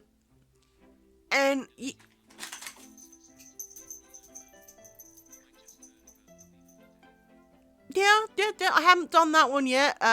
But you can do needle lace as well, which is basically it's a small scale nail binding. I don't know who they think they're kidding, but it's a small scale nail binding. But my crochet stuff, I made this really ugly doily, and I kind of went, okay, I see that. So I then made a king-size bedspread with Celtic knots down the side.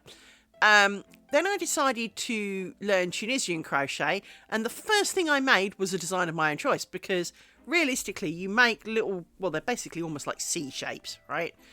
And, well, it makes them square, which makes them perfect for pictures. So the first thing I did was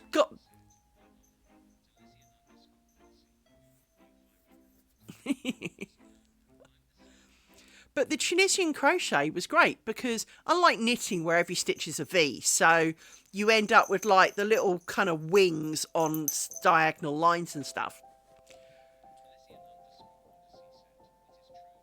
I'm no different, by the way. And I mean, hello, I had a go at tatting because, well, I was watching someone who streamed tatting and I watched it more than once.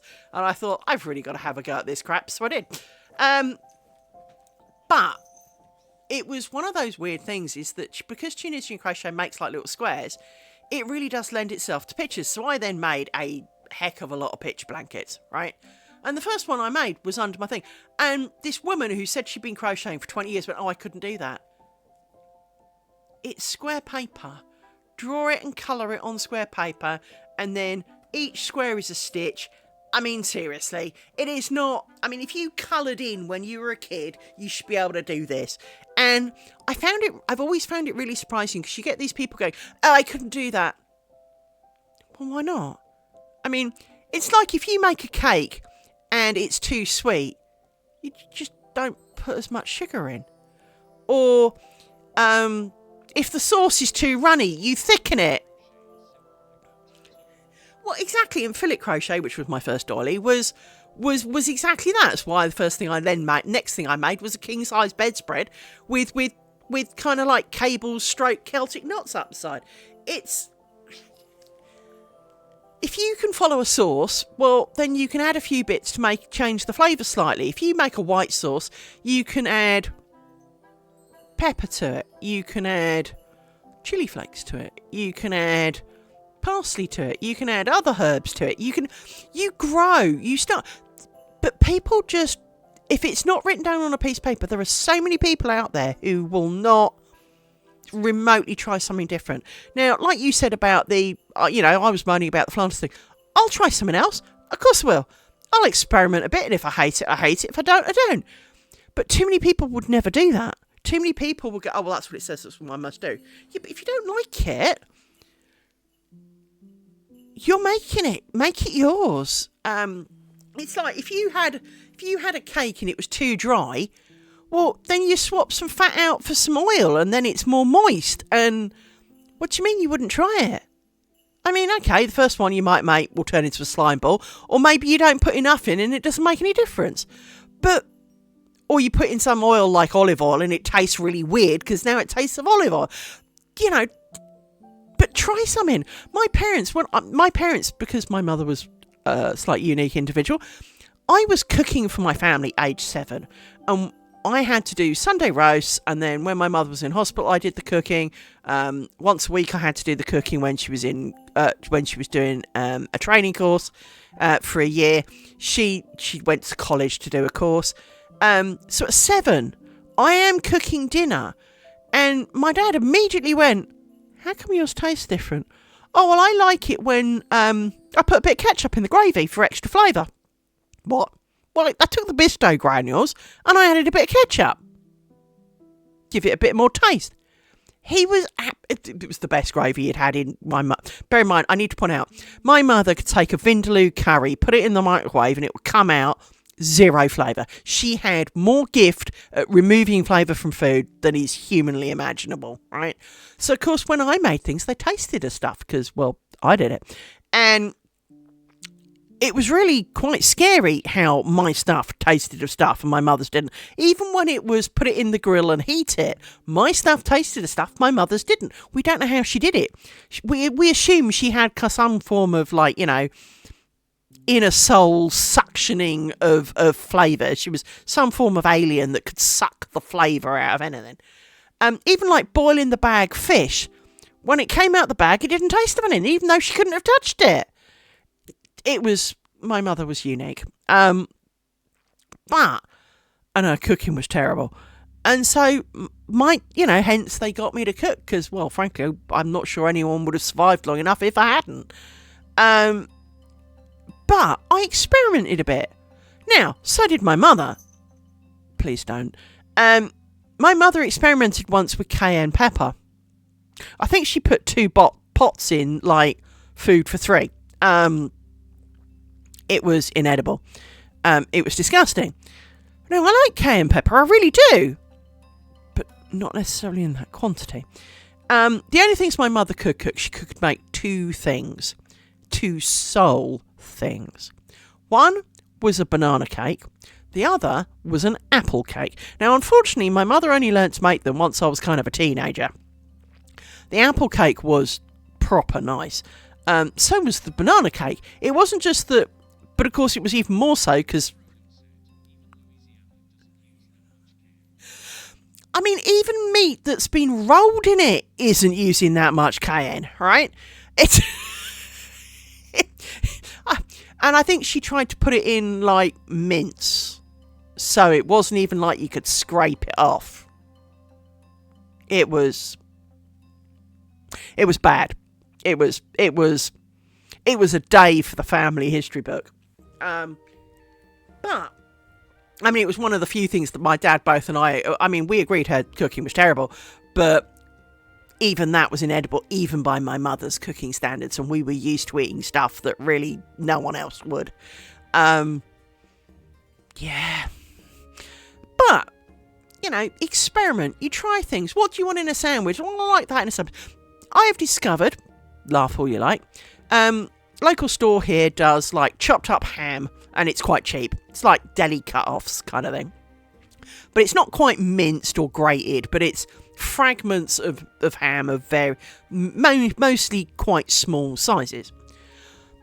I found that if you get a tortilla wrap, coat it in Tabasco, and then a handful of this stuff in it, I really like that. Now, that's quite a strange thing to have in a sandwich.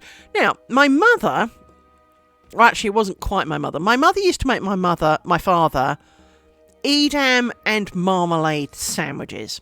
Now, most people kind of go, ew. To be honest, it's not as bad as it sounds. It is not necessarily, it is slightly an acquired taste in that I don't imagine everyone would like it, but it's not as gross as it sounds. What was a little more,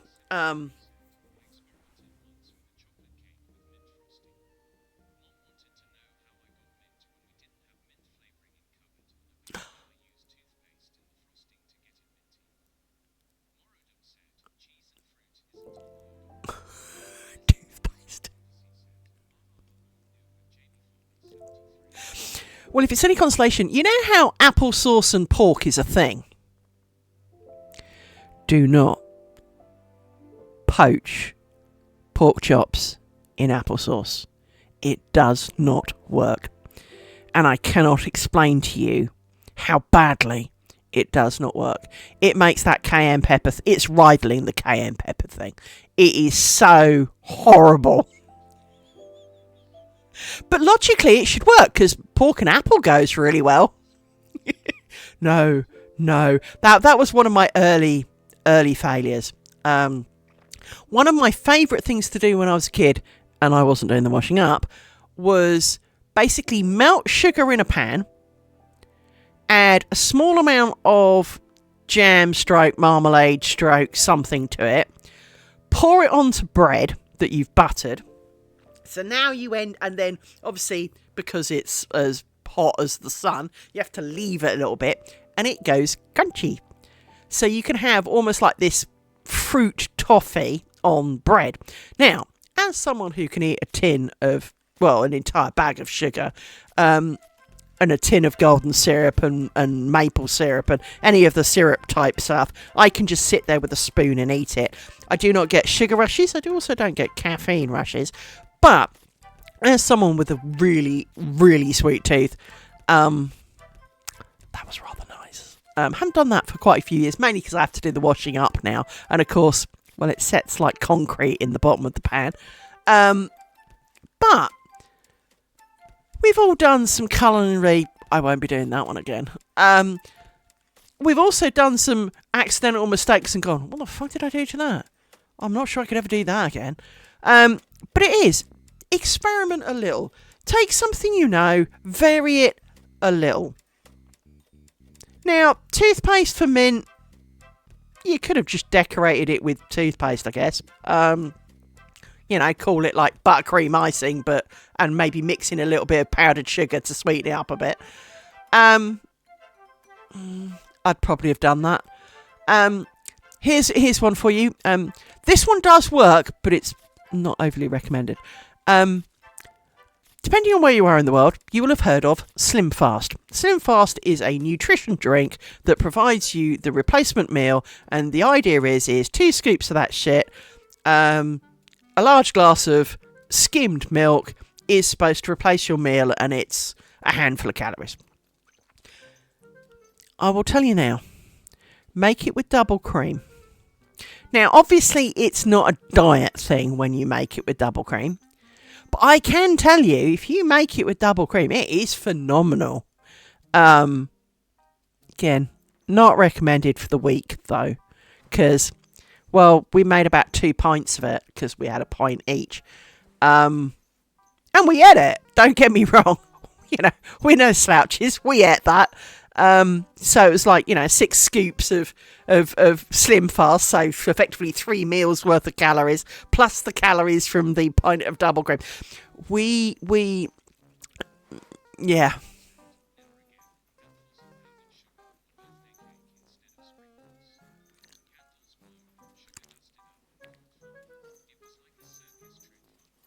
Yeah, flour and powdered sugar both ignite surprisingly well. So I definitely can relate to that one. I've not done that one myself directly, but I have seen...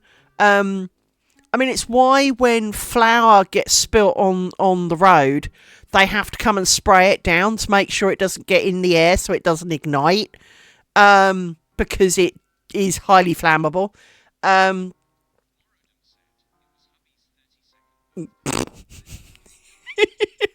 Oops. Hey, it was memorable. He's not going to forget it in a hurry. Oh dear. But yeah, and so to be honest, crafting should be the same. Take something you like, decide what you like about it least, change it. It's either going to work or it won't. And there are some things that will work better, some things that won't. If you can try it on a small scale thing first, probably advisable. Don't set out to, tat yourself a king size bedspread as your first item, that sort of thing. But, hello, that's kind of where my brain goes. Hence making a net curtain. I'm making the smallest net curtain I can because my brain really wanted to do it 3 times the size. And I'm sorry, but I'll probably die before I finish one if I was going to make it that big. Probably because I would get really bored of it by then. But, it is... Don't get me wrong, Brain's already planning a second one. Seriously, it's planning second ones. It keeps flip-flopping between a few ideas. And frankly, hence I need to distract it occasionally with new challenges. I am terrible for it. Literally, I made a bookmark and my brain was going, because you see, exactly. When I learnt to double knit, the first thing I made was a square, and it was literally, I don't know, 2 inches square. It was white with a little red heart on it. And I was kind of...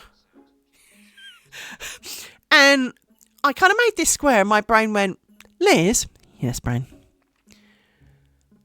Can we make one out of like almost this size thread, right?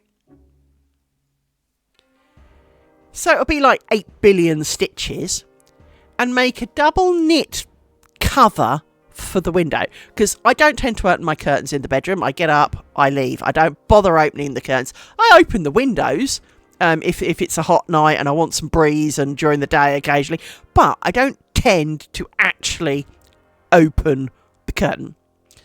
And so, well, cover it up. And my brain was going, well, you know how like you get that white and blue china that you get, which has kind of a Chinese story on it, but it's probably nothing like what they do in China. But you have like the bridge and this river and the little girl and the... My brain was going, you could make a mural. Imagine how cool it would be if you had tiny, tiny, tiny, tiny stitches. Imagine the detail you could put in that, my brain. And that's the ones, the blue willow stuff. And my brain's going, well, you could do something like that, and you could have like a cat and a dog and a tree and a bridge and a thing and my brain's going, and the small slither of sanity that I possess was going, are you stupid? Because I worked out that even with, on the best scenario, it was going to be a couple of thousand stitches if you do the, let's call it the short side, so you work from side to side, because it's 3 panel windows, and it would be thousands of rows, tons of yarn, and it would probably take me most of a day to do 1 row, if not longer. Because when I did the king size bedspread that was 722 stitches, don't ask, I'm good with numbers, that would take me like 90 minutes to do a row. And that was big chunky yarn, so at least when it grew, you know.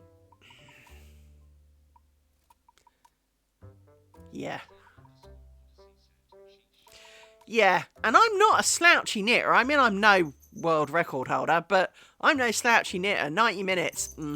And of course, can you imagine you spot a mistake like 10 rows back? Oh dear God, no.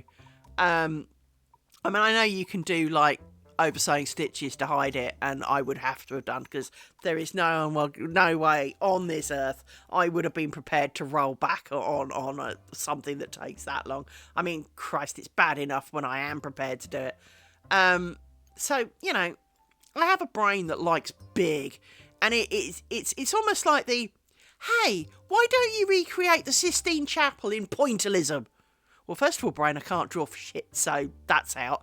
But when I mean pointillism, it would be make the dots using the end of the pin. Make them so small that you can only make them with a pin. Brain, oh, do not mention this again, because this is where my brain goes. My brain is like that. That's the kind of crap my brain's going in. It's got real big plans, and it needs to shut up. And so I literally made one bookmark, and bear in mind, the strips that I made as a kid, I never actually finished them because the lady just chopped them off and made me make a new one with a different stitch. So I never did finishing. And my brain's going, yeah, let's make a neck curtain. Brain, you've never finished anything. This is the first thing you've actually made that is a thing that people would recognise and go, hey, that's a bookmark. I mean, seriously, brain, you've made one bookmark and you've already got plans for a thing that's kind of, I don't know, 6 foot by 4 foot or whatever, and your brain's going, no, brain, son up. I've made one bookmark. Give it a break. And so this is where my brain goes, and this is the kind of crap my brain wakes me up in the night with. Hey, I thought, hey, you could do this. Brain, leave it alone. I am not doing that. So hence I am the girl who at 2 o'clock in the morning will suddenly start painting the kitchen because, well, brain's in the mood for it. I am not recognised schizophrenic, but damn do I feel I can be close on occasions. My brain is out to kill me. So tomorrow we will do this. But if you want to learn, I'm happy to teach you what I can. As I say, I'm no expert, but I am very happy to share what I can, inspire people. Because to be honest, I am actually sorry, I'm just collecting all my bits of rag together because I put them on top so that when the dog knocks it, it moves less. There we go, like that. And as you've seen, I also occasionally put things on top of it as well, so it helps. But you know, I'm happy to help you try and learn. I design my own, so I can help a bit with that. All you really need is some square paper. Really is. You don't necessarily need special thread. I mean, if you buy lace thread, it is generally tighter wound, so it slides a bit easier. But you can buy really cheap shit. If you've got sewing thread, that'll do. You can use crayons, pencils, chopsticks as bobbins. All you really need is something flat you can poke pins in that's fairly solid. So cork boards. You can even make someone made a bolster pillow by taking a roll of kitchen paper, wrapping it a lot in towels, and then, you know, putting a cloth over the top so it looks a bit smarter. And that's what she used as a lace pillow for years. So you don't need fancy. I mean, you can spend a lot of money. I mean, if you want to see the bill for the bobbins I ordered this morning, you'll cry. It's about £500. So, because I've ordered, 750 bobbins. But, actually, it's more than that. No, it is 750 bobbins. Yeah, 750 bobbins. Because I really like those bobbins, and I have brain with big plans. So I wanted plenty of spare bobbins in case I cave in to my brain cell. Because, well, that's likely to happen at some point. I'm going to let it start something big. Even if it's a shawl. That, and if nothing else, I can have lots of things on the go and using these lovely bobbins that I like. Now, don't get me wrong, I've got lots of bobbins I like. These are my these ones that are called Danish bobbins are my second favourite. My original favourite are quite chunky, but they are really designed for bolster pillows. Those round ones are more for flatter pillows, but it doesn't mean you can't use them. So, like a lot of things, the only thing you can't do, obviously, is if you've got like human hair thin thread and you're dangling it off the edge of a bolster pillow, weight of the bobbin would matter. So you do have a couple of considerations, but only a couple, really. It really is down to that. Do you mind not licking my hand? Thank you, darling. I love you dearly, but can you stop licking my hand? It's better than when he licks my jumper, so, you know.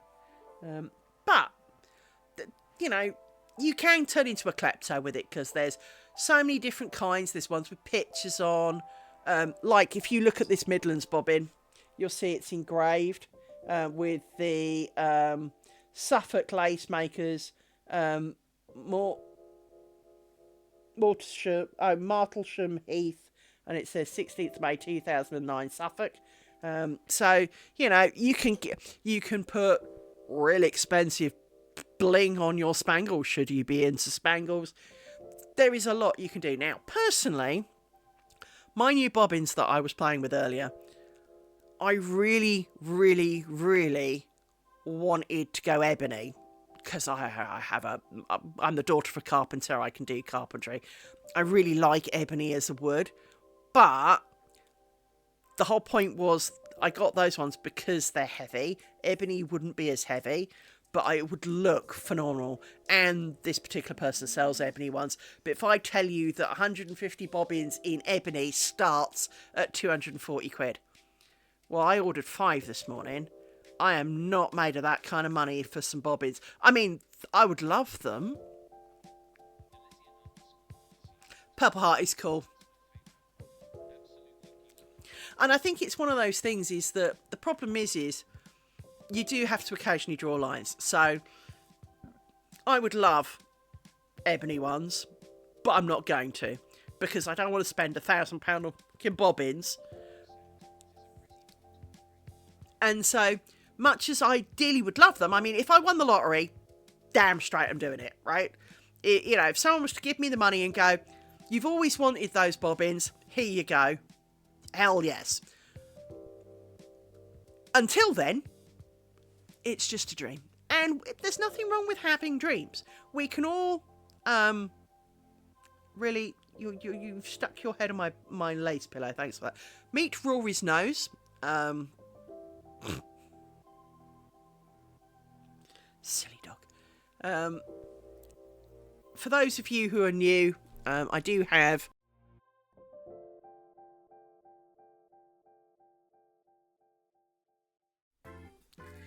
two lovely little furry friends. They're best when they're asleep. Yes, you are. Best when you're asleep. But, so they're called Rory and Amy. They're brother and sister. Rory is the black one. Amy's the brown one. Rory is very gentle, but stubborn. So if he wants, he's like lava. He just keeps moving until it happens. And he won't let you cut his nails. So he's kind of got a bit of a... Yes, very much the ponds. That's in fact exactly where they were named from. Amy, however, is a crackhead. Amy, I named them before I met them, so it was not ideal. In 2020, sadly, one of my dogs, Fiona, rapidly declined. She was supposed to, when she had gone from great to a little bit awkward, and I'd taken her to the vets, and one vet went, oh, it's just arthritis, and she was an older dog, so quite possible. It just didn't sit right. Anyway, they gave me some painkillers and some stuff and said, if she's not better, come back. Well, a week odd later, she wasn't better. If anything, she was slightly worse. So I took her back. Thank fuck we saw someone else. Because the woman who we saw the first time was a woman I didn't like. Because the little man who is my icon, she basically went, oh, well, he's old, put him down. No, he's got a cough. I'm not putting my dog down because he's got a bit of a cough today.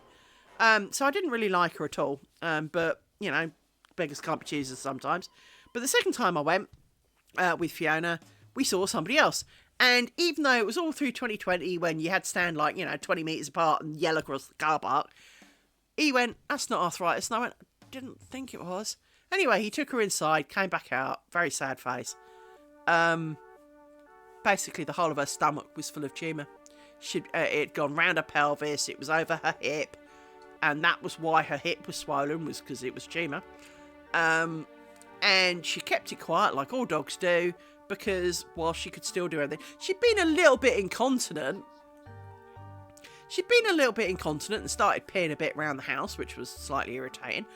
But I assumed it was partly because she was old and, she was kind of, oh, I needed a pee. There it is. Because, when you get a bit old, you're not so quick. Sometimes these things rush up on you. And, well, maybe she didn't make it out in time. And, so I didn't hate her for it. I never told her off. I mean, I didn't look pleased about it, don't get me wrong, and she knew that it was not ideal, because she realised after she'd done it, but she would walk around and dribble and not even notice. And so, at that point, was part of the reason I took her down the vet, was because of that, and because she'd slipped over in the garden, and she was being a bit more lame than normal. Because while she'd fallen over and gone, ow, it continued, which was a bit odd. So between the pair of those things, I had taken her down the vet, and obviously being told it was arthritis. Okay. But they said, well, she's basically got 2 weeks to live.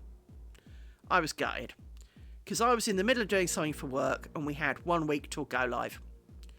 So I promised her, and I was working from home, but I promised her that after go live, fuck everybody, I would sit in the garden with her and make her last days her best.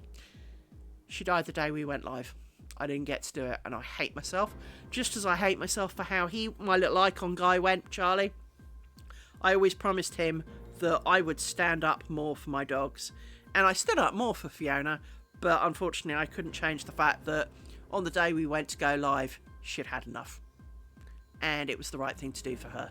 Not for me, obviously, but it was the right thing to do for her. So I regret that I hadn't told my boss to go jump, because they weren't paying overtime, and the truth of the matter was we hadn't needed to do all the things he'd insisted that we did before go live, because when you're building a data center, you only need dev, QA or live. You don't need all three, but he had insisted on all three.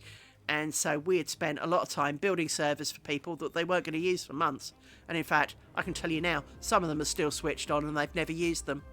So you can imagine how that made me feel for Fiona, was the fact that the day we went live, virtually every single person who's got a server I built went, "Oh, we don't need all of them yet." No, I know. Shut up. This cost me, you will tell me you wanted them, because I don't want to hear that I did it for nothing. So I regret that. We all have regrets.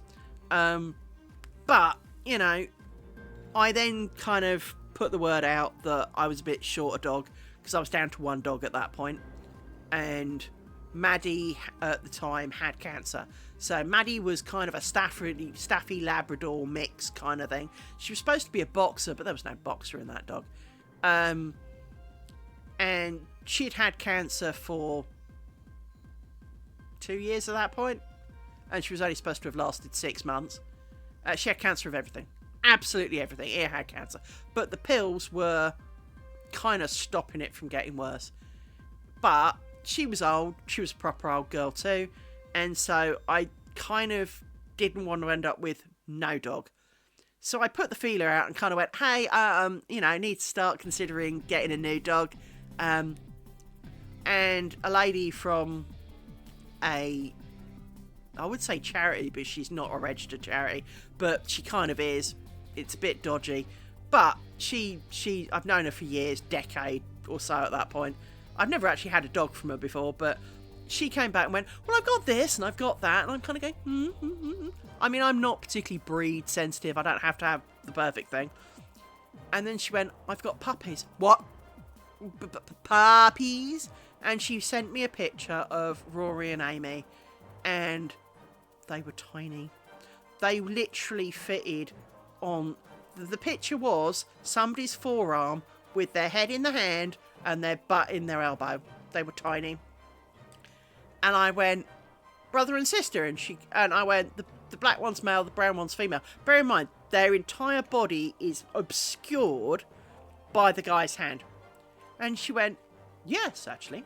And I went, can I have both? And she went, yes, actually. Done. Then, and only then, did I discover they were not in the UK. Now, I am a strong believer we've got enough dogs in this country who do not have homes that we do not need to be importing more of them. But I was getting puppies and I'd already fallen in love with them now. So, well, I was going to say no now, was I? So, Rory and Amy had the worst trip to the UK imaginable. And, well, not quite, but they were put in a crate, together at least, but put in a crate, in a van, and it's 3 stacks high. So there was someone in the bottom, they were in the middle, someone on top, right? And there were like 6 or 9 crates in the van.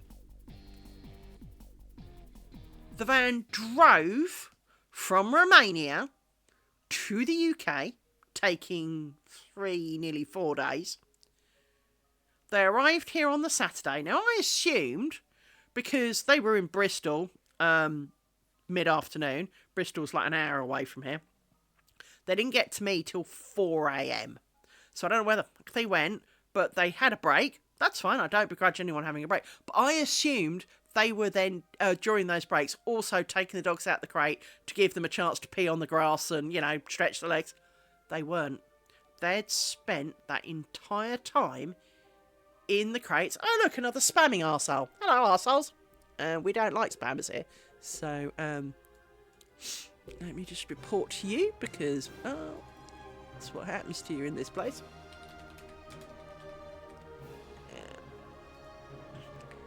And the last one has already been ditched off.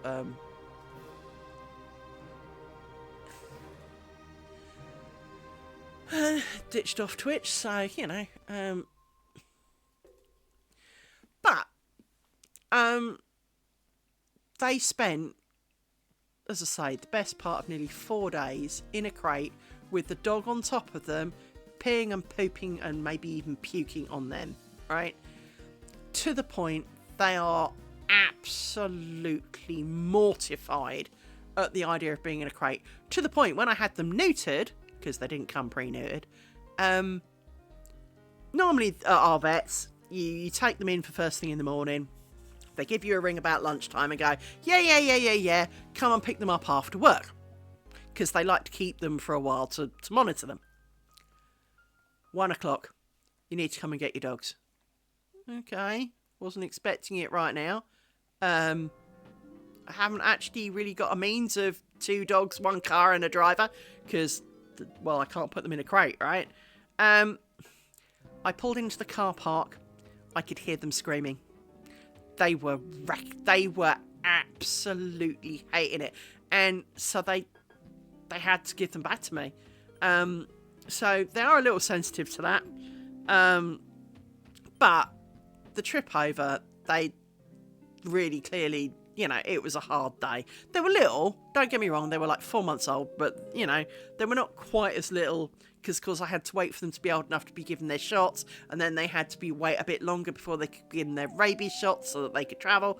So they weren't, I didn't get them till they were 4 months old, and it was hard. It was hard waiting for them. And obviously because they had such a rough trip here, I had to be really gentle with the training that I gave them. And so it took a lot longer than I would have liked. Let's just leave it at that. My ugly, well, I've got a beige carpet. Not anymore, I don't. And, well, not in places at least. My whole carpet looks like a swamp. It's clean. It just doesn't look it at all. But I love them dearly, and I wouldn't be without them. But she is such a crackhead. She sings. So his nickname is Rory Paws, or Rory McClaws, depending on what he's doing. Her name is Amy Winehouse, because she sings. I actually booked a vet and took him to the vet on his own, which was very difficult because they'd never been apart. Because I'd trodden on his paw and he didn't even squeak. And if he eats or drinks too quickly, he throws up, which was kind of what... But when Charlie died of a thing called megaesophagus. His throat had lost some of the muscle tone, and it meant that he would inhale food and drink, give himself pneumonia, and make himself very, very ill. And so as kindness, we had to do the deed, after plenty of efforts to try and help with that. Rory kind of does the same thing, in that if he eats too quick, he throws it up, or he then coughs and pukes it up. So I've invested in lots of slow eating devices, but knowing that he had that, and then realising that I'd never heard a solitary noise out of this dog, so I'd managed to lock him in a room. He didn't whine, howl, woof, nothing. I'd never heard him growl. I'd literally never heard a sound from him. He was mute. So I booked something with the vet because I was concerned that, the throat thing being, having never heard a sound, maybe there's something actually really quite wrong with him. So he wound the...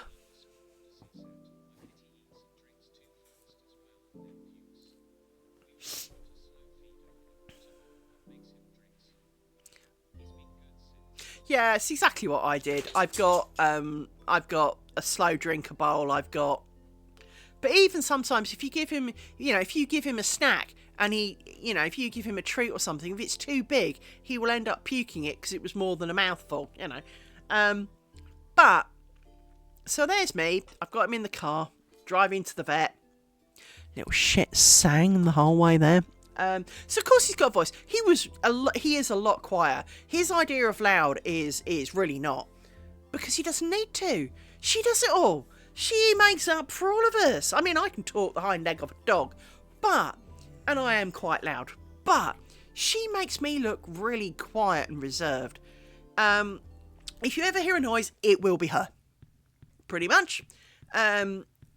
She whines at everything. If I put the porch light on, she'll whine for like 45 minutes.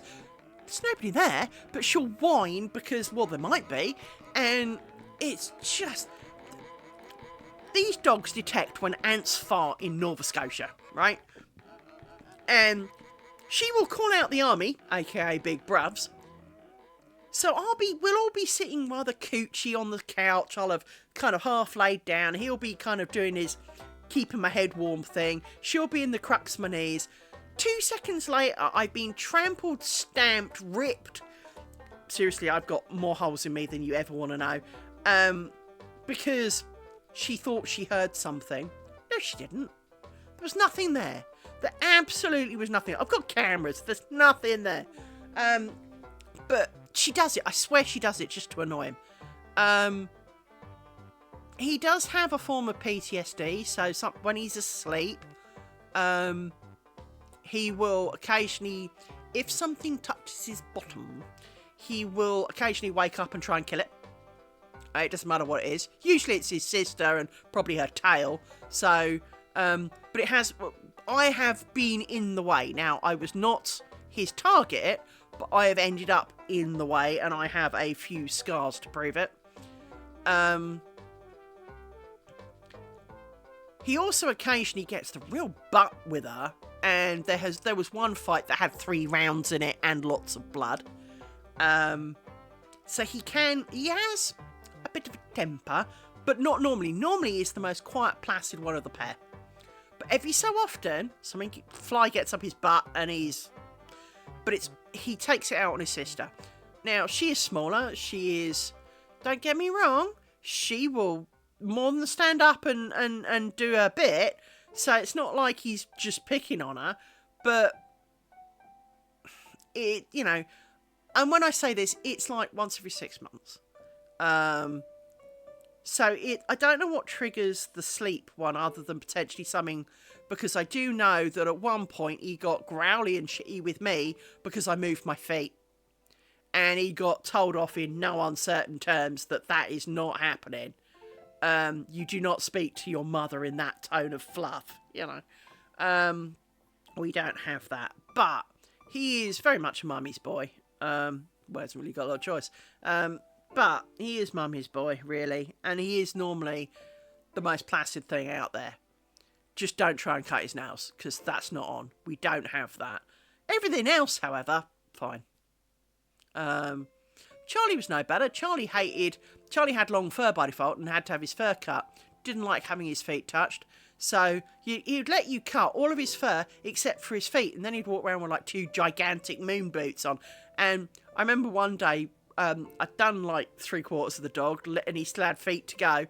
And it was walk time. So we walked around the park and the woman looked at me and I went, "That was his choice." And she laughed, because seriously, he had like 4-inch fur on his legs. Oh, it wasn't quite that long, but it almost looked like he had 4-inch fur. It's the boots with the fur, right? He really did have furry long boots on and kind of like a crew cut everywhere else. He looked so stupid. And it's kind of like, his choice. I mean, I might as well have dyed in pink. He couldn't have looked any more stupid. By the way, do not dye the fur of your pets. That's just wrong. But I love my little puppy dogs. I really do. But they are my companions. We've got the car back on Monday. You know that, right? My car's been out of action for a while. So we can go and do exciting things like take you to the vet. The only reason I've got a car is so that if they need to go to the vet, I don't need a car. Otherwise, I'd just get a taxi for the once in a blue moon I need to go out. I am not a social butterfly. I am an antisocial butterfly. I stay at home. I am quite proud of the fact that I didn't realise my car was dead until I had to go to the hospital in August. The next time I actually left the house was the end of November to go and meet my new employer. And again on the 2nd of December to have my machine changed at work, because we were changing from one employer to another but staying doing the same job. And I got a lift both those days, and it's only a mile down the road. and I wasn't doing it through choice. So pretty much, I think that's most of all I went out last year. Yeah, not really up for... I do have to go out and have a blood test, apparently. I need to go and have someone stab me and steal my blood. Which Rory is currently hatching. Thank you for that. See, look. Go and have blood tests. Actually, you can't see. I'm not showing you the pillar. Look. Blood test forms. Right. So I need to go and do that, apparently. Anyway, we shall be back tomorrow. It's 11:30 now.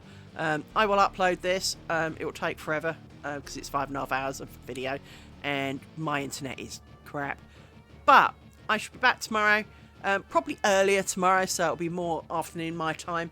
But depending on where you are in the world, I'm thinking of about 14 hours time. Somewhere around about there. In that sort of range of motion. So, do an afternoony thing. But I am hungry, so I need to go and have some food too. It's alright, I've got food. It'll take me 4 minutes to warm it up and I'll eat it. I'm not proud. I had my mother as a cook, remember. I have eaten all of the dog food. By the way, one word of advice. Dog food doesn't taste much. It usually smells better than it tastes. However, with all mercy and all goodness in your life, do not eat dried dog liver treats. Now, they claim to be 100% dried beef liver. No. I swear dried turds would taste better. I ate one. I was on the phone to a client, a supplier at the time, and I realised that I was feeding them to the dogs and I'd never tried one. Now, they're like half a centimetre square. Chomp, chomp, chomp. You know when the look on your face, even though you can't see it, the look on your face was worth 1,000 words. And I sat there going, eh! And the supplier was laughing her head off because, well, she'd been talking to me a lot. So, like you know, I tend to try and make people laugh. And, you know, I'm generally very chatty. So we'd got on a very personal level. Anyway, next day, ex-husband comes over and I tell him the story of the dog liver treat and how I pulled a face. And he went, they can't be that bad. And I went, bitch, I'm still tasting it now. And he went, no. It can't be that bad. Give me one. Fine. Chomp, chomp, chomp. That's the face I know I pulled. That one. That's the face. Yeah, he could taste it for about 2 days afterwards. They are absolutely... I mean, I'll eat liver, right? I'll eat liver and kidneys and, mind you, you know, I went round a friend's house, he did liver and bacon, it was great. I absolutely thoroughly enjoyed it. Even when my mother did liver and bacon, it didn't taste this bad. I would lick Rory's dog turds before eating one of those again. Seriously, promise you on my soul. Elon Musk giving me all of his wealth could not make me another one of those things. Really couldn't.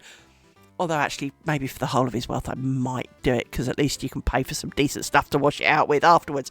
But I would have to prep. I would have to have, like, you know, Vindaloos and Tabasco and vodka and... I mean, I don't drink, right? I actually don't drink. But I would need to be wasted and have some serious, you know, mouth-numbingly hot and tasty stuff to wash this down with. Because the worst part is it's like it gets in all the nooks and crannies and won't come out. Because, as I say, you could taste it for days. But for all of Elon Musk's wealth, yeah, maybe. Anything less? No. And I seriously, I would lick one of Rory's dog turds first. Absolutely. £1,000,000, I'd lick a dog turd.